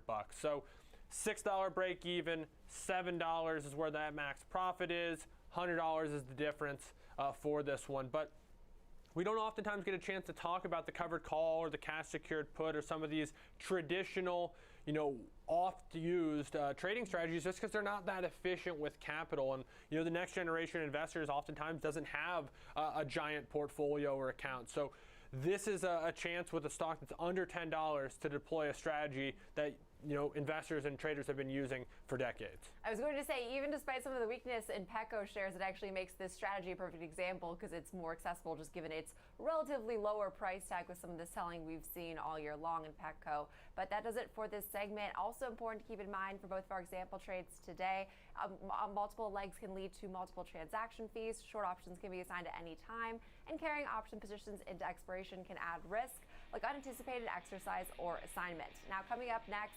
it's time to discuss the biggest name of the day, NVIDIA. Ahead of its second quarter earnings, we will finally get some numbers today after the closing bell. We'll discuss that more coming up next.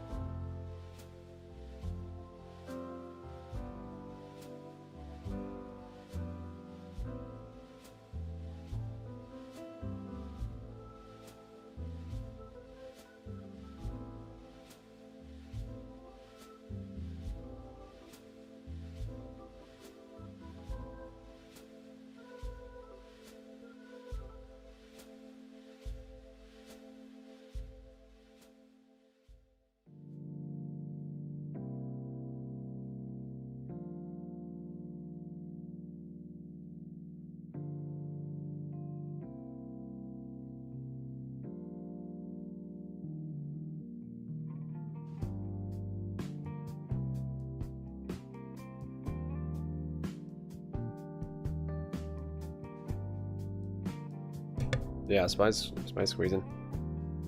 Let's start with that first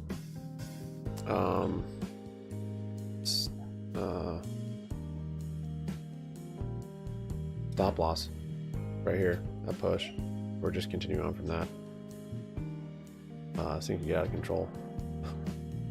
It already kind of is. 1.25, and we're kind of above that channel now.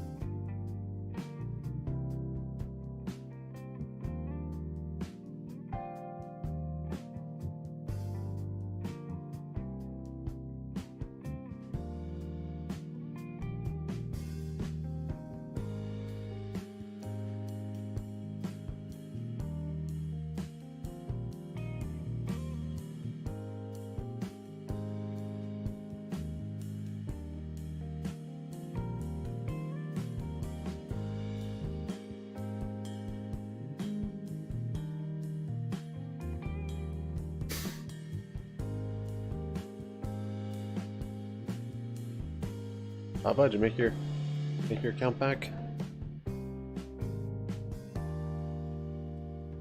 Oh yeah, we had huge breakouts.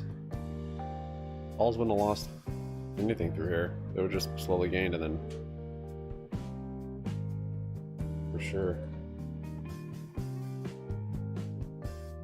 Oh, you're just saying for the ones you closed this morning. I know, yeah, market kept pumping, man.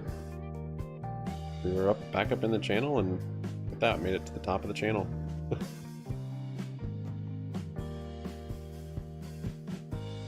think I'm gonna get some more January SPY puts. Actually, why think of it?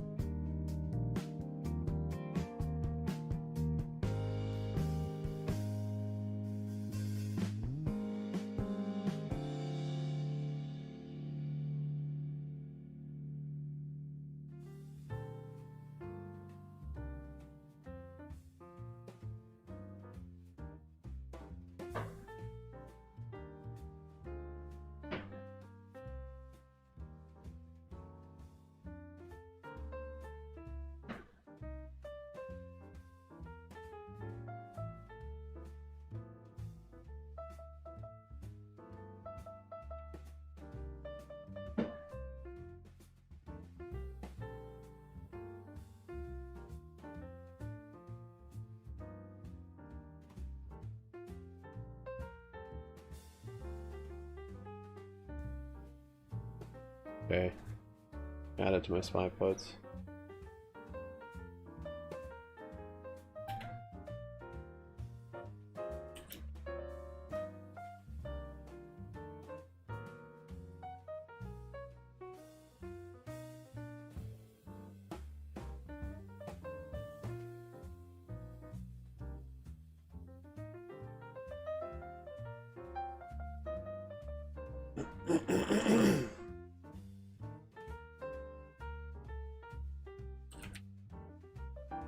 GME got no love on that rally.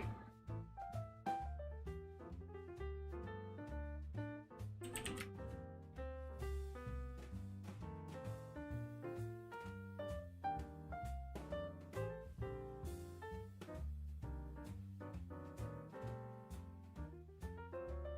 can't believe I bought more instead of sold.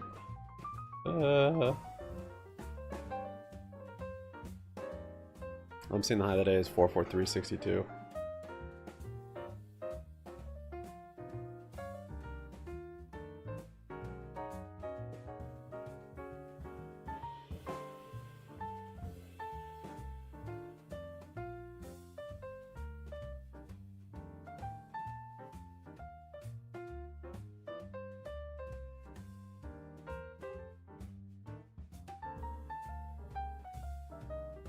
Look at that, it's like exactly 38.2% also. Not to say we couldn't make the full 50%, but top of this channel just so happens to align with 38.2.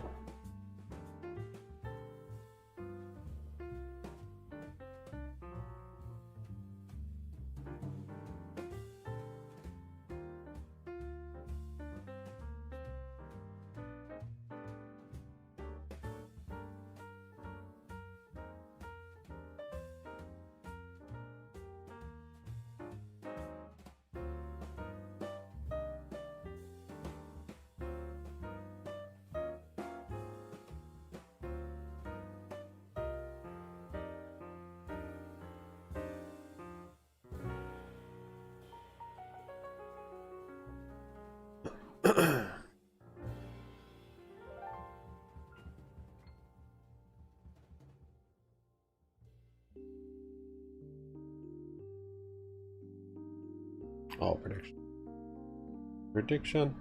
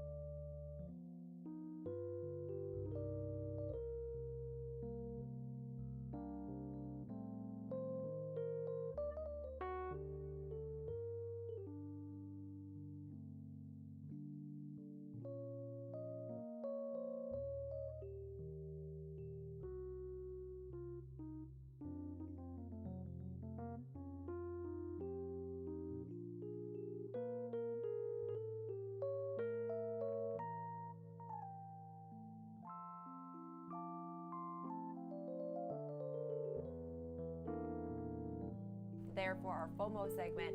Coming up next, though, we will look at Netflix's password sharing perhaps is not scaring away customers the way many had feared.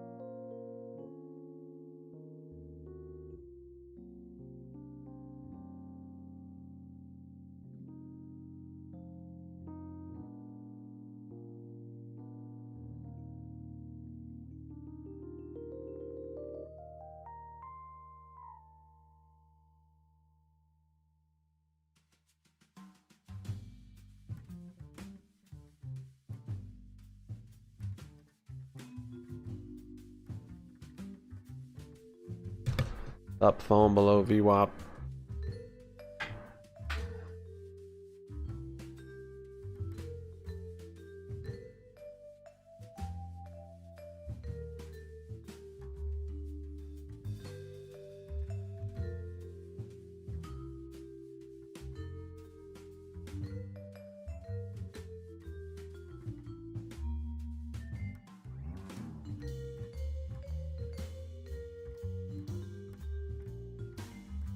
Yeah, I saw that on, I was just reading through Discord. He was shot down, it looks like. A Wagner leader shot down in Russia. There's just a plane crash. Never mind, I don't want to spread that.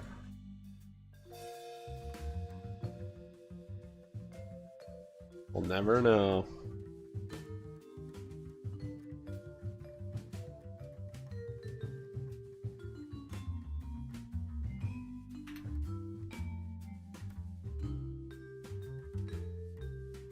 AMC down 22%.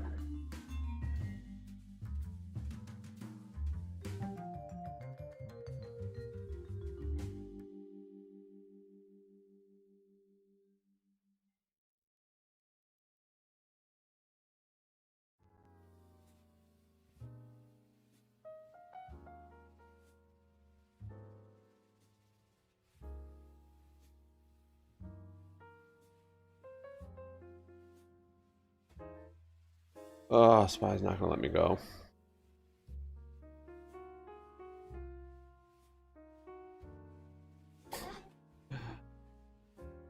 After all those stop outs, to then try and close, and I open more. That is ironic.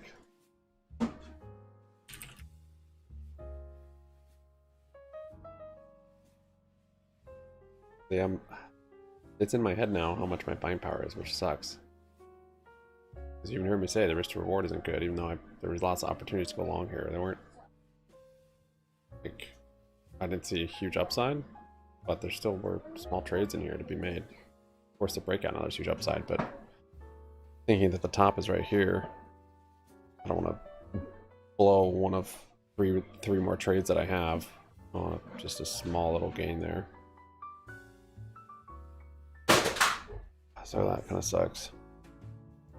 I forgot how to fix that. I don't know.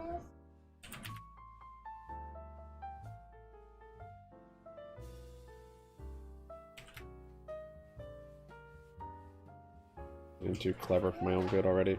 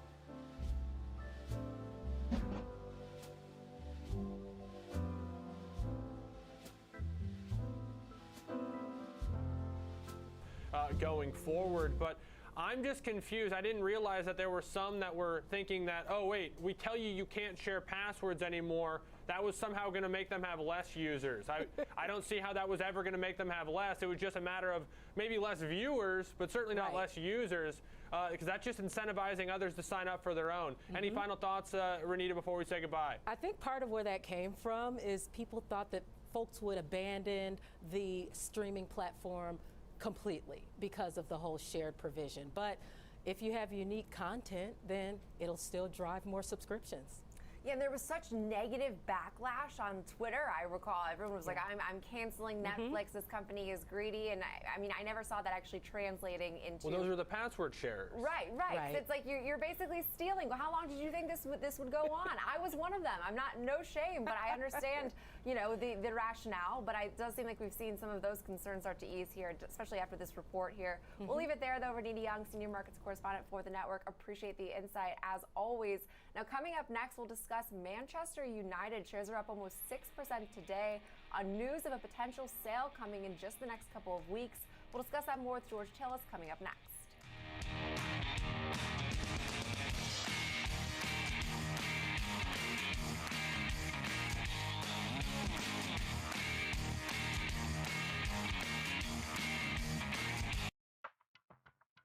You could think getting commission-free trades is as good as it gets, but you know better. At Schwab, free means more.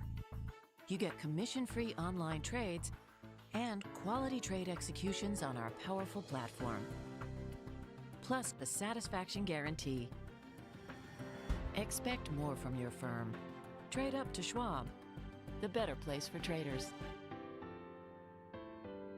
Download the Schwab Network app and join in on the latest market trends. Anytime, anywhere, on any device for free. Schwab Network.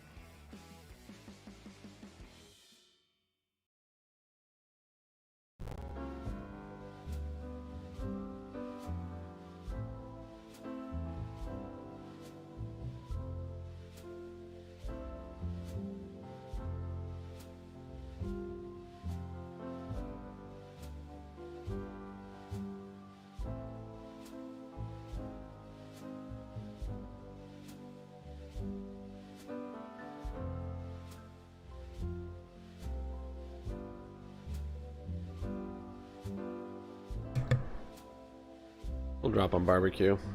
No big deal. Like I said, even if we close like 20 cents, wouldn't be too sad. Well, 20 cents is pretty low, but it'd be nice to close above this. Somewhere above that resistance.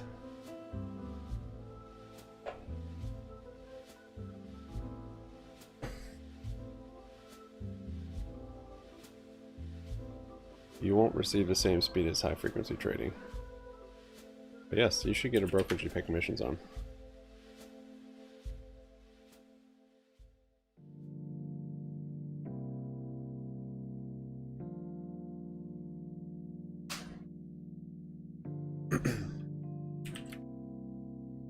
Yes, GNS almost green there.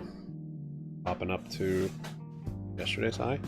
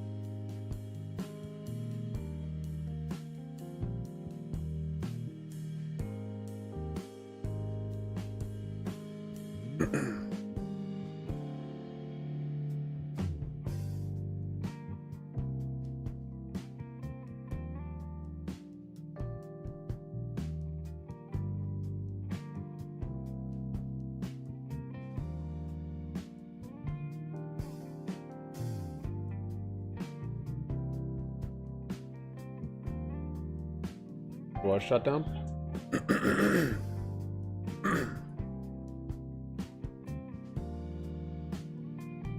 Pie still melting up. Maybe another double top. I don't know. It's probably just kind of squeezing now. Starting with those stop triggers. So daily puts probably pretty much wrecked. Unless you're getting them at the very end of the day and we see a little dump then. I'm holding from now until then. It's gonna be might be pretty brutal. Would have been a nice close there. Would have saved me a couple hundred.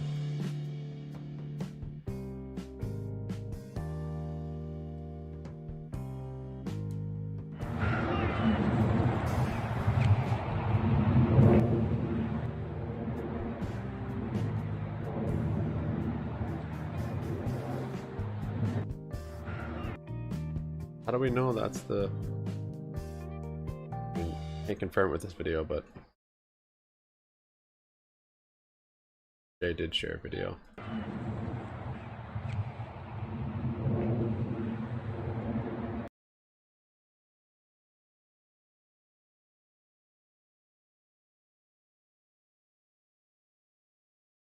No reason to watch a spy, just break our hearts.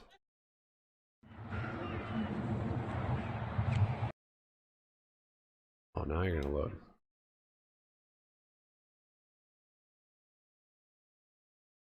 Cool.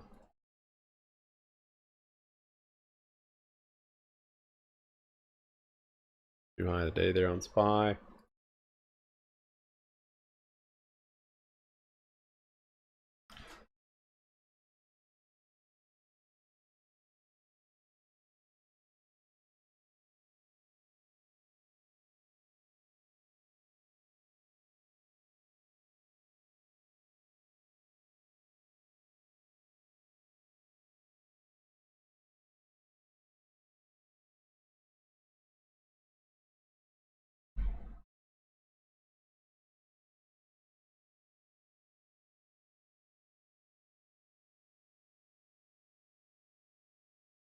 Funny.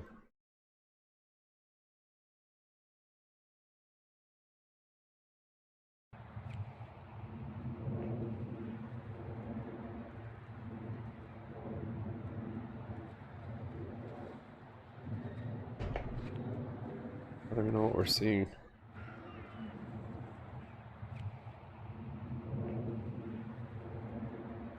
Is the plane going down?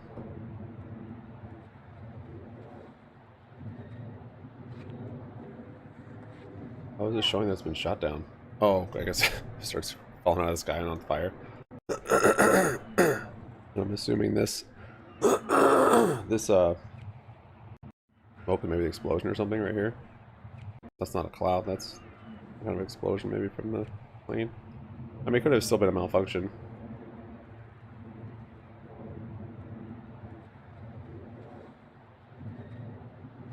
That would be a significant shot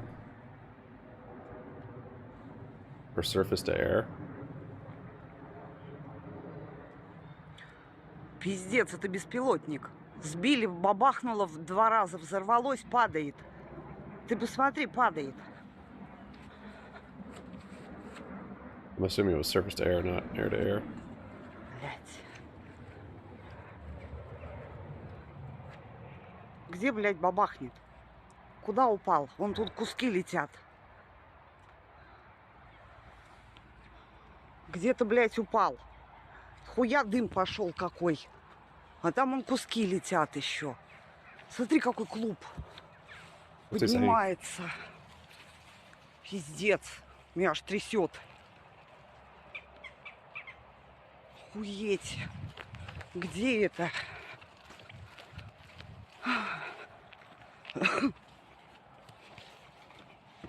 Блядь, не видать нихуя. Вон.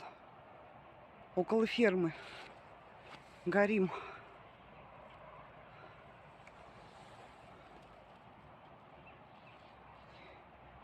Не пойму, у фермы нет. Have to run it through a translator. We've got some Russian-speaking people in Discord. Maybe they'll translate it.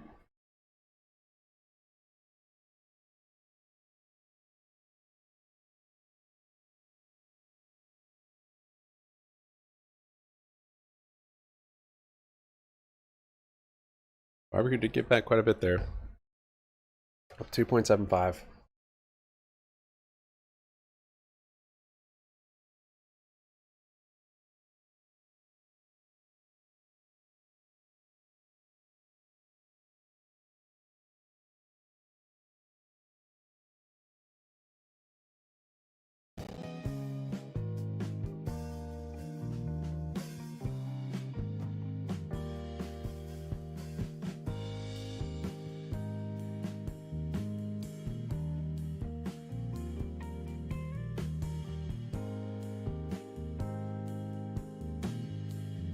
Got GNS almost green.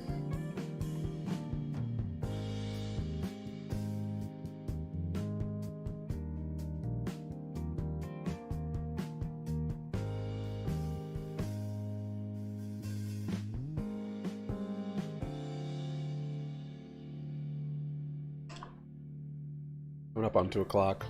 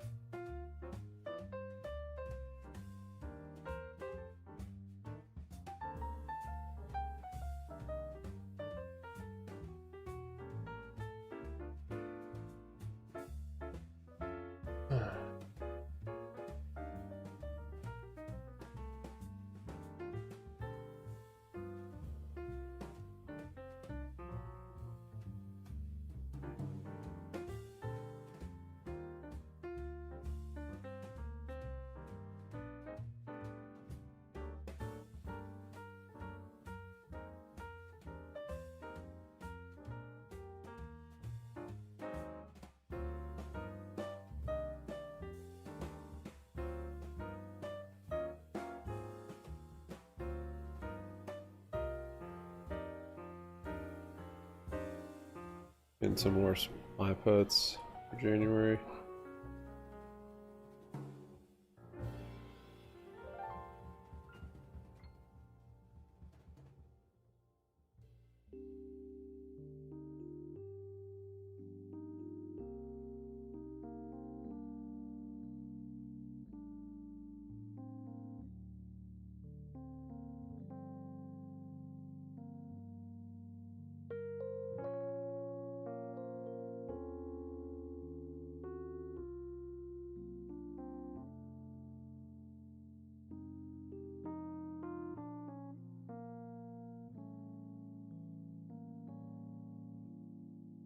NVIDIA earnings are a beat, and SPY keeps ripping. I'll add my final SPY puts the 50% there, 446, 23. That makes it that high on this handle.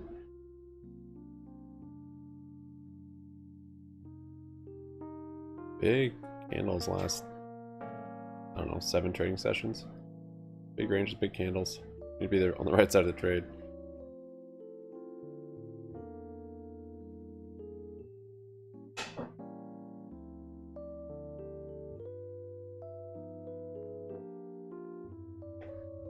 GNS green.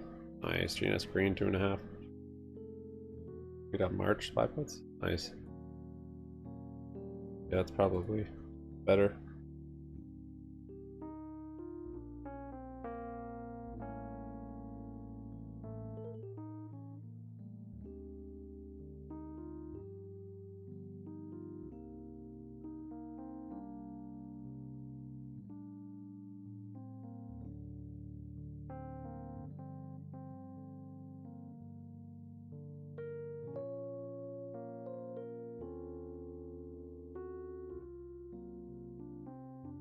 Up is also still up.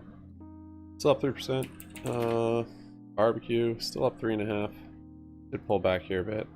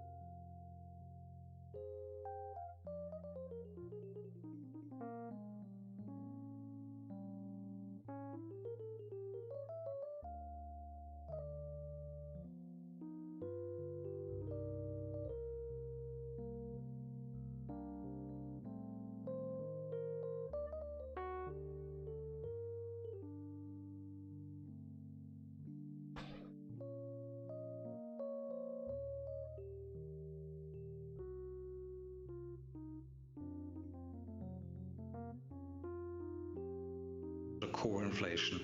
And the kind of frightening thing is that a lot of the downward pressure we've seen on the sort of headline inflation numbers has been due to lower energy prices.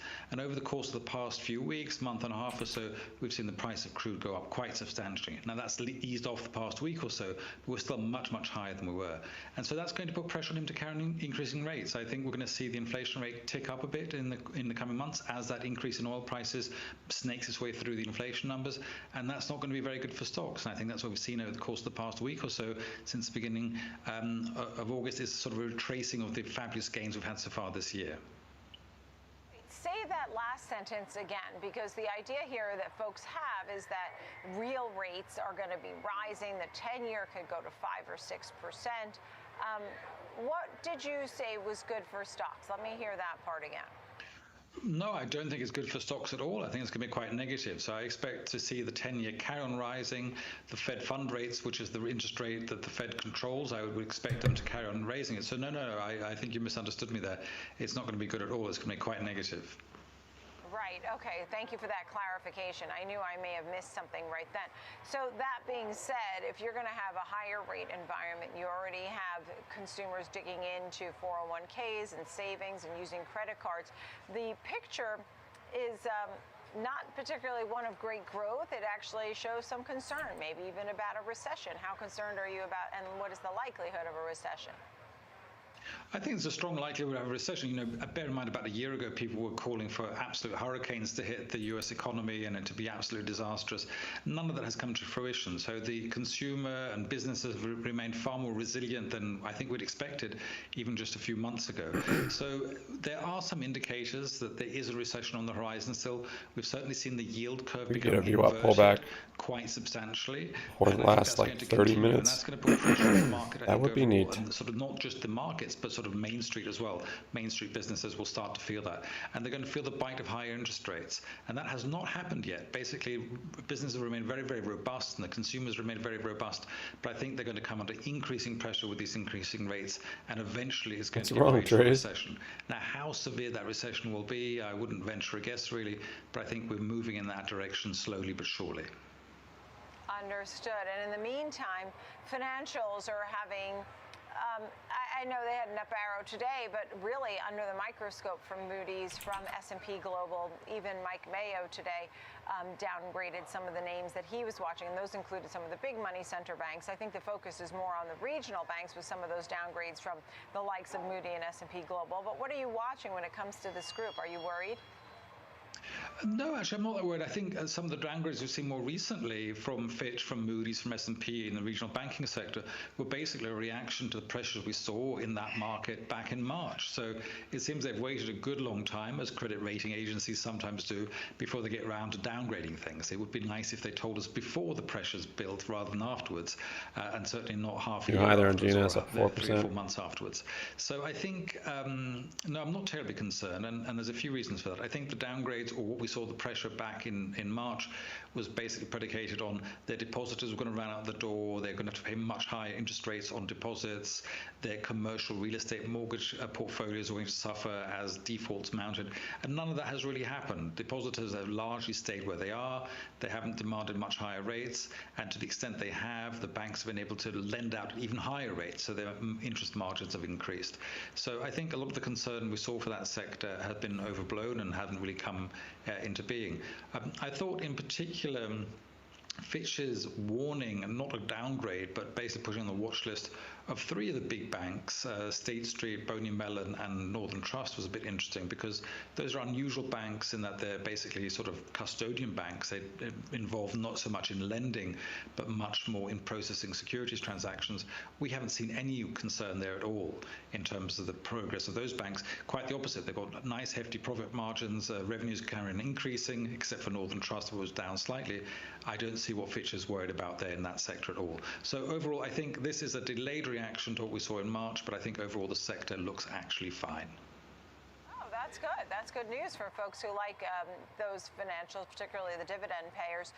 Just quickly on NVIDIA, because we're going to be talking about this obviously through the bell. 4.10%. But do you think NVIDIA is the telltale of whether or not the tech trade is alive? I mean, I know it's up today. It's been obviously 200%, 220% higher this year.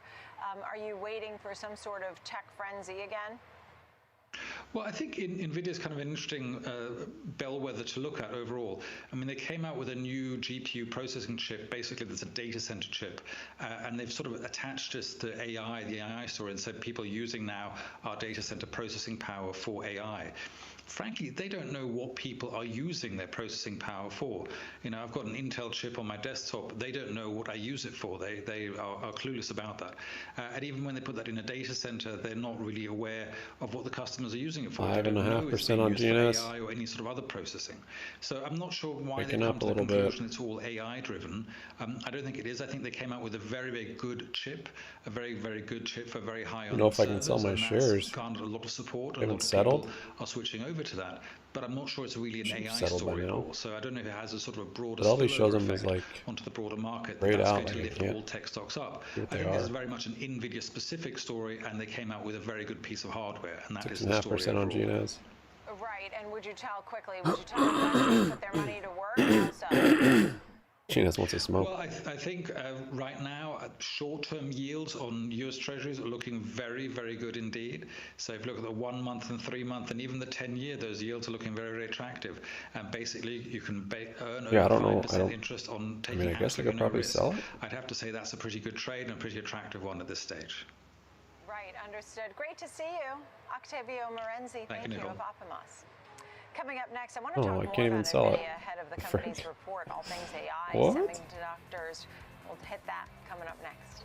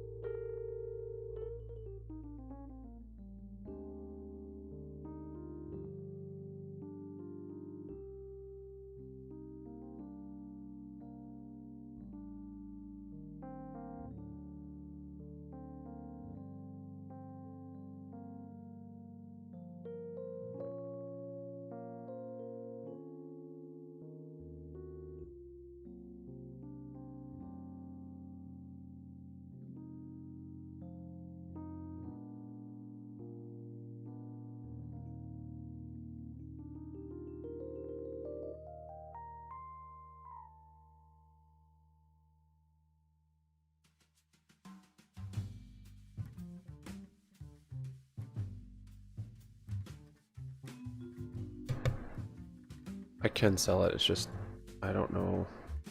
I don't know my cost basis. I guess it doesn't really matter.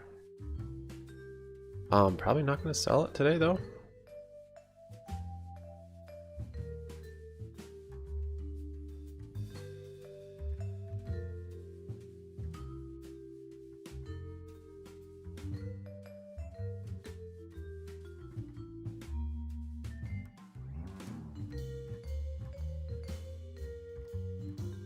SPY's coming down a bit here. Got red under the 9 moving average and bearish MACD. See if there's enough time. We got a shoulder over here, a head here. If we build another shoulder.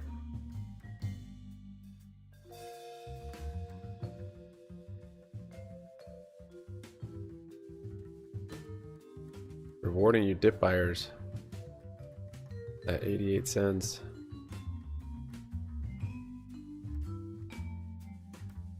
I didn't want to take the risk.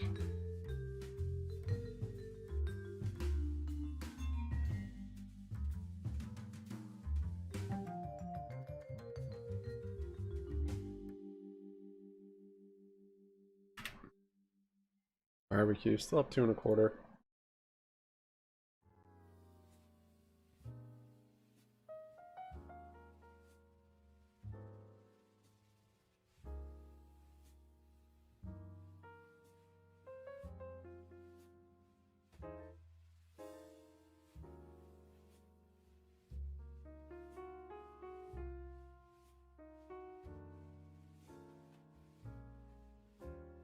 Need this move to happen fast though. I don't want to wait till end of day. Contracts be worthless. Go.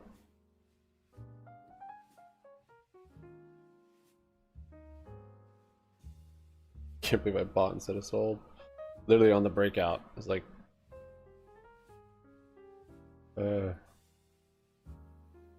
wasn't even at the top. It was, yeah. Anyways.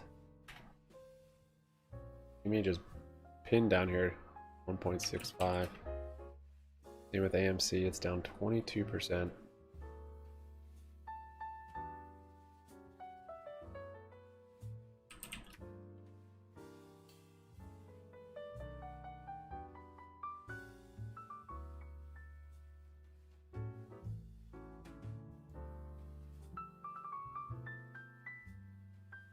If GNS like went back up to $7, that'd be neat.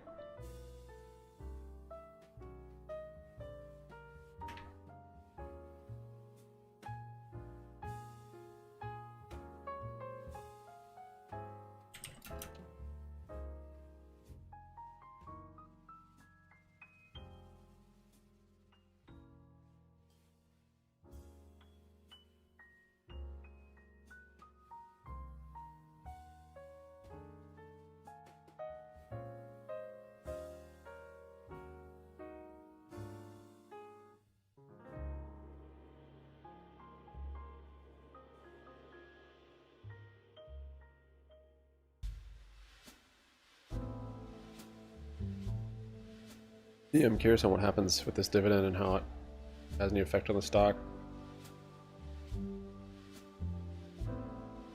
You know, could be a bigger squeeze than this. This was really just the news of them going after shorts mixed with momentum that just probably pulled it. So, potentially, yeah, there were some shorts that closed here. I don't know. Or the move will be smaller because most of the positions were closed here, and now it's just the hype mixed with final positions. We'll see. Volume's not as good as there, but those are much bigger moves. But still have pretty good volume.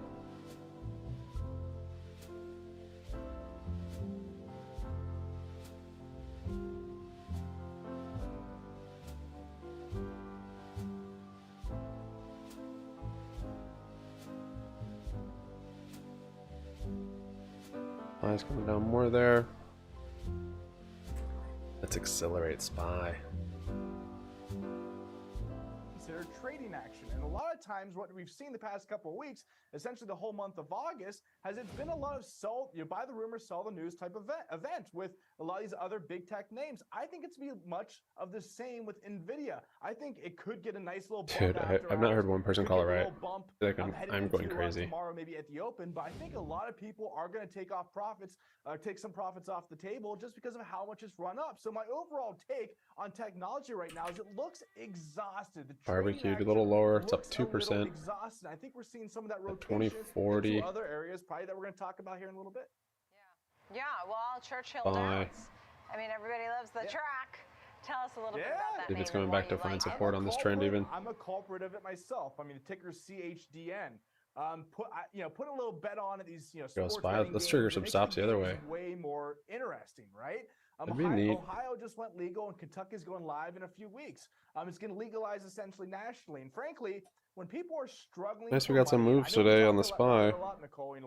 I'm just chopping, even though I was on the wrong side. I know we're talking about inflation coming down a lot from the 8% level down to 3%, but the fact is middle class America is getting squeezed. And when going on your phone is so easy to place a bet, a lot of people are trying to make an extra buck, right? I don't recommend, especially doing that essentially, but especially if you have a sports betting record like me, right? My sports betting record is not very good, but just it's not just horses though. Everyone thinks Churchill Downs is about horses. They have that sports betting component now. It's a high compounder. They've grown 15% to 17% over the past 5 quarters. Public. This partnership with FanDuel is just going to propel them Crazy. even higher. I see. Okay. And then what about a name like NextEra Energy? Completely different category. Yeah. So utilities usually are boring. I get it. But it's down 20% this year, or 22% or so this year. Is very cheap on a relative basis to how it usually trades, most likely because the market's up over 15% this year, and there's been this big flight to risk on this year until essentially the past few weeks. So I think as there's somewhat of a pause in this rally, that's at a nice support next NextEra. Interest rates in the economy, you're going to want to start considering utilities in your portfolio for both some appreciation and obviously that yield. NextEra is one of the best in our opinion within the utility space. Also, That's coming down a little more. I think 3 weeks ago when we were together at the New York Stock Exchange, but along with utilities, you might want to look to get longer duration bonds at this point, right? So if you think we're going to get some rate cuts at any point next year in 2024, or even without rate cuts, if you think there's going to be some sort of economic turmoil or recession that ends up happening, you'll want to own some utilities like NextEra or be longer duration fluctuates so much in bonds for that flight to safety. Bonds could deliver equity-like returns through appreciation without equity-like risk. Right. I mean, you may be a little early with the investment, to your point, but you do Barbecue up 4.5. Dollar cost average in, right? Slowly take some of that GNS equity up risk 3.5. off the table and then put it into bonds. Everyone talks about short duration bonds. Yeah, they're delivering you 5.5%. But like your previous guest said, the 10 years starting to look pretty interesting, even longer duration than 10 year, right? When the 30 years trading at I think 4.5, 4.7%. I mean, a lot of people are hoping for that 6-7% rate of return on a long-term basis for their portfolio. You can get more than half of that locking in a long-term rate on your long-term bonds and half or so of your portfolio if you're doing the 60-40 route. So I think there's going to be a huge flight to safety at some point because of possibly a credit event or maybe some more downturn in the market. I think you want to start considering maybe getting that appreciation when yields go down, bond values go up. All right. Thank you so much. Luke Lloyd, thanks. Great to see you. Thanks. Strategic Wealth Partners. Thank you, Luke. Coming up next, talking to a CEO with an interesting tie-in to the U.S. and China semiconductor trade dispute. We'll explain. It'd be nice if Brad found support here.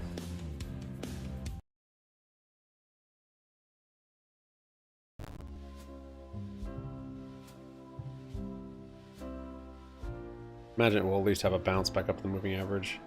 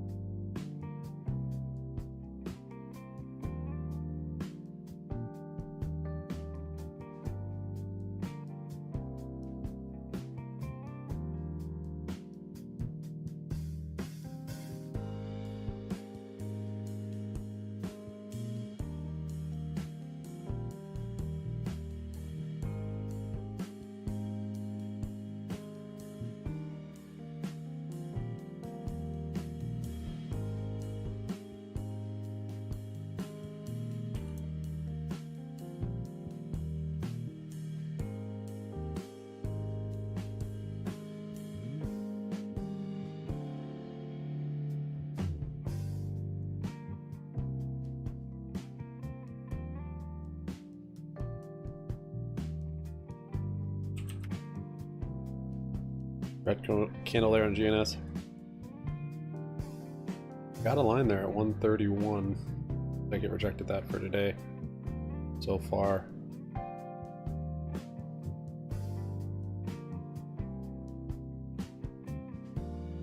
Pull back to VWAP. Buy a little bounce there. Yeah, I'm gonna have to wait.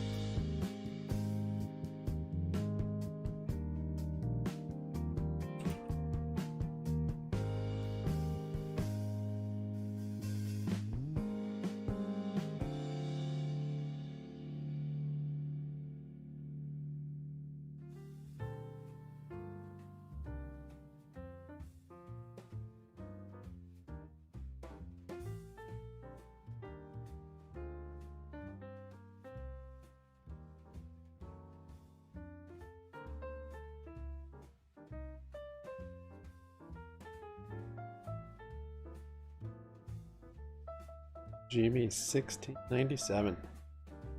Relying on other countries for your supply chain, but you're sending your technology out of the country, and you're losing some of that intellectual property. So I think it's been beneficial to us to ensure that we do all our manufacturing here on shore. Yeah, you mentioned LiDAR, AR, VR. You know, we always talk about all things AI. Tell me about, because at least one of your facilities is in Santa Barbara, California. Tell me where the demand is and how you are doing at keeping up with the demand.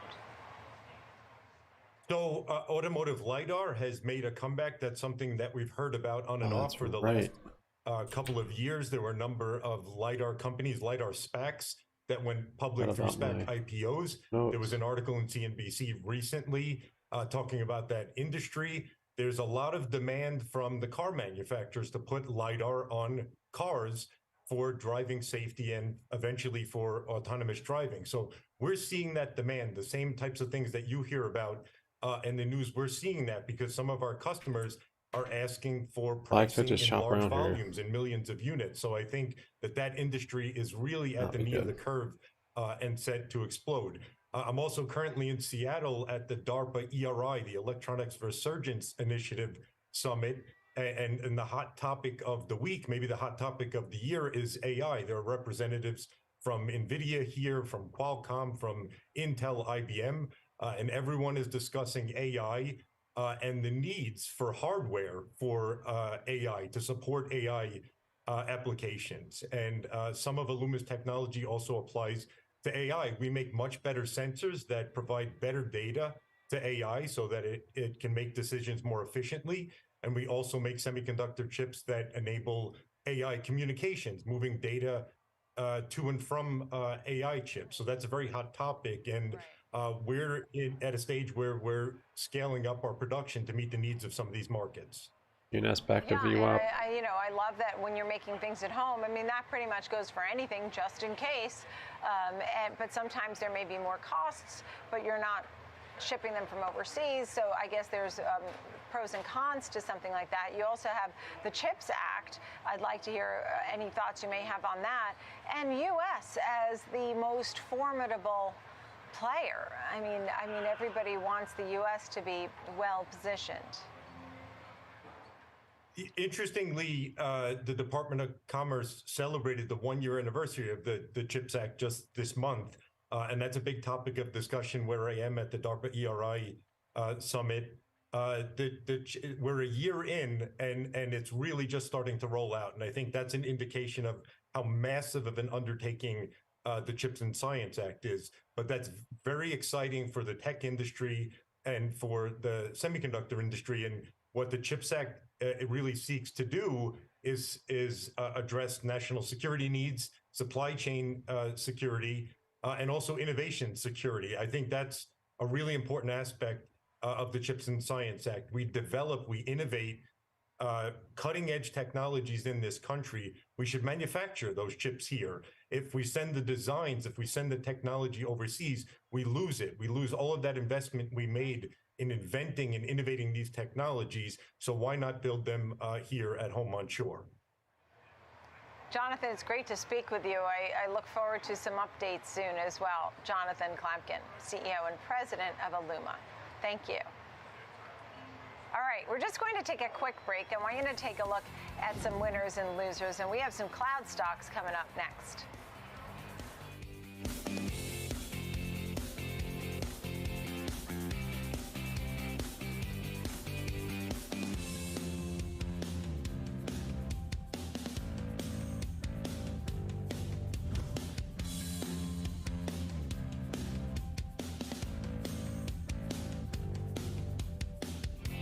I remember when I first started flying and we would experience turbulence, I would watch the flight attendants. If they're not nervous, then I'm not going to be nervous.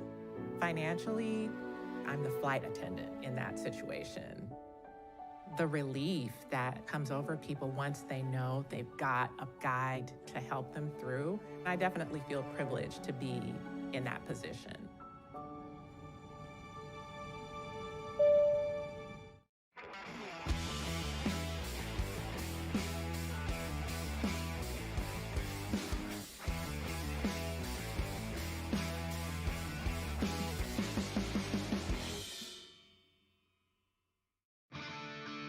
Every morning, every trade, always live. Expert earnings analysis, in-depth technical insights on every changing trend in markets. Available anytime, anywhere, on any device for free.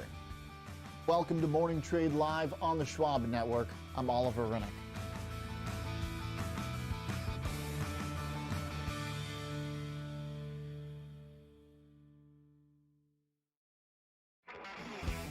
Empower your portfolio with the Schwab Network. Available anytime, anywhere, on any device for free. Schwab Network. Kickstart your morning with a full dose of commodities, technical analysis, economic data, and live reaction in global markets. Available anytime, anywhere, on any device for free. And available on all your favorite streaming services. Futures with Ben Lichtenstein every weekday, 8 a.m. Eastern on the Schwab Network.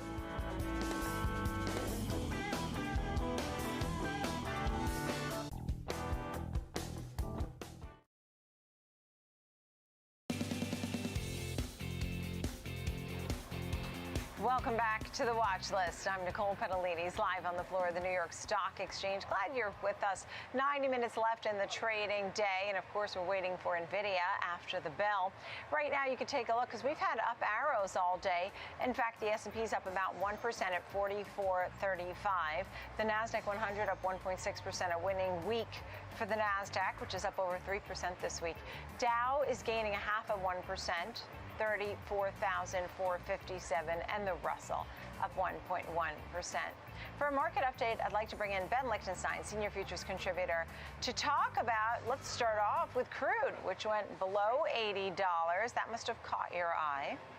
Yeah, it sure did, Nicole. It comes after, some concerns associated with demand, I think, which continue to play out. It also comes with some movement in the U.S. dollar. We saw some weakness in the overnight session. We saw disappointing data out of Europe, the manufacturing numbers out of Asia for the most part in continuation of the trend we've been seeing. So crude dipping and coming under pressure in reaction to the news. Taking a look here, though, you can see it's still holding up above the 50-day moving average and still kind of hanging in there pretty well in this range that we've been in, going all the way back to, we're talking about fall of last year. We just recently came off the highs up around 85.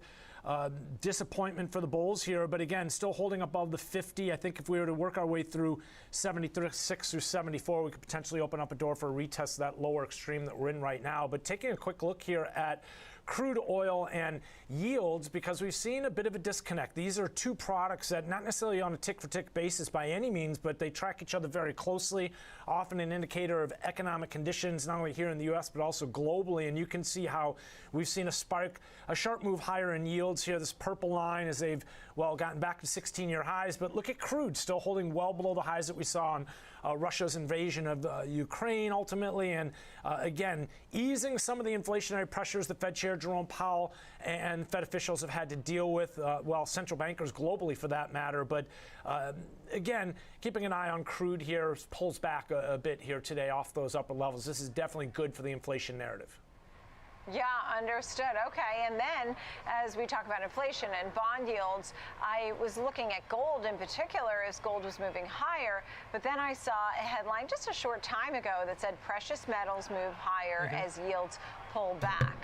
Tell me a little bit about that. Yeah, little bounce in LPTV. Going on LPTV. today. Again, talking about the indices you mentioned is we're 10.5%. higher across the board in the four majors. Solid gains here, up over 1% in 3 of the 4 majors. But I just wanted to point to a couple things here. Let me get a chart ready for you. As you can see, the future side of things first and foremost, Nicole, and how treasuries had been coming off, The right? barbecue climbs back After up to the recent VWAP. test of the 50-day moving average, 5% sharp on it. decline here. You've got the bonds on the left down to the middle, the 117 GNS handle, bouncing off of the VWAP. 10-year on the right here, which didn't actually take out that low from last fall. You can see the bonds on the left did, but follow-through at this point is kind of limited. Look at the snapback here today. So with treasuries coming off here today, off those spike highs that we just recently saw as we took out the October high from last year.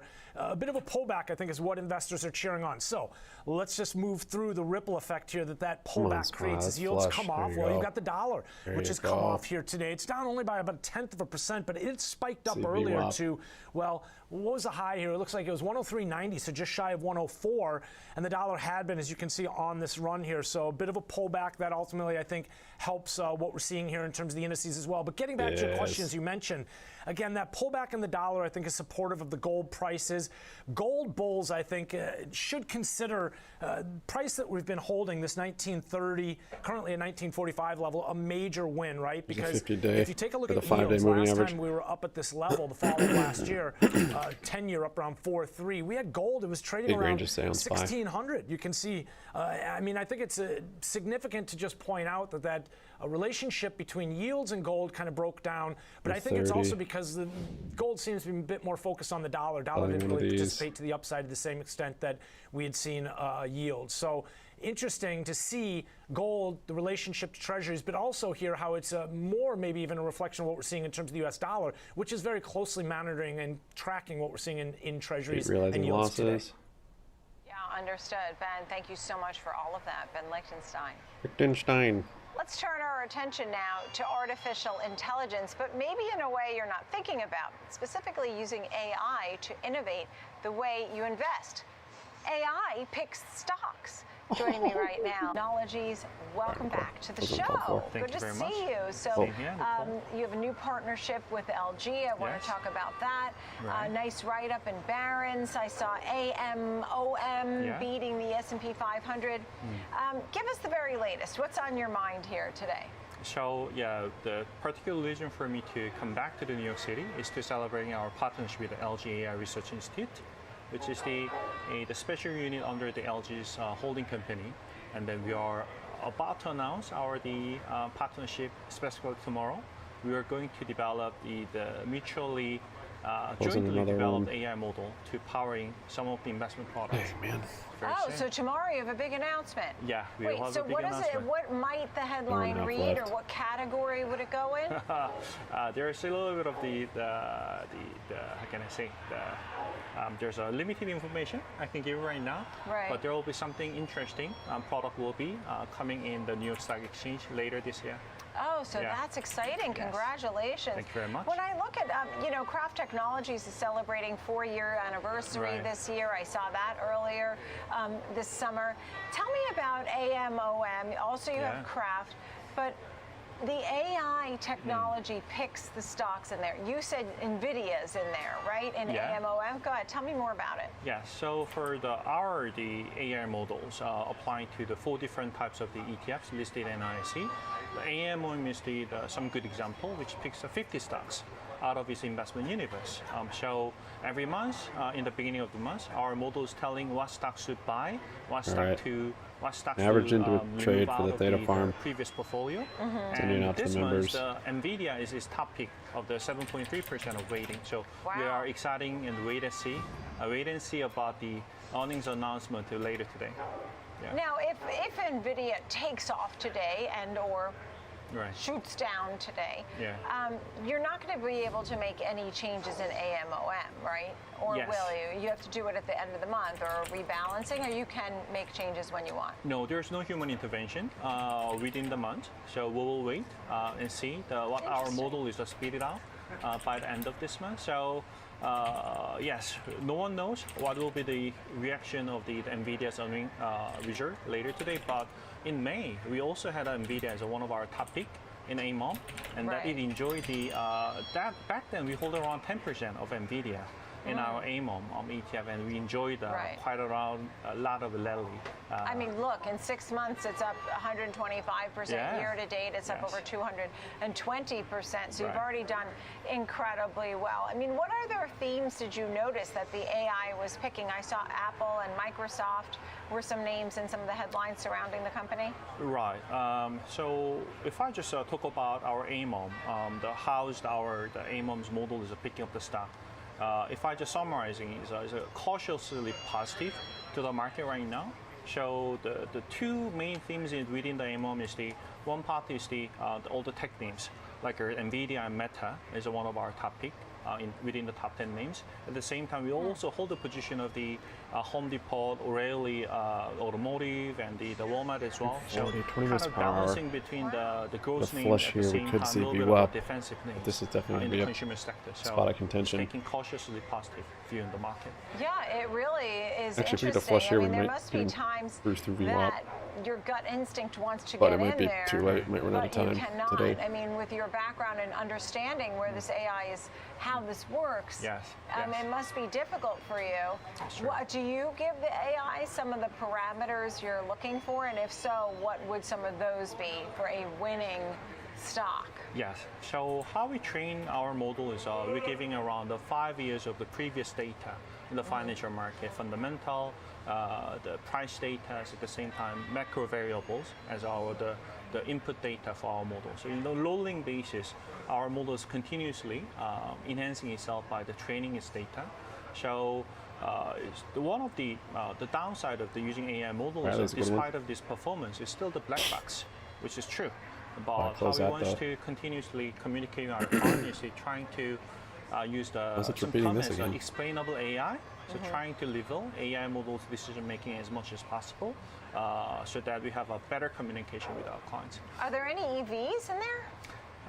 Not at this moment. Yeah, It's not a dumb interesting. AI. Yes. Don't not at you this think moment. that's interesting? Don't you think It's that's true interesting? because the EV has been fairly the big theme throughout Expensive. this year as well, and all the EV makers has been make pretty much good movements right now. Right. But based on our models of previous decision making patterns, that our models is definitely for AMOM is a momentum ETF. Right, It favors the momentum stocks, Right. but at the same time, it also giving a little bit of discount of Right. the relatively overshooted names. Yeah. So let's see. Interesting. And, you know, as I said, both are higher this year. Yeah. AMOM's actually beating the S&P 500, but that's not even the one you would compare it to. But Right. people would take that. Sure. They'd be pretty happy with that. Great to see you, and I want to hear more about this big announcement. And I know you have a Barron's write-up. People could read that. Yeah. Good to see you. Thank you so Thank much. you. Francis O of Kraft Technologies. Still ahead, we'll bring in our panel to discuss Snowflake ahead of the earnings. Get a better picture of the overall cloud space. We'll be right back. Yeah, I think you can close SPY puts 10 minutes after close, or calls by options. Not sure if you can on Webull or not. Probably.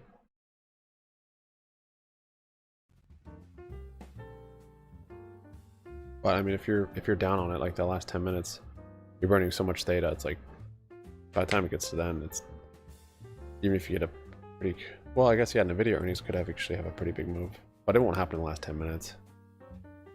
So that's where you have to be trading tomorrow's contracts. You know, the move in the last 10 minutes is going to be very small. So unless if you just open the contracts, yeah, that move's not going to matter. Unless if they come out with earnings right after the bell, which is very unlikely. Usually, yeah, not within 10 minutes. But that is a valid point to think about, because Nvidia could definitely move the market a lot.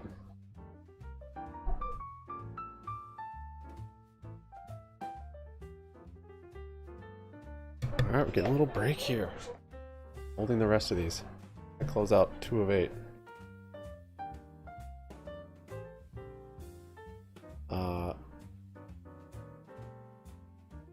Yeah, today I don't feel like I came in tilted from the last 2 days, but no, I didn't. I just didn't follow rules close enough,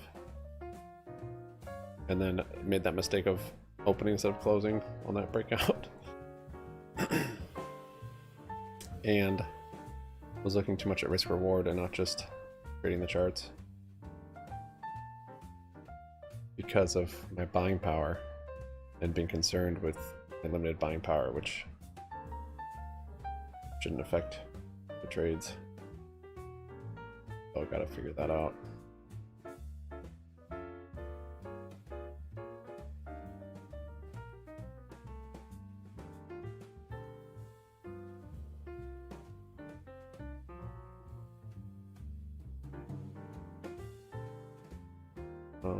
SPY's wanting to hold that 50-day. Don't do it.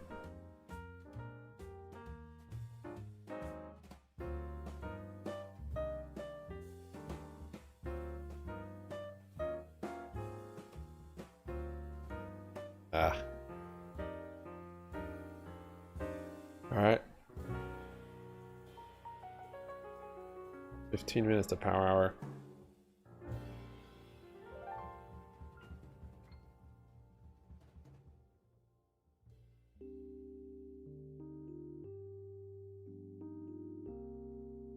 Same.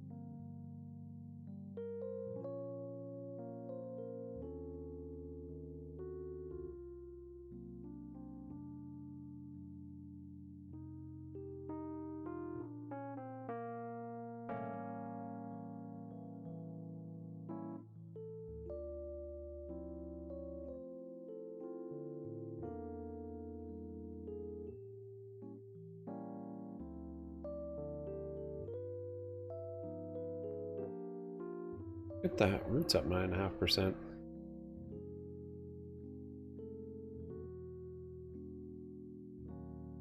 IEP is up almost 7. A nice show of support. Some engulfing candle.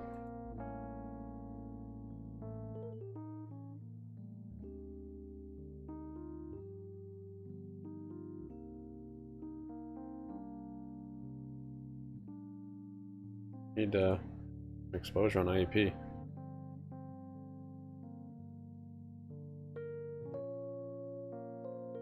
GME, tiny move back up to VWAP. 1% still.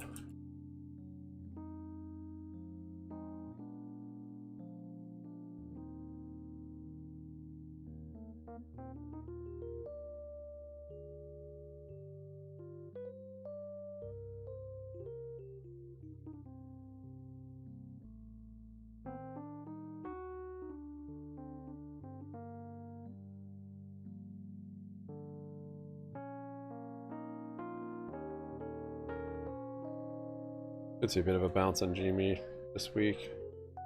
Just a little one back to the moving average.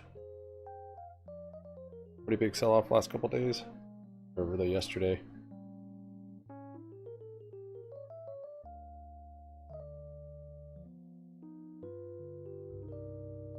Big arrow's messing with me. Get rid of it.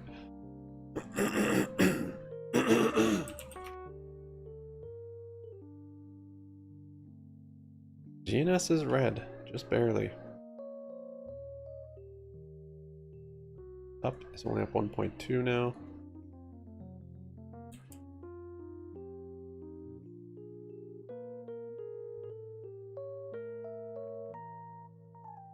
Amazon is a competitor here. We view it as their main competitor, but after Amazon, we think there are few competitors at this level. Kevin, we did a lot on Snowflake here. If you have a thought, please jump in with that. But I am also interested to hear what you have to say about Intuit and Workday, which are due out tomorrow. Now, all of these names have pulled back some. They're all winners year to date. Yeah, I would say for Snowflake, obviously, we're going to be focusing on those clients or the customers that they have been able to bring in that generate more than $1 million or more in revenue. I think that's going to be a really good catalyst for the stock to the upside here, because we might see small and mid-sized businesses really starting to pare back or adjust their enterprise spend, really trying to focus more on, obviously trying to focus more on AI and compute power in itself to be able to build out models rather than cloud storage. And I think that's going to be an area where Snowflake could see a little bit of a tailwind here in the near term, especially when you're looking at the consumption model, which is around 96% of its revenue. As you see these companies starting to ramp up, that could also increase that consumption, which is going to drive revenue dollars. I think in the latter half, or once we start to see this market mature a little bit, and maybe Julie can kind of opine on this, if the market matures here a little bit, that consumption model could start to be a little bit more cyclical. And I'm not sure if the street has really priced that in or not, but right now in the next 8 months, 10 months, 12 months from now, they should be able to see some demand, and they have some pretty good partnerships as well with Microsoft and even NVIDIA, and just having that hype around those two names could also drag it to the upside here, since it's been lagging compared to some of its peers. Right. When you think about Intuit and Workday and both of those names that have pulled back, any final thoughts there on Intuit and Workday, Kevin? Oh, I would think each of those names really definitely have their own uniqueness to them. I think for Workday, for the most part, you want to be able to continue to see them dampen down and try to cut their expenses as much as they possibly can, and really define the area of the marketplace that they want to go. I mean, they have actually transitioned a little bit away from HR, now focusing on the cloud, but they haven't really branded their company in that manner. And I think that's going to be an opportunity for them to try to capture this wave that we have seen for cloud. And for cloud in general, the subsectors in itself have really been the focus. The companies that have the security focused networking aspect of their business as well, the diversified players have been the ones that have been able to perform, those that also can provide software, and those that really just focus just on the cloud storage in itself have been the laggards. And so I think Workday just has to do a little bit of a better job with branding itself here in the near term. Right, understood. Julie, you have a 4-star rating on Intuit, and I'd also like to hear your thoughts on Workday. I know that Snowflake was a top pick of yours, and what other names are top picks? So tell us about Intuit and Workday, and which names are in your top picks. Right. So for Intuit and Workday, we actually are coming into earnings with a fair value estimate on both of them. So we think that they're fairly trading right now. But for Intuit, we think that the small business segment will carry the growth for the quarter because the fourth quarter tends to be very light on the tax side, and they're still undergoing some COVID normalization there. So we really like that in the small business segment. They've done a great job of expanding their portfolio outside of core accounting.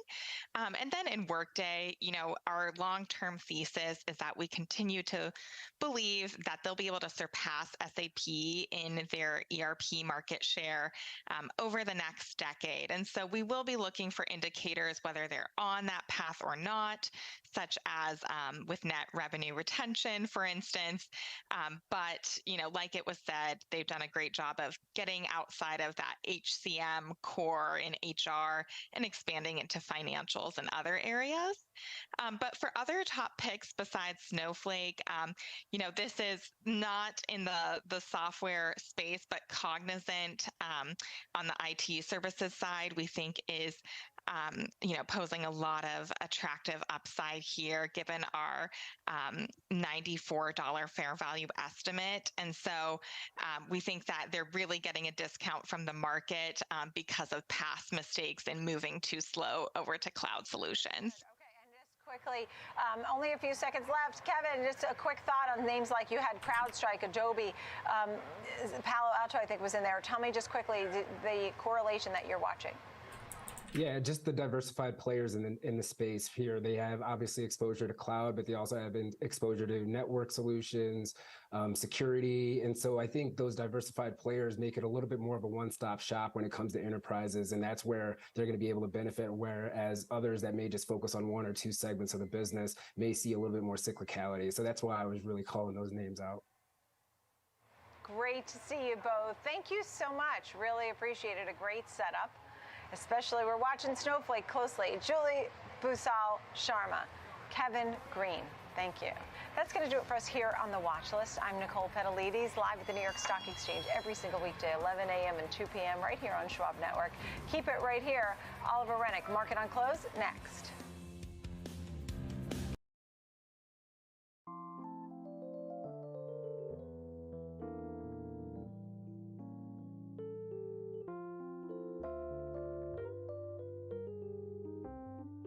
Building up that right shoulder, just starting to climb up back into that trend.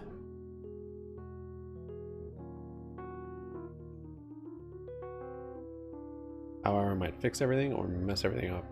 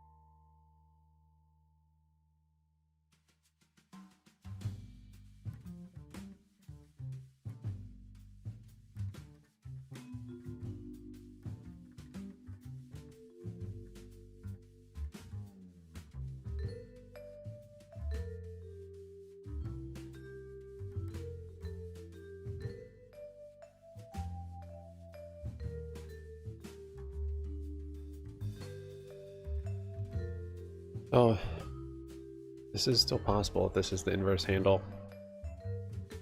on barbecue.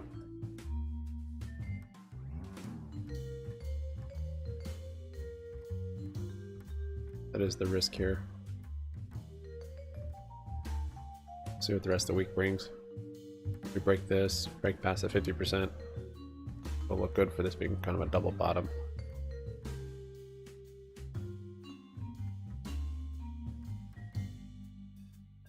Nice to get a close back to VWAP at least.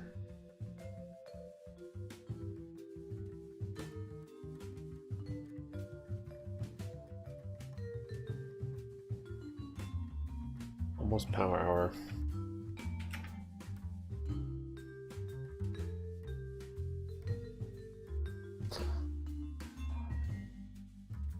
So I can make it to VWAP. Or in a day. I think I can make it out. Actually, even if it happens in a day, I think I'll still be fine.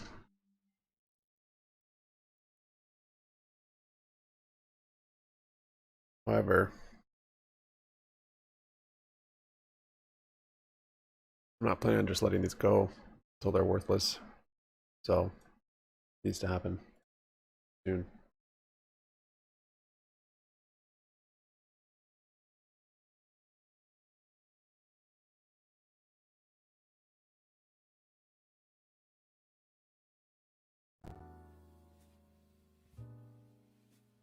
Welcome, Jeffrey. Thank you for being here. Mullen waking up. Hey, you still in Mullen? 31%. Got a little ways to go.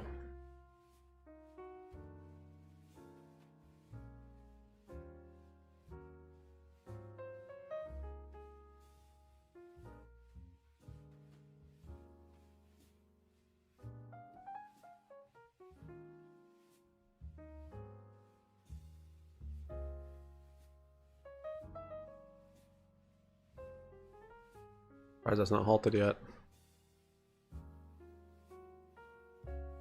Little resistance line. 8 cents.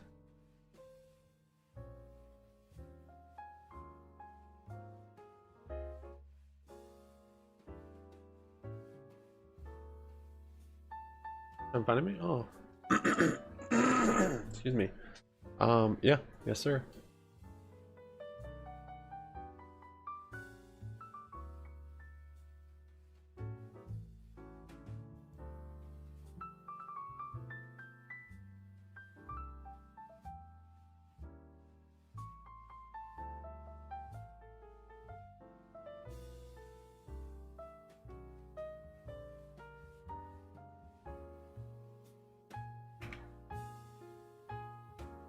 Okay, we're in power hour. AMC is still down 22%. Barbecue up 2.6. BWAP's at 22 cents.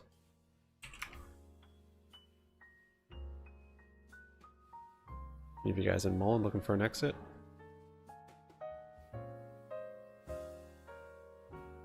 High's coming down a little bit. Needs to break that 50.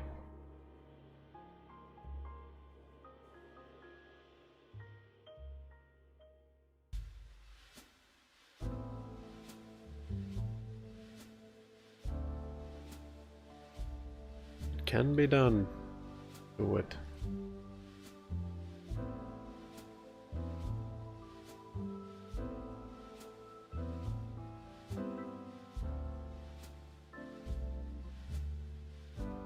Alright, let's see VWAP. Side. We've got bonds rallying today, yields coming back down in a pretty big way. Dollar with a steep reversal from earlier this morning, strength turning into softness there. And you've got a very strong high beta trade. Sounds good, Jeffrey. Yeah, futures are fun. Tech stuff moving the Futures most. are fun to trade. And Bitcoin's even in the mix, so you know there's some risk trade a little on different. for sure. It's pretty clear across the board. Familiar.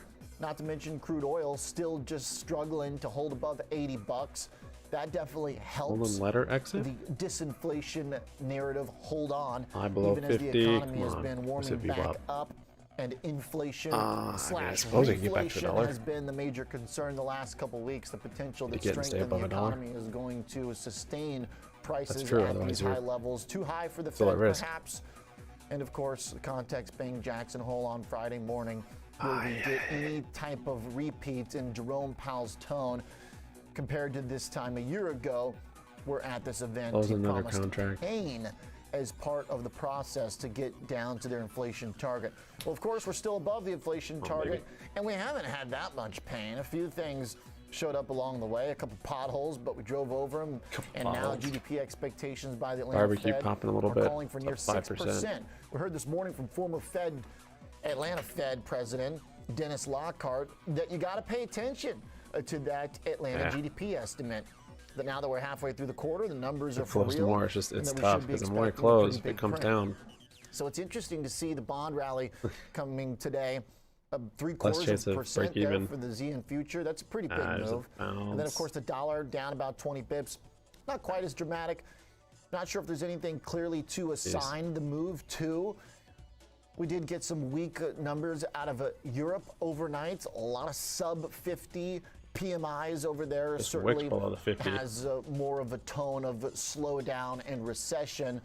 But then the dollar down too doesn't necessarily fit. I would just say that given how fast some of these moves have happened in bonds and the dollar, that there's probably some natural chop happening at some key technical areas. For the dollar, that's happening around 103.5. As you can see on the dollar chart, it's the high end of the range for the last stream usually 6 starts months between since 8:30 the and dollar went 9. into a downtrend. This is basically the high end of that portion of the trading range. So probably makes sense for a little bit of pushback here until we hear from Jerome Powell. There's just not also a Back up in lot this channel, of man. sell-side commentary calling for an extremely hawkish Get Fed. close It some seems more down like there. most of what I'm reading Look at is that still candle. supporting the pause and the data-by-data paradigm. Maybe Powell will have a surprise for us. Maybe he'll go soft like he generally has since the banks gave everyone a scare earlier this year. But there are still cuts being priced in next year, and we know the share more Fed chair is soon? not a big fan of that. So there's some possibility for a little tension between I the don't know a good market and the exit. Fed. But the moves here have been so extreme that without some consolidating up here, that's a confirmation of good a more sign. aggressive stance Mullen. from the Fed, perhaps we can give some of it back. If it breaks maybe. that, Perhaps if it that's holds what's support, happening here.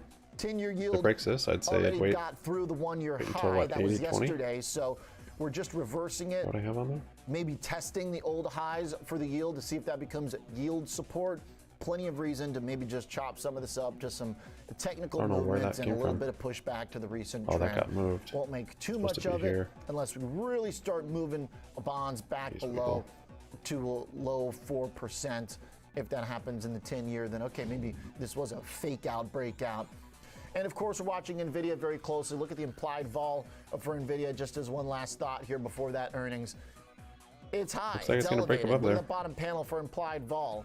So this is going to be a pretty big move regardless. This is telling us that Top of that regardless channel of and direction, SPY. options market is expecting Oh, something dude, big. this thing's pushing back And up to the of course, highs. there's traders are going to want to Okay. fade that and bet for something small, but NVIDIA's Look at that. at very least going to give some excitement. It's just, come on. Volatile You can't power. have that type of huge expectation built in and be boring.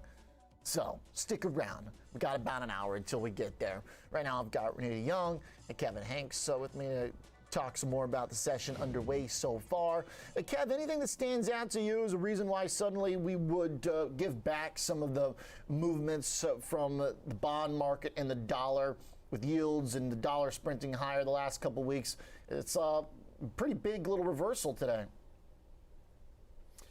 Yeah, I think, well, if you look at the market and why I think that's happening, I think the yield's going significantly lower.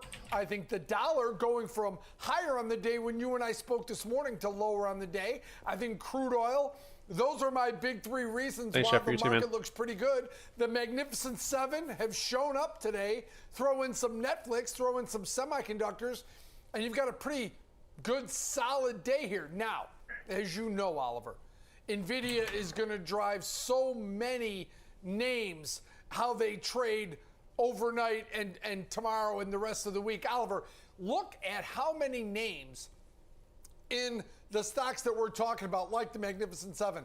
Look how many of them have market maker moves today, which means the implied volatility is showing some type of an event. It's not just NVIDIA. It's Tesla, it's Microsoft, it's Apple. They all have implied volatility implemented moves on the Thinkorswim platform. It's really interesting, including even the SPX has an implied move for tomorrow. So NVIDIA has taken over the entire market. One of the questions that we have today is Snowflake. Is Snowflake going to move because of their earnings or NVIDIA's earnings? That'll be a big catalyst. But I think, Oliver, there's a big sector of AI names that are all going to move off of NVIDIA's report. And it probably won't be the earnings per share people care about. It may not be the revenue that they care about, but the guidance, how they see the things going forward. That's the one that everyone has to wait for. So you may have to wait for a conference call for it to really catch a bid or an offer based on what the news is. But I think the guidance here is going to tear this market up either one way or the other, Oliver. Yeah, that's kind of the thought process I'm in too, where, of course, it's always possible you fade the implied move. But when you get the whole market basically kind of swinging with that sentiment, it definitely ups the stakes for sure. We even got big moves in Netflix, up 4%. There's a little bit of a story there on their own, though, Renita, as some of the data from one firm is suggesting that password crackdown is paying off. Oh, they're saying that for sure. And isn't it interesting how before this happened, a lot of users, they said, I'm going to cancel Netflix. I don't like that they're taking that ability away from me. But it's way better than expected, and it's a testament of possibly the prices, possibly the content, or maybe even Netflix's position in the marketplace. Yeah, people bluffing, saying they're going to leave. Right, and they stick around anyway. Why? Because it's good to them, right? Kind of like a relationship, right? But either way, Netflix saw these subscriber growth in July of 2.6 million gross subscribers. That was a huge export. It was not bigger than June, but it was still large compared to what the company is used to adding. So in June, the company saw nearly 3.5 million, but July was still pretty huge, and about 23% of those signups were on the new ad tier, the ad-supported plan. So what'll be interesting is to find out the composition of subscribers and if that changes, right? And how much it'll likely boost revenue, because at least one firm, Oppenheimer, believes that the new subscriber ads in general will add a ton to the company's revenues for the full year 2023. They believe it'll be about 40% over full year 2022 for revenue. And the stock is strong year to date, obviously up more than 45%, outpacing the market.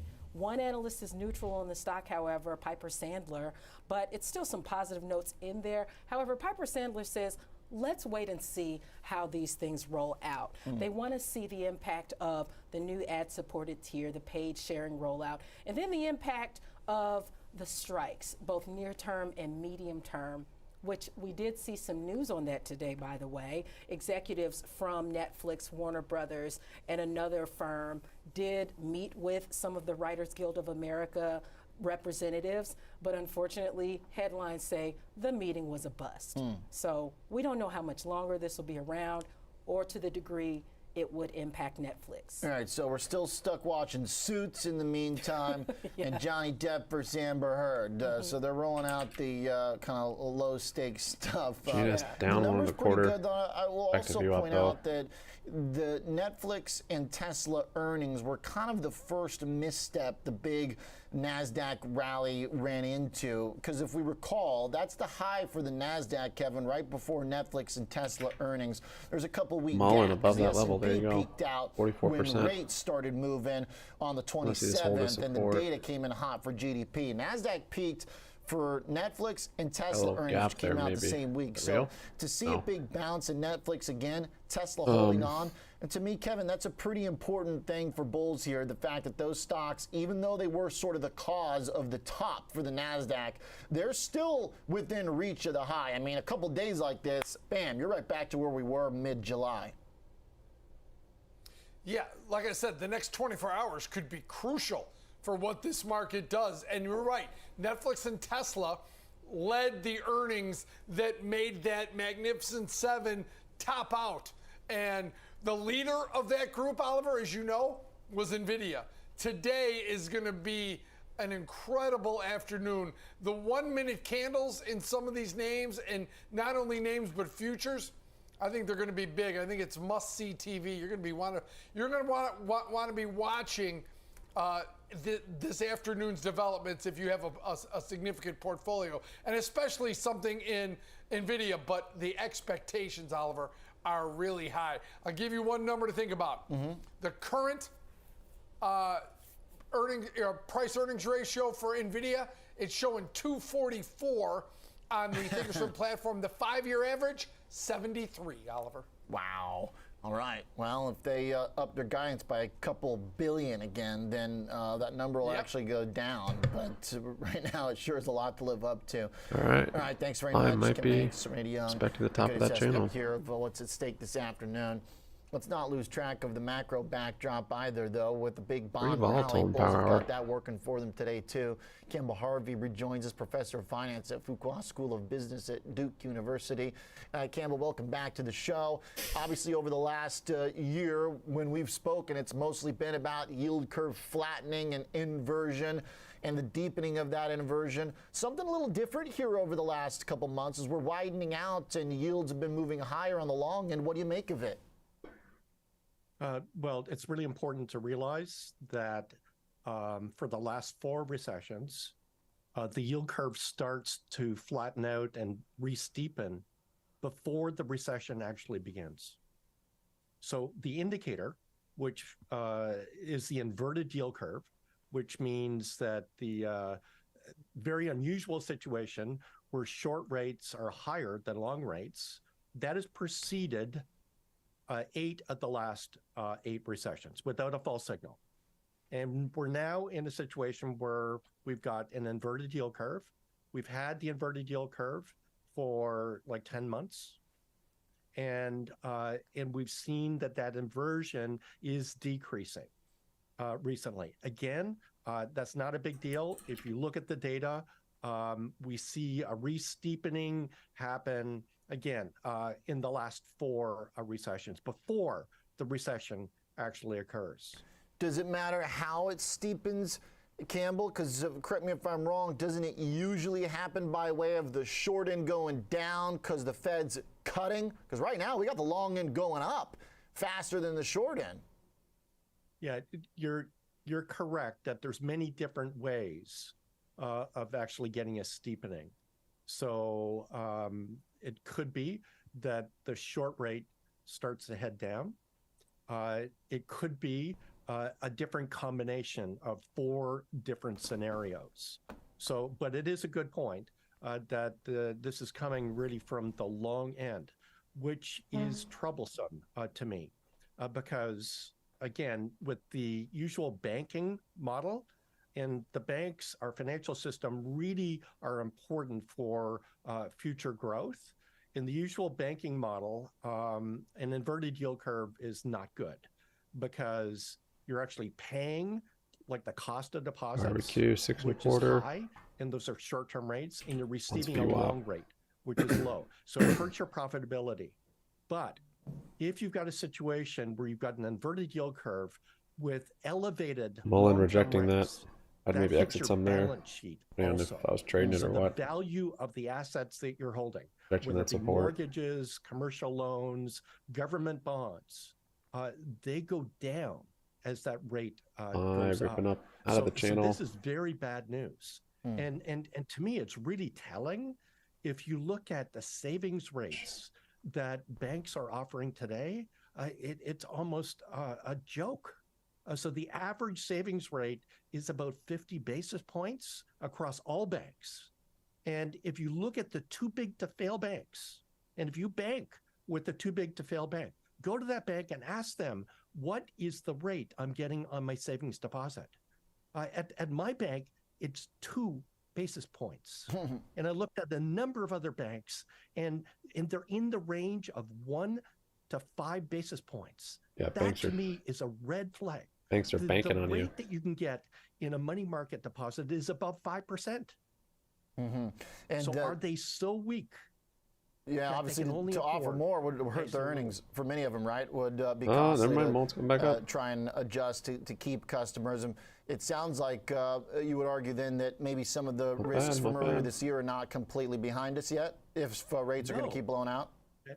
Definitely, these risks are still around. Like I know in March we had like a mini banking crisis, but many banks are in a very similar position to Silicon Valley Bank.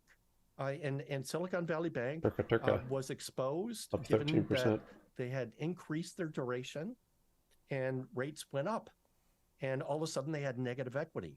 Well, there's a lot of other banks that look like that. And with this long-term rate going up, with this miserable savings rate, what is happening?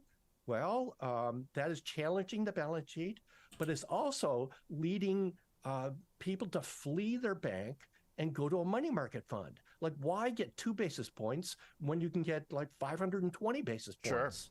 Sure. And what does that do? So what that does is and that means there's less credit to go around. And while we don't see the effect immediately, this squeeze has very negative implications for economic growth. This is one of the big questions we discussed yesterday with Zed Francis, who joined us here from Convexitas in the studio. His point was that credit moves very, very slowly, but can happen quickly when the tightness gets too much and consumers start to break a little bit. It seems like we've got some signs, a risk of some event like that with indebtedness very high. But then we've got GDP expectations getting ratcheted up, and it seems like anytime there's an opportunity for a new home to be sold that gets built, somebody's got enough cash to go and buy it. So what if this curve widens out because growth reaccelerates? Does that soften the blow at all? Yeah, I really think this is the lull before the storm. There's many different indicators that you can look at. In terms of housing, housing prices are flat over the last year.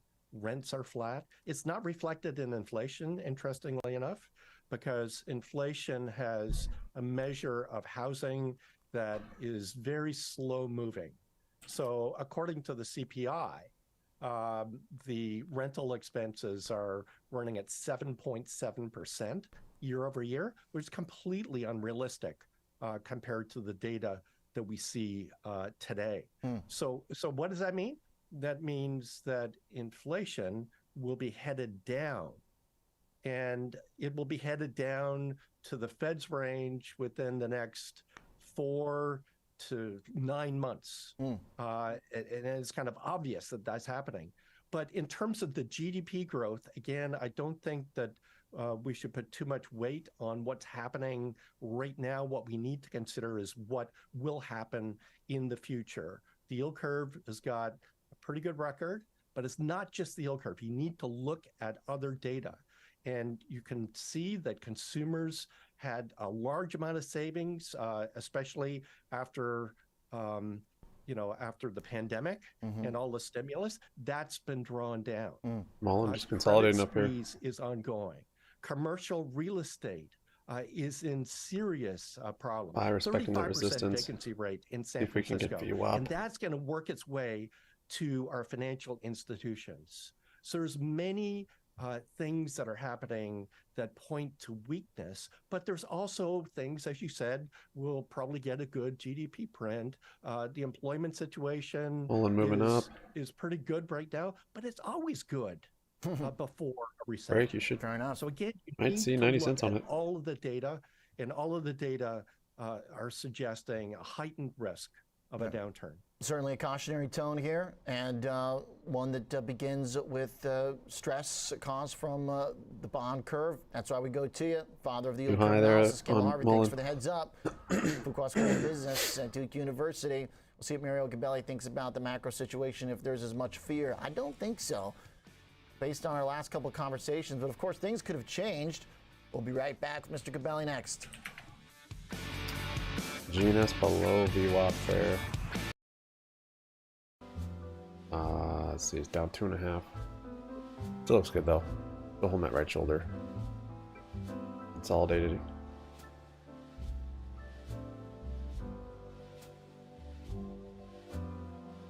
It breaks here though, it's not looking good. That's breaking the neckline of this head and shoulders. So far it has an inverse head and shoulders as well. That would indicate consolidation. So those price points still in play. GNS down 4% there. Got 40 minutes to market close. Barbecue.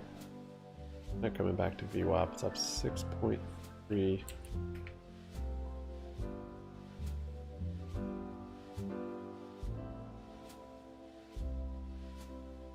Why looking to burn all the premium off?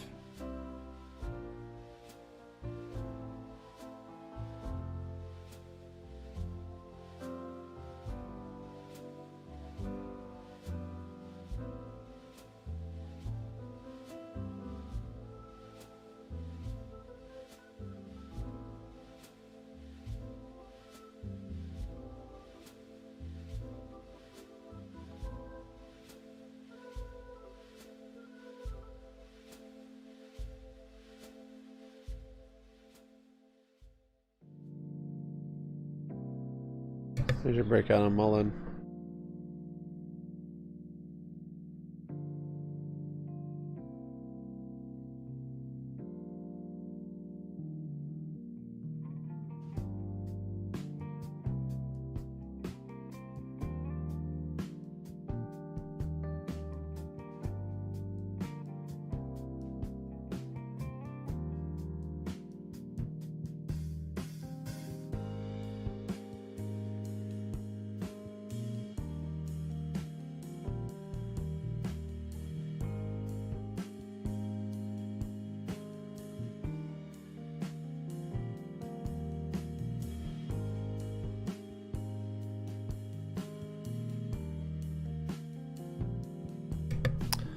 $74.50 on Mullen, up 50%. Excuse me. Yeah, 90's the next resistance on there. I just chopping around. GNS. Is there a gap actually? No.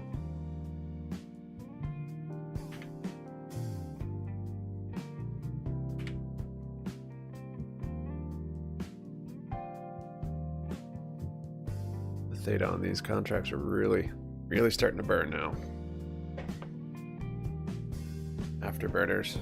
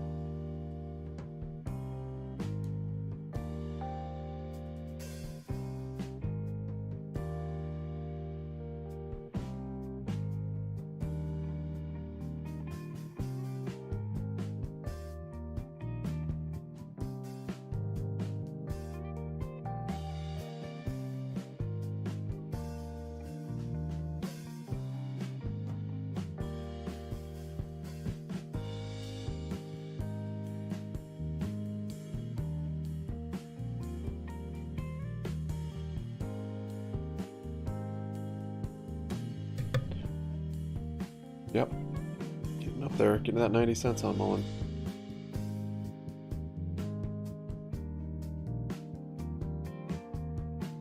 Chinese John. 100%. Be lofty.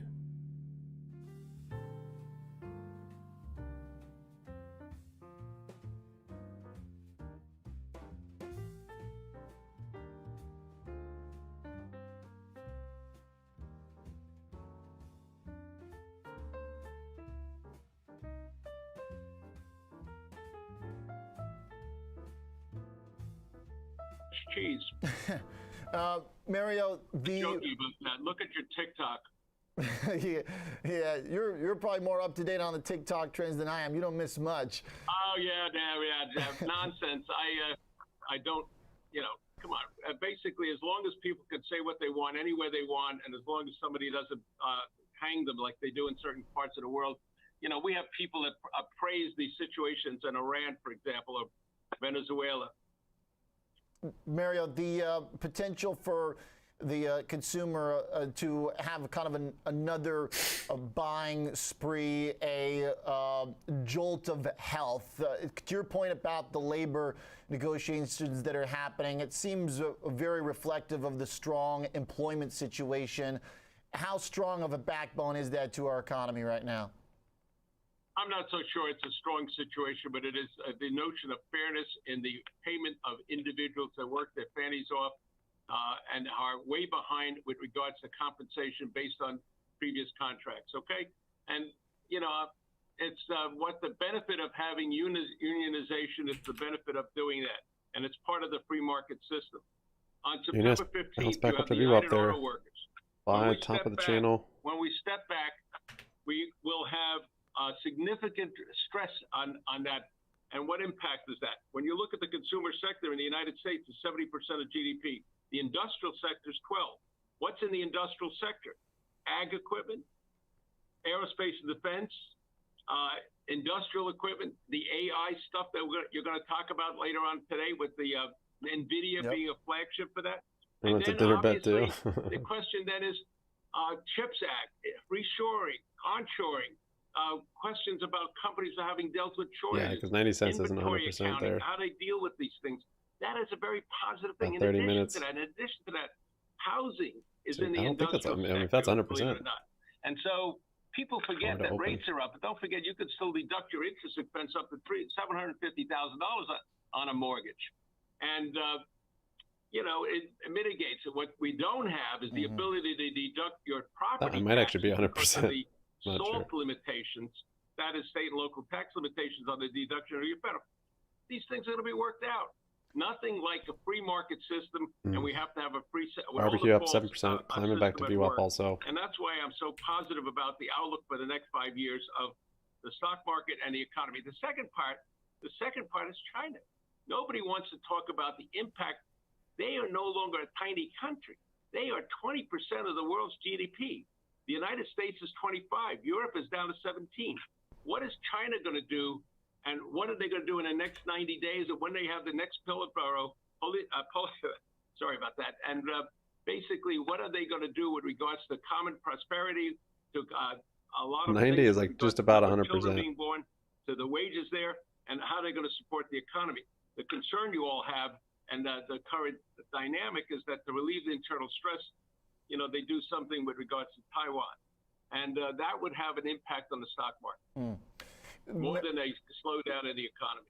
It seems like a lot of it, there's a whole group of investors, a cohort said of 90 investors, cents, not Mario, 90%. mostly bearish inclined investors that really only see China as a geopolitical risk, not so much as an economic benefit or boon to the global economy. Is that the wrong way to view it?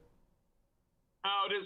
You got to have a balance. Look, Chinese economy is quite strong. It's not the 5% real, but it's better than the 1 or 2% of most of the advanced foreign economies have, AFEs. And so, as a result of that, one has to say, however, they have a structural problem. And the problem is the number of children born was like 1.0 on the fertility rate. That's only 18 million. So they've got to come up with an economic idea of how to 64% continue on the moment. education. How do they kind of do all of those things?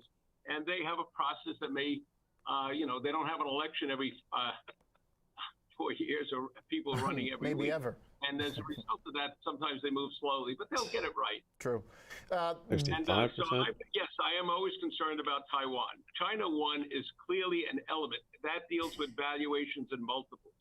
And that's why onshoring and reshoring, in addition to logistics, is going on. Talk to somebody in the Midwest what they're seeing. Talk to somebody in the northern part of Mexico. This is a booming sector.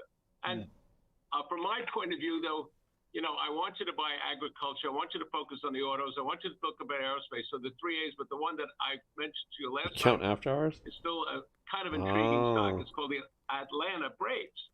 So I want mean, you to buy that a changes baseball everything. team, Oliver. It's the first. Got till what, 7 some o'clock? of you may want to buy a soccer team. I want to buy a baseball. The pitch clock is working. The stock is selling at around 35.6. It's worth 50. That's the non-voting. And you know, I got to tell you, go watch the baseball games today. Yeah, Braves. And what? buy the Atlanta Braves. First in NL East, right? Trade's yeah, working but for the Dodgers are very close, and it's not who's first in; it's who wins. True. All right, yeah. That's for next year and the year after. But who wins in the case of the Atlanta Braves are the shareholders, because the owners are going to figure a way to monetize it. GNS All back right, to so VWAP. the A's are all still intact, and possibly Up still foremost 2.5. the Atlanta Braves there. The autos are still on, the aerospace too. You got Case New Holland. I got Textron. I have a couple of other companies Another that we awful like looking and day that on we're AMC. buying every day. Just So there's down, a lot of opportunities consolidating. out there. And our goal is not next week. Our goal is to make a long-term capital gain and pay the least amount of We've tax. got and pay them later for tax 11 accounts and make the or returns $1.17 for the, all-time lows tax-free on accounts, AMC. whether it's unions or our mutual Definitely funds. seems like it's Right. pulling for that support. But the amount of money going into money market funds is clearly That's very smart. The investors and the owner of that asset is getting smart. So this is good. Lazy assets are working. There's one part you He says overlap with illegal. our last guest. Yeah, no after but hours. Everything else, a nice You cheat. opposition, a dose of optimism and buying. Thanks, Mario, as always. Always a pleasure, Oliver. But the one word he left out was an accounting rule called hold-to-maturity accounting. But we'll get into that another time on the banks. Take care. Yeah, we'll talk to banks next time. Thanks a lot, Mario Cabelli from GAMCO Investors, sticking with a lot of the industrials, autos, and some optimism here in the economy over the next 5 years, in particular the free market, freedom economy of the U.S. Coming up, let's trade some options. Bunch of bullish trades today. No Actually surprise surprised when markets these are contracts ramping still up, have but like even 40% of their value. gets some Like crazy. love. Snowflake ahead of earnings. I guess they're has a close big enough trade. to the We'll talk money. about that. I don't know.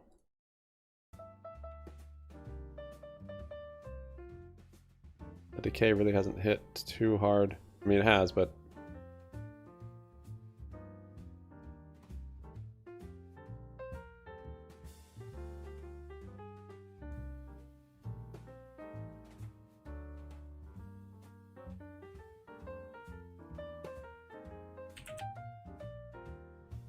oh, these are turning into lottos. Did not want that. Gotta close more on that low. That's crazy.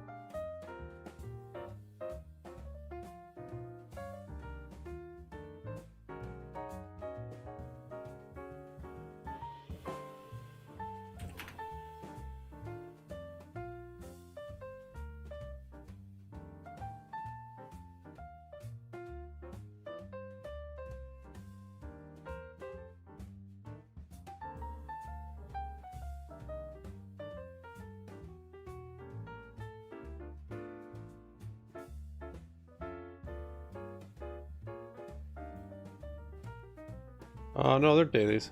Fair today.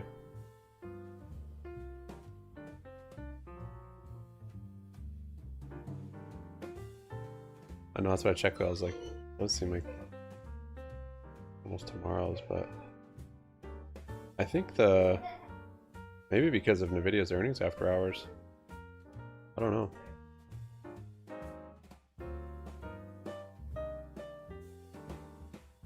IB's staying elevated.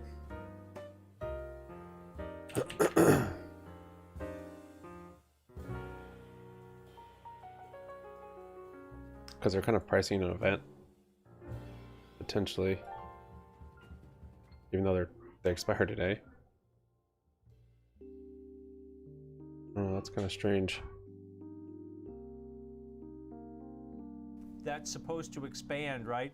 They've got all these customers that create over $1 million in product revenues for them, about 373. They're trying to expand that, getting more into the AI side here. But we saw some call buyers in there in the August 25th weekly series. On the 170 strike call, the option market's pricing in about a plus or minus 10% move, just over $16 either way. So they're buying the 170 strike calls in the options that expire this Friday. They bought 3,000 of those, paid $340 debit for them. So the break-even 173.40 over the next 2 days. That's about 11% above the current share price. So just outside of that one standard deviation move that the option market's pricing in. Call volume about 2.5 times normal daily average volume, which you'd expect going into this report, with the shares up over 2% on the back of this tech rally. Yeah, seriously, that's a pretty big bet. So $340 each, 170 trading right now. 156. That would be a big, big rally. Yep. All right. Well, they call NVIDIA the kingmaker. We'll see if that's true. Yeah. Because Snowflake right now certainly is not on the throne. No. All right. How about let's go Thermo Fisher. Okay. 3.5% rally today. Yep.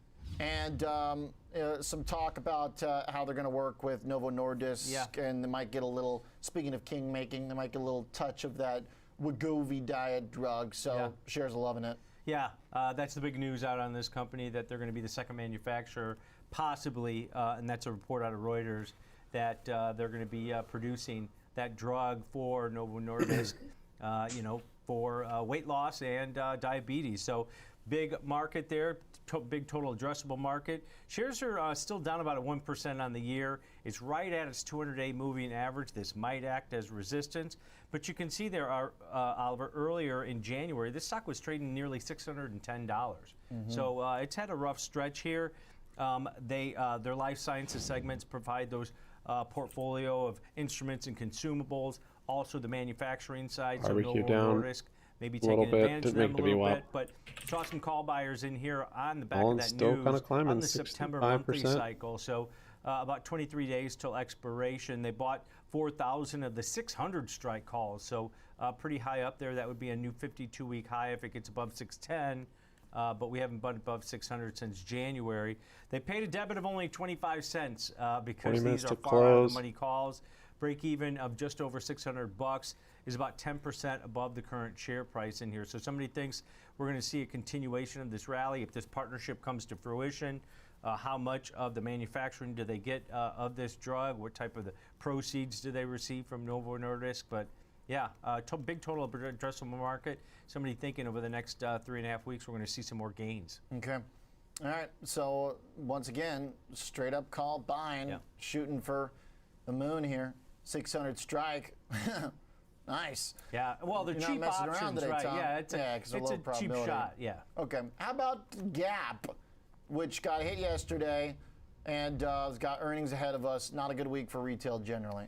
Well, yeah, for generally, but then you look at Abercrombie, they did well, and I think that's maybe what somebody's setting up for. Option market's pricing in a plus or minus 14% move in the shares, so big on a percentage basis, about $1.30 either way. Shares are down about 14% so far this year. In the retail sector in general, whether it's apparel or the stores, it's been winners 10 minutes for God's going to rip us back to the high of the day. Earnings season for them. But expectations pretty high for this one as far as a big move post earnings. But we had somebody in there buying some short-term calls in that August 25th weekly series that expires in just a couple days. They're buying the 9.5 strike calls. They bought over 12,000 of those. Average debit of about 58 cents on those. So the break even just above $10. That's about 4.5% above the current share price within that one standard deviation range that the option market's pricing in. At this point, call volume about 4 times normal daily average volume, even though there's only about 15,000 calls in total traded in Gap stores, most of them on this strike. Somebody betting that we're going to see a surprise to the upside, and you're seeing what ANF is doing.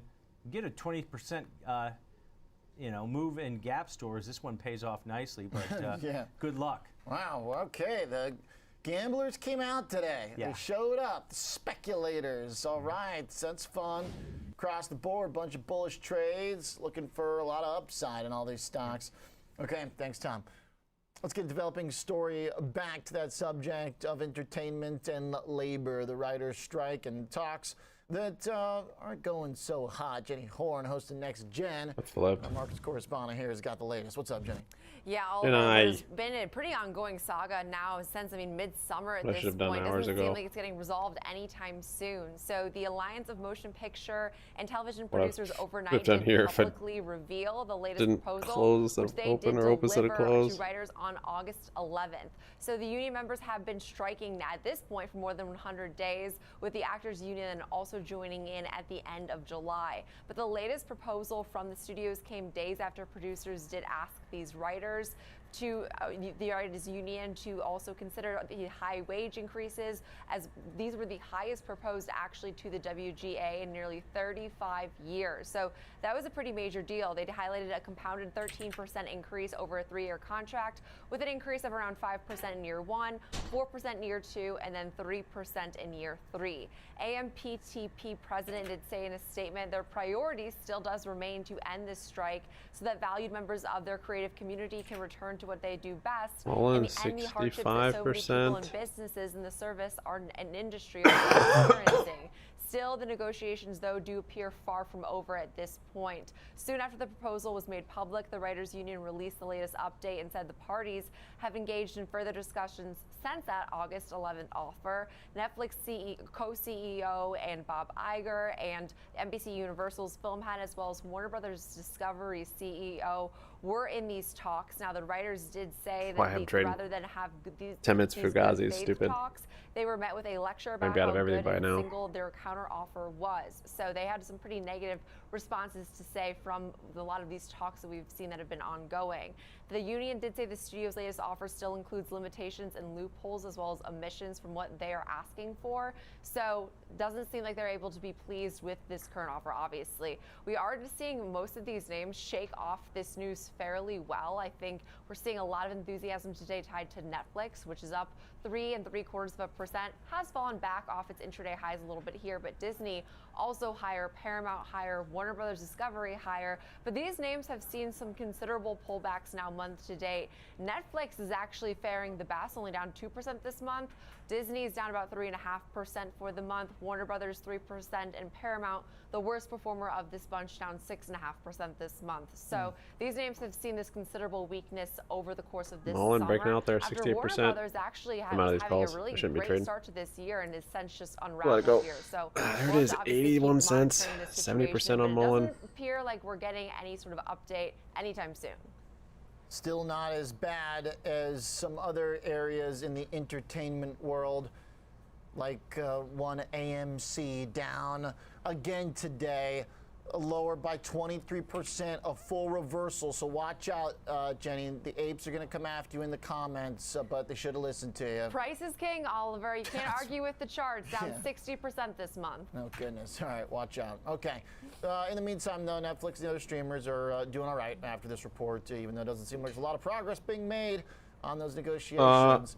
Okay with it in the maybe. I don't. Big bull bounce When do they usually come out? Let's talk about that bounce that Mr. Dan Dimon. I'm not going to do the earnings call. I can leave it on for a bit. We got Bitcoin up next to stocks. We got first bonds 10 minutes, coming 15 minutes. back down into something a little bit more recognizable of yield territory. Dollar slipping kind of out of nowhere, Dan. What am I missing?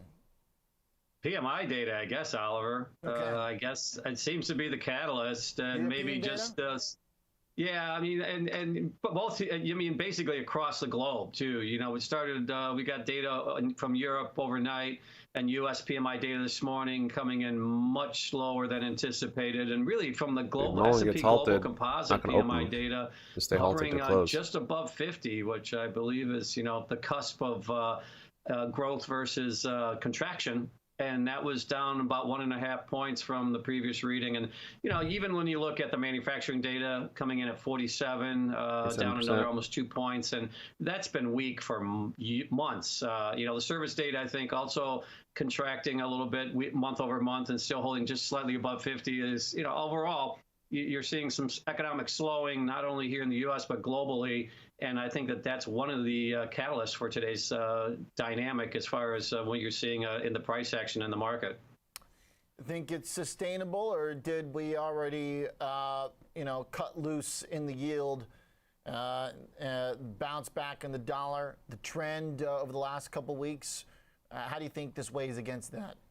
Yeah, well, we got some key levels here we're going up against now, Oliver. When you look at the 50-day moving average, for all the major indexes, now the Russell's still well below, but the NASDAQ is touching its 50-day moving average, trying to regain its momentum here. S&P similar, as well as the Dow. So I think that that's one area that market participants should keep a close eye on. If this shift in momentum is for real or not, it would have to, certainly take out the 50-day moving average and climb back above there. That will be a significant dynamic, I guess, when you look at from a technical standpoint, if we're able to do that over the next couple of days. But I guess the tone will be set in the earnings from NVIDIA over after hours today, trading up here, 471, so pushing up towards those highs of the day. There's before that announcement. 80% on Mullen. The other thing that, Oliver, that I think is interesting is, as you mentioned, with yields coming down as much as they are today, as well as the dollar under some pressure, reversing actually, because it went up to better than 2.5-month highs earlier in the session, is the metals. You're seeing gold and silver catching a bid on the heels of the reaction to some of these other asset classes. Yeah, totally. I'm glad you brought that up. Silver up 4%. Gold making moves back up now $20. Still pretty solid, hanging on near 2,000. And that's not necessarily a message about some big economic down move, right? I mean, silver's got some of that industrial connection. Copper's up today, too. Yeah, right. Yeah, exactly. Yeah, it's interesting. And, and the positive reaction that we're seeing in the equity markets on the heels of what would appear to be some significant economic slowing, is also something that's counterintuitive. But again, when you have the reaction that we're seeing in the treasury markets, particularly, that kind of stemming some of that selling pressure is one of the reasons I think why we're seeing a reaction in the equity markets. Plus, they were a little oversold. We have been unable to hold the gains. We'll see how we finish out today, and probably more importantly, how the market reacts tomorrow after the earnings announcement from NVIDIA after the close. Okay. Thanks, Dan. Good thoughts and a nice heads up on a few things we missed here with the metals trade doing very well today. Silver, copper up, gold too. Dan Deming, KKM Financial. When we come back, we've got a Schwab big picture thoughts and the bell in 10 minutes, roughly. Then buckle up for earnings. 10 minutes, Just getting Fugazi. warmed up. Here we go.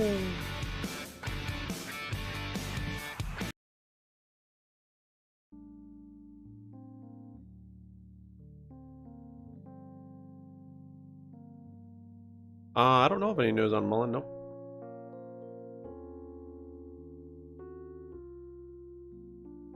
The GME apes at AMC burn knows the time.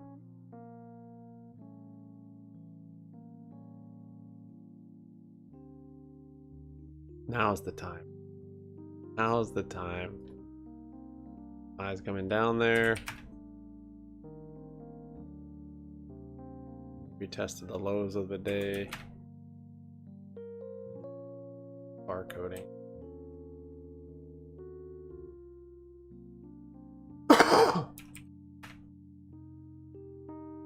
Barbecue up 5%.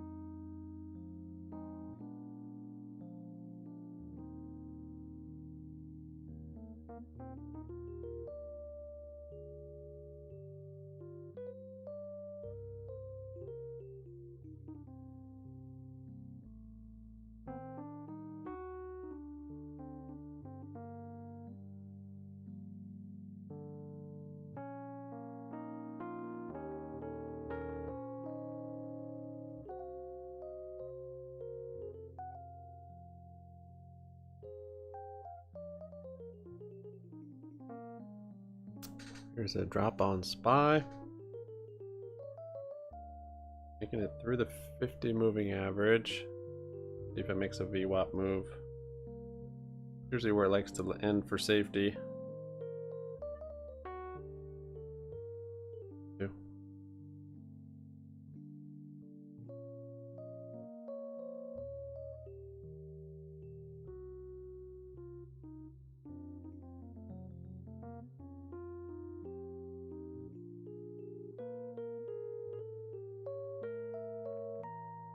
Got Beachbody coming up. This Wednesday.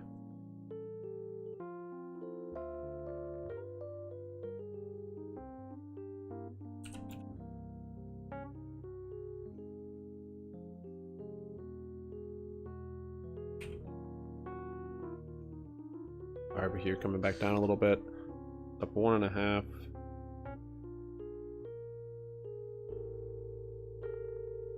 GNS also coming back down. Now it's down 7.5. So why don't you still hold that right shoulder?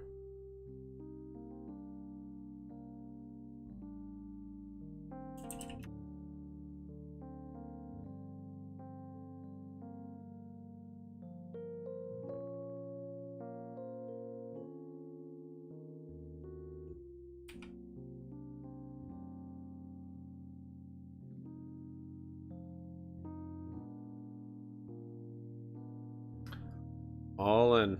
Looks like 90 cents is not 100%. Hit about 80% there. Buy still coming down.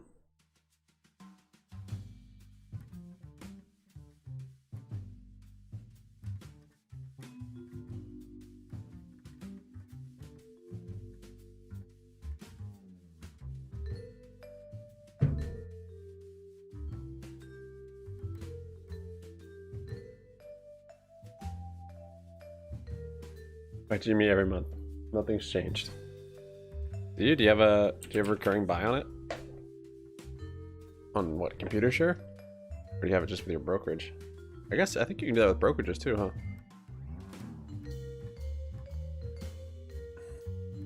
Usually hear about that with ETFs. You should have it on GME, that'd be hilarious. Excuse me. Bought some puts for Nvidia, Bubba?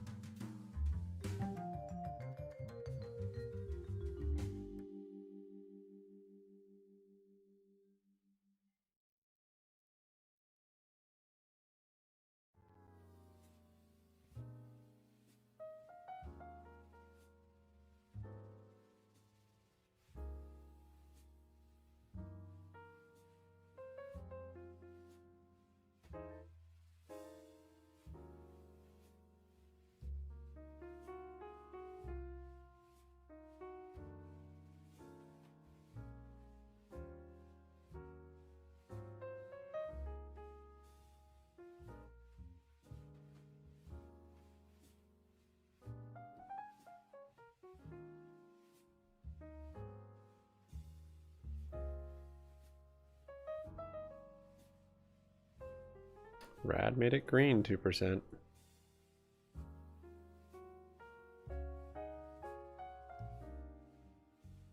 For bounce back up to, I don't know, 170 or so for that moving average, maybe the 50. Up, still up 2.75.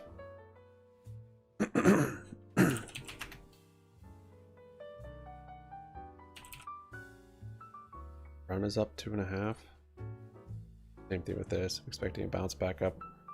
Retest the breakout and the moving average. And we'll see if this is resistance now or if we bust back through there.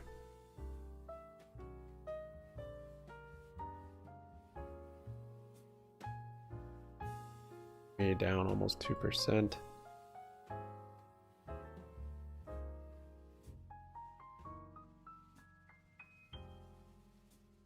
Barbecue green 1.5.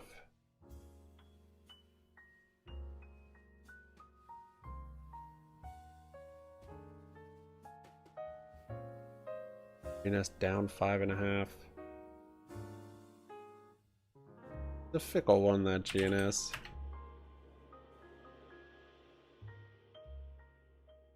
Still up 3.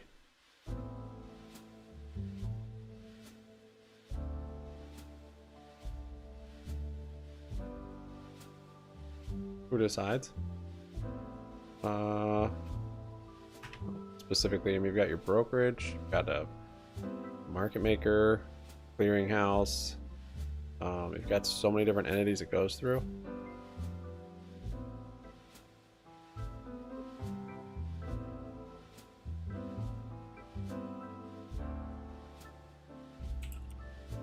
Video moving.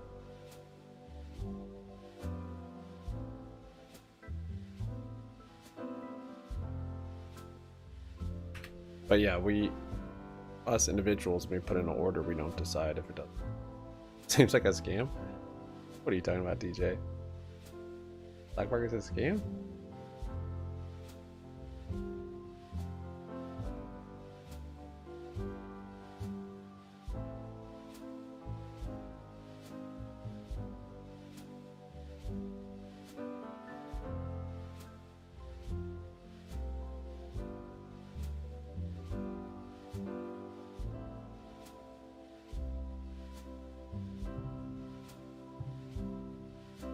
There's the bell.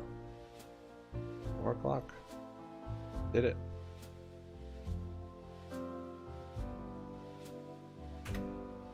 Here's NVIDIA.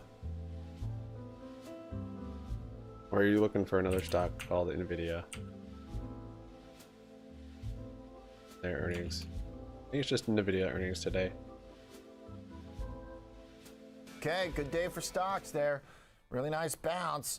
Certainly building up some hope ahead of all these big events, including, of course, NVIDIA coming out within the next 20 minutes. Hopefully, don't make us wait Congratulations too long. to you too, John. But we Dave will from the be Bay. busy with Snowflake, Splunk, Autodesk, and NetApp in the meantime.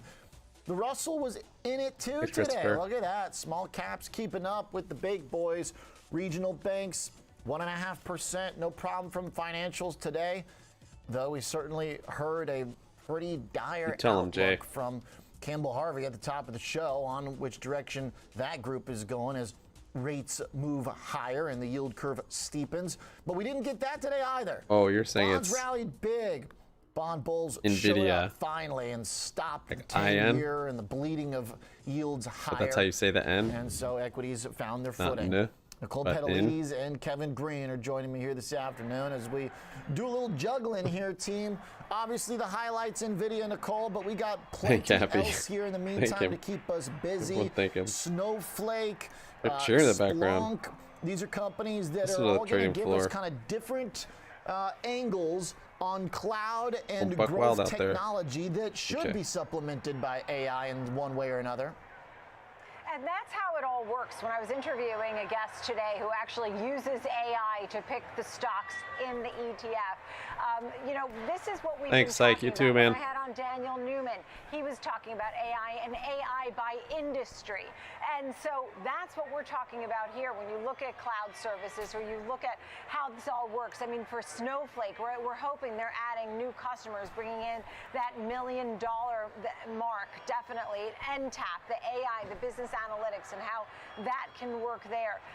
Autodesk, you know, that's been growing pretty fast. Can it really outpace the rest of the software industry? And for Splunk, seeing some great revenue because of demand trends and cloud services and licensing. And these are the types of things, at least in part, that come from AI. Here's Autodesk on the move on the right track here. Autodesk Nice ripping. bounce. And I do like this one to start with because the shares have literally gone nowhere for a year. They've gone a lot of up and down with a pretty wide range between 230 and 180, but ultimately have been pretty well penned and anchored to $200. So a move to the upside of 221 represents a little bit of a break free from a fairly tightly range-bound stock. Their earnings for the trailing quarter came in at $1.91. Street was looking for $1.72. Sales of $1.34 billion are also ahead of the estimate. And there was an expectation that maybe some of the growth would remain a little bit sluggish here to some extent, but it seems like the market's happy with it. And they did give a fiscal year outlook of 375 to 394 for the bottom line. So that's the figure they're given for the full year. On an adjusted basis, I'm not sure if that's going to be, there we go, adjusted 730 to 749. That's what most analysts use. And they were looking for 728. I like so that. That's a pretty nice beat for the fiscal year outlook for earnings. Kevin Green, what about revenue and growth right now? I think right now, when you're looking at this earnings announcement, it definitely beat both on the top and bottom line. It does show some growth there. I think when you're looking at some of the internals, the total billings actually did decrease around 8% on a year-over-year basis. That's not something that you'd like to see, but I think the market was actually expecting a little bit more than that. And when you're talking about this forward guidance, obviously they're going to be also a major player when it comes to not only AI, but just building out designs in general. And we have seen just this huge influx of demand when it comes to industrials, materials, and that's where they're going to get a lot of their revenue from. And the subscription revenue in itself is going to be something that provides them a little bit more stable revenue moving forward. I'm actually looking at the guide potentially missing. I can subscribe. Big thanks to Ace. But that is, so I'm looking at an adjusted guide. It looks like it actually is in line here. I think there's a couple of different estimates that are out there, but overall, I think this is going to be a decent play, not only just once again in the AI space, the design space, but in the industrial space that continues to see a lot of spend. When you're looking at the IRA that we passed here a couple of months ago, that's going to flow directly into a lot of these industrial players that's going to need to utilize the software that Autodesk provides. Indeed. Revenue 1.38 to 1.4 billion for the next quarter. Pretty nice little marginal beat. It's a victory. No misses here by any means, Nicole.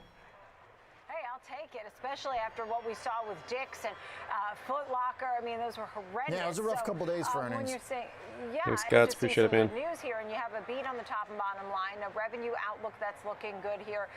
There was concern about, from Morgan Stanley, for example, just talking about recession and things like that, some headwinds that could be facing a name like Autodesk, but seeing the billing stabilization. So this jump here that we're seeing in the after hours certainly seems to be a good sign here for Autodesk overall. I mean, it's been 6 months. It's been relatively flat for shareholders. So let's see if this gives it a little boost. Yeah, and not a ton of confidence from analysts, mostly bulls, but a good bit of holds as well, and actually a couple sells on Autodesk, where the other companies we're going to talk about maybe have max one sell. Nobody says to sell Splunk, and only one person says to sell NetApp. You know, Autodesk has definitely had some doubters in the mix, despite the fact that their product suite is so industrially geared. I would also think that it doesn't hurt to see some of the macro improvement for this company too, because that's going to support autos. It's going to support industrial and manufacturing needs. Let's keep going here. NetApp, which will bring us more towards the storage in the cloud side, but particularly the storage business that's also going to overlap a little bit with Splunk, Datadog. Companies in the cloud group that have been particularly swingy, but swinging to the upside over the last couple months, of course. NetApp taking a little bit of a reversal here. After a first bounce, the shares actually are ticking a bit lower now, but we'll give it a sec to settle. It doesn't seem like there's a big problem here on the top or bottom line to me, Kevin. Kind of looks like they met to slightly exceeded both figures.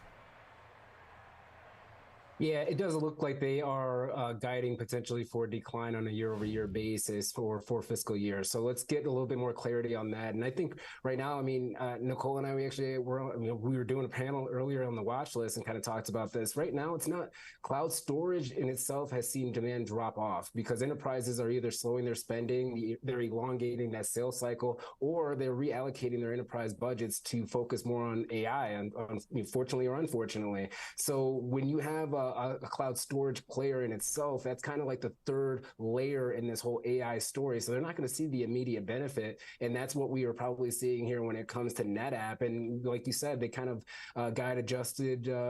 They have Q2 guidance between 1.455 billion and 1.605 billion. Popping a little bit. Street was looking at 1.51 billion. So I mean, they beat. It came when out. We're looking at the fiscal year guidance in itself, but I think just some of the commentary about slowing in their business in itself, looking at their customers really paring back here when it comes to the amount of spend and consumption is probably what's hurting the stock at this point.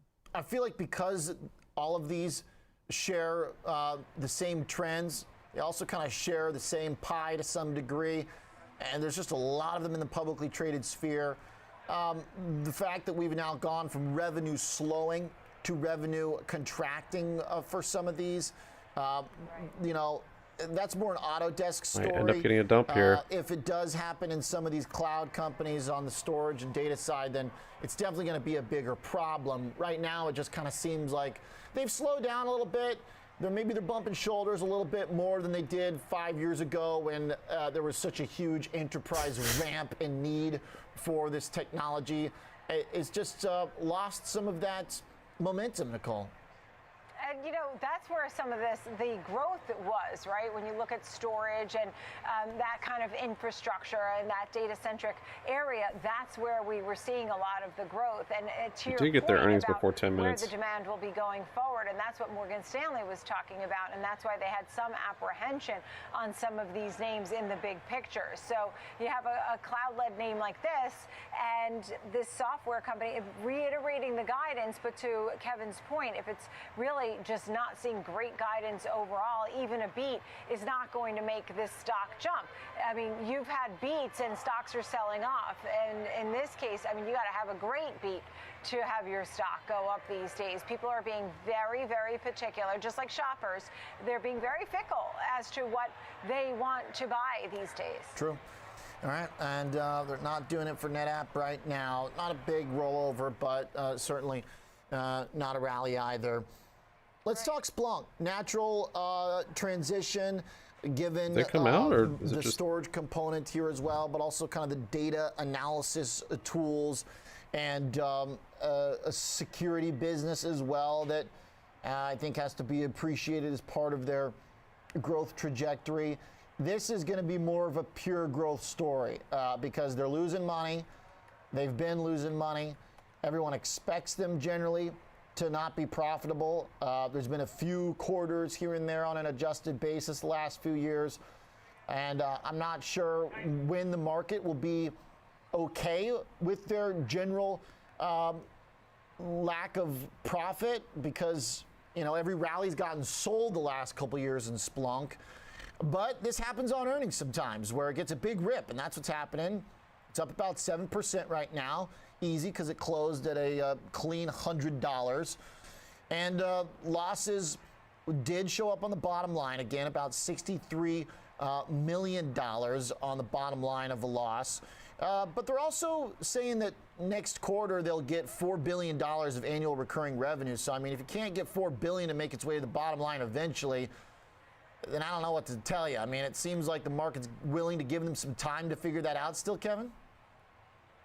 Yeah, I think right now what we are seeing is the fruits of their labor when it comes to transforming their business. And when you're looking at some of the internals of this report here, they had annual recurring revenue increase 16% on a year-over-year basis. You also had 840 customers with total ARR greater than $1 million. That increase of 111 by 111 customers on a year-over-year basis. So what we are actually seeing is kind of the fruits of their labor. Once again, they're kind of really focusing, trying to expand out in markets that do see a significant amount of demand, and they've also been able to reduce costs, and that's why we're seeing this margin expansion when it comes to their business in itself. So I think that's probably what the street is really rewarding them for. Their cloud revenue grew at 29% on a year-over-year basis as well. I mean, overall, when you're looking at the internals of this report, it actually looks pretty good. And the cloud business in itself is actually bucking the trend compared to some of the other names that we've been talking about, not only just today, but over the last couple of weeks.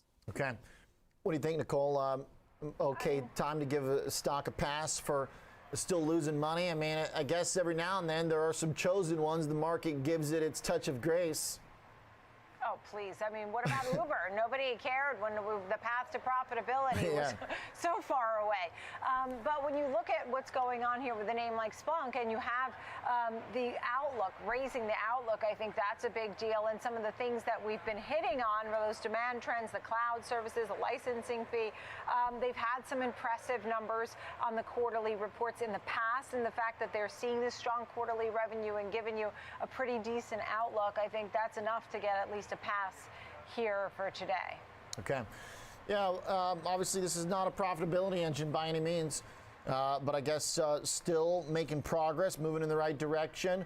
Market okay with it for now. Yeah, it's getting there, Oliver. I mean, they had free cash flow increased 273% on a year-over-year basis. Good. I mean, obviously they're not going to have that comp. Maybe they will, but it would be hard to have that comp looking at next year. But are they not released yet? In itself means Pretty that big they move. probably could see some profitability here in the coming quarters, and that's probably another hope that the investors are looking at, and why we're seeing a bit in the stock. Buy once, cry once. I like that. Stock. Free cash flow generally kind of the next step to profitability, right? That's where it starts accumulating. Buy it right. Sticking to the bottom line. All right. Annual recurring revenue up too. I mean, they've got for customers with ARR of $1 million plus 834. So that's pretty solid. We've talked about some companies here that are upwards of the thousands or so, but Splunk right now, after getting creamed the last 3 years, maybe down here, compared to where it was a couple years ago, this thing has gotten crushed. So market may be saying enough is enough, possibly, after trading at 225. 6 minutes? How do you know when it's going to come out? Can get some love, because boy, does it need it. Out of all these stocks, Snowflake probably is still one of the most recognizable, given the fairly high-profile debut during the COVID boom and a couple huge rallies that ultimately gave way to selling, and then being basically mired down below $180 for much of the last year. Snowflake has been fairly disappointing from an investment standpoint. But given the connections to NVIDIA, hopes remain pretty high. And the numbers are certainly okay. Sales beat the estimate by about 12 million. Street was expecting 662. They reported 674. Earnings 22 cents versus 10 cent adjusted. If you don't use adjusted, they're also money. I didn't know you could actually know. I didn't know they released that. $20 million. So we are still kind of in this category of slow turns to profitability. But yeah, I mean, I don't know. Snowflake lost 220 million. Splunk lost 60 million. So it still is got some work to do here, Nicole. Yeah, and in the last earnings report, this got a nice pop off the earnings, and you have to wonder, even if they're losing money, is it good enough? And the fact that they're throwing around AI, you have a double beat. You have a beat on the top and bottom line, as you noted, with earnings and revenue, but also just the fact that they're talking about that they're fully ready to enable more growth, interest in the AI, that they're in the AI areas that they're seeing. I wanted to see the number of folks, the customers, more than 1 million with the trailing 12-month product revenues. That's going to be a key number. So that is something that I was waiting to see. But in the meantime, they have seen some demand that's working, and I think the growth in AI is going to help this kind of company. Okay. It certainly is supposed to. So this might be a conference call situation. Is that why stock's just kind of lingering here, Kevin? They're going to wait for the words, commentary? Yeah.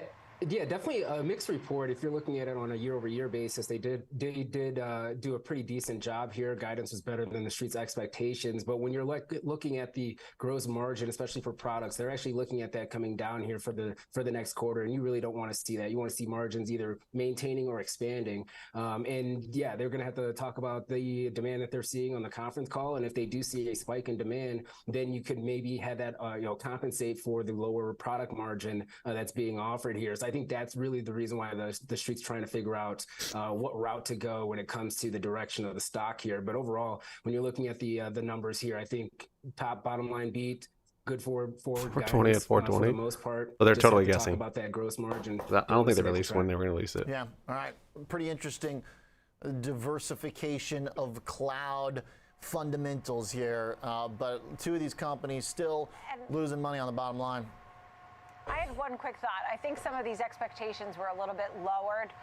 And so when you're beating, that's okay, right? Because you're beating some lowered expectations.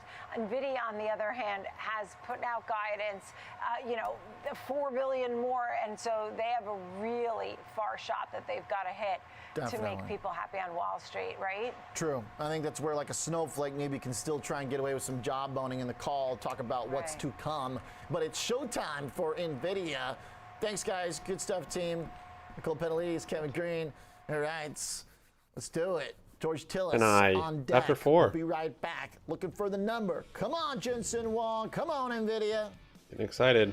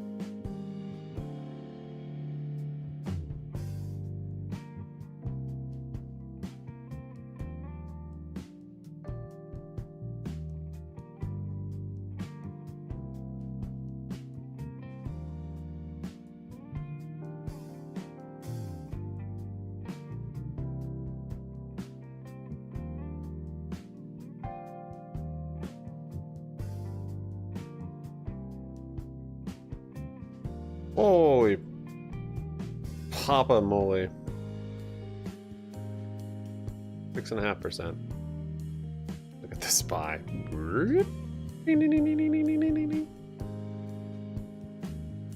At 508.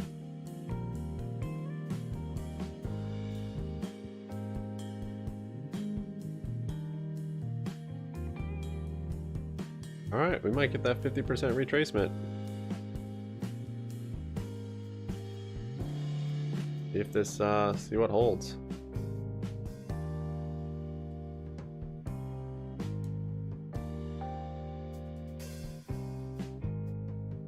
A $4 billion beat to revenue expectations. Now we have arrived at that quarter, and they cleared the hurdle easily.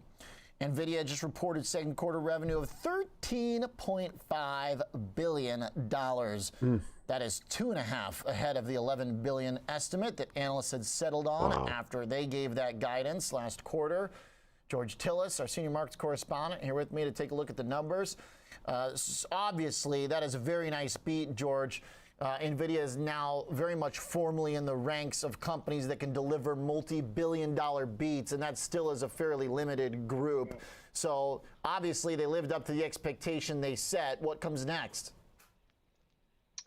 Well, that's a good question. I think obviously guidance is going to be significantly important for NVIDIA going forward, at least from the standpoint of price, which again, is hitting or close to hitting some of the 52-week highs prior to this announcement. Ooh, 16 but just look billion, at these they numbers; say. they're incredible. Sorry, OJ, I didn't get that. Next quarter, they're saying $16 billion. Street was expecting 12.5, so I guess they did it again. Yeah. So that's another, 25 that's or all-time highs for 30% 'em. improvement over the estimates. That's, again, another remarkable guidance number. I mean, last quarter, they guided higher by 60%. The estimates for this quarter in terms of sales were estimated to be 64% higher.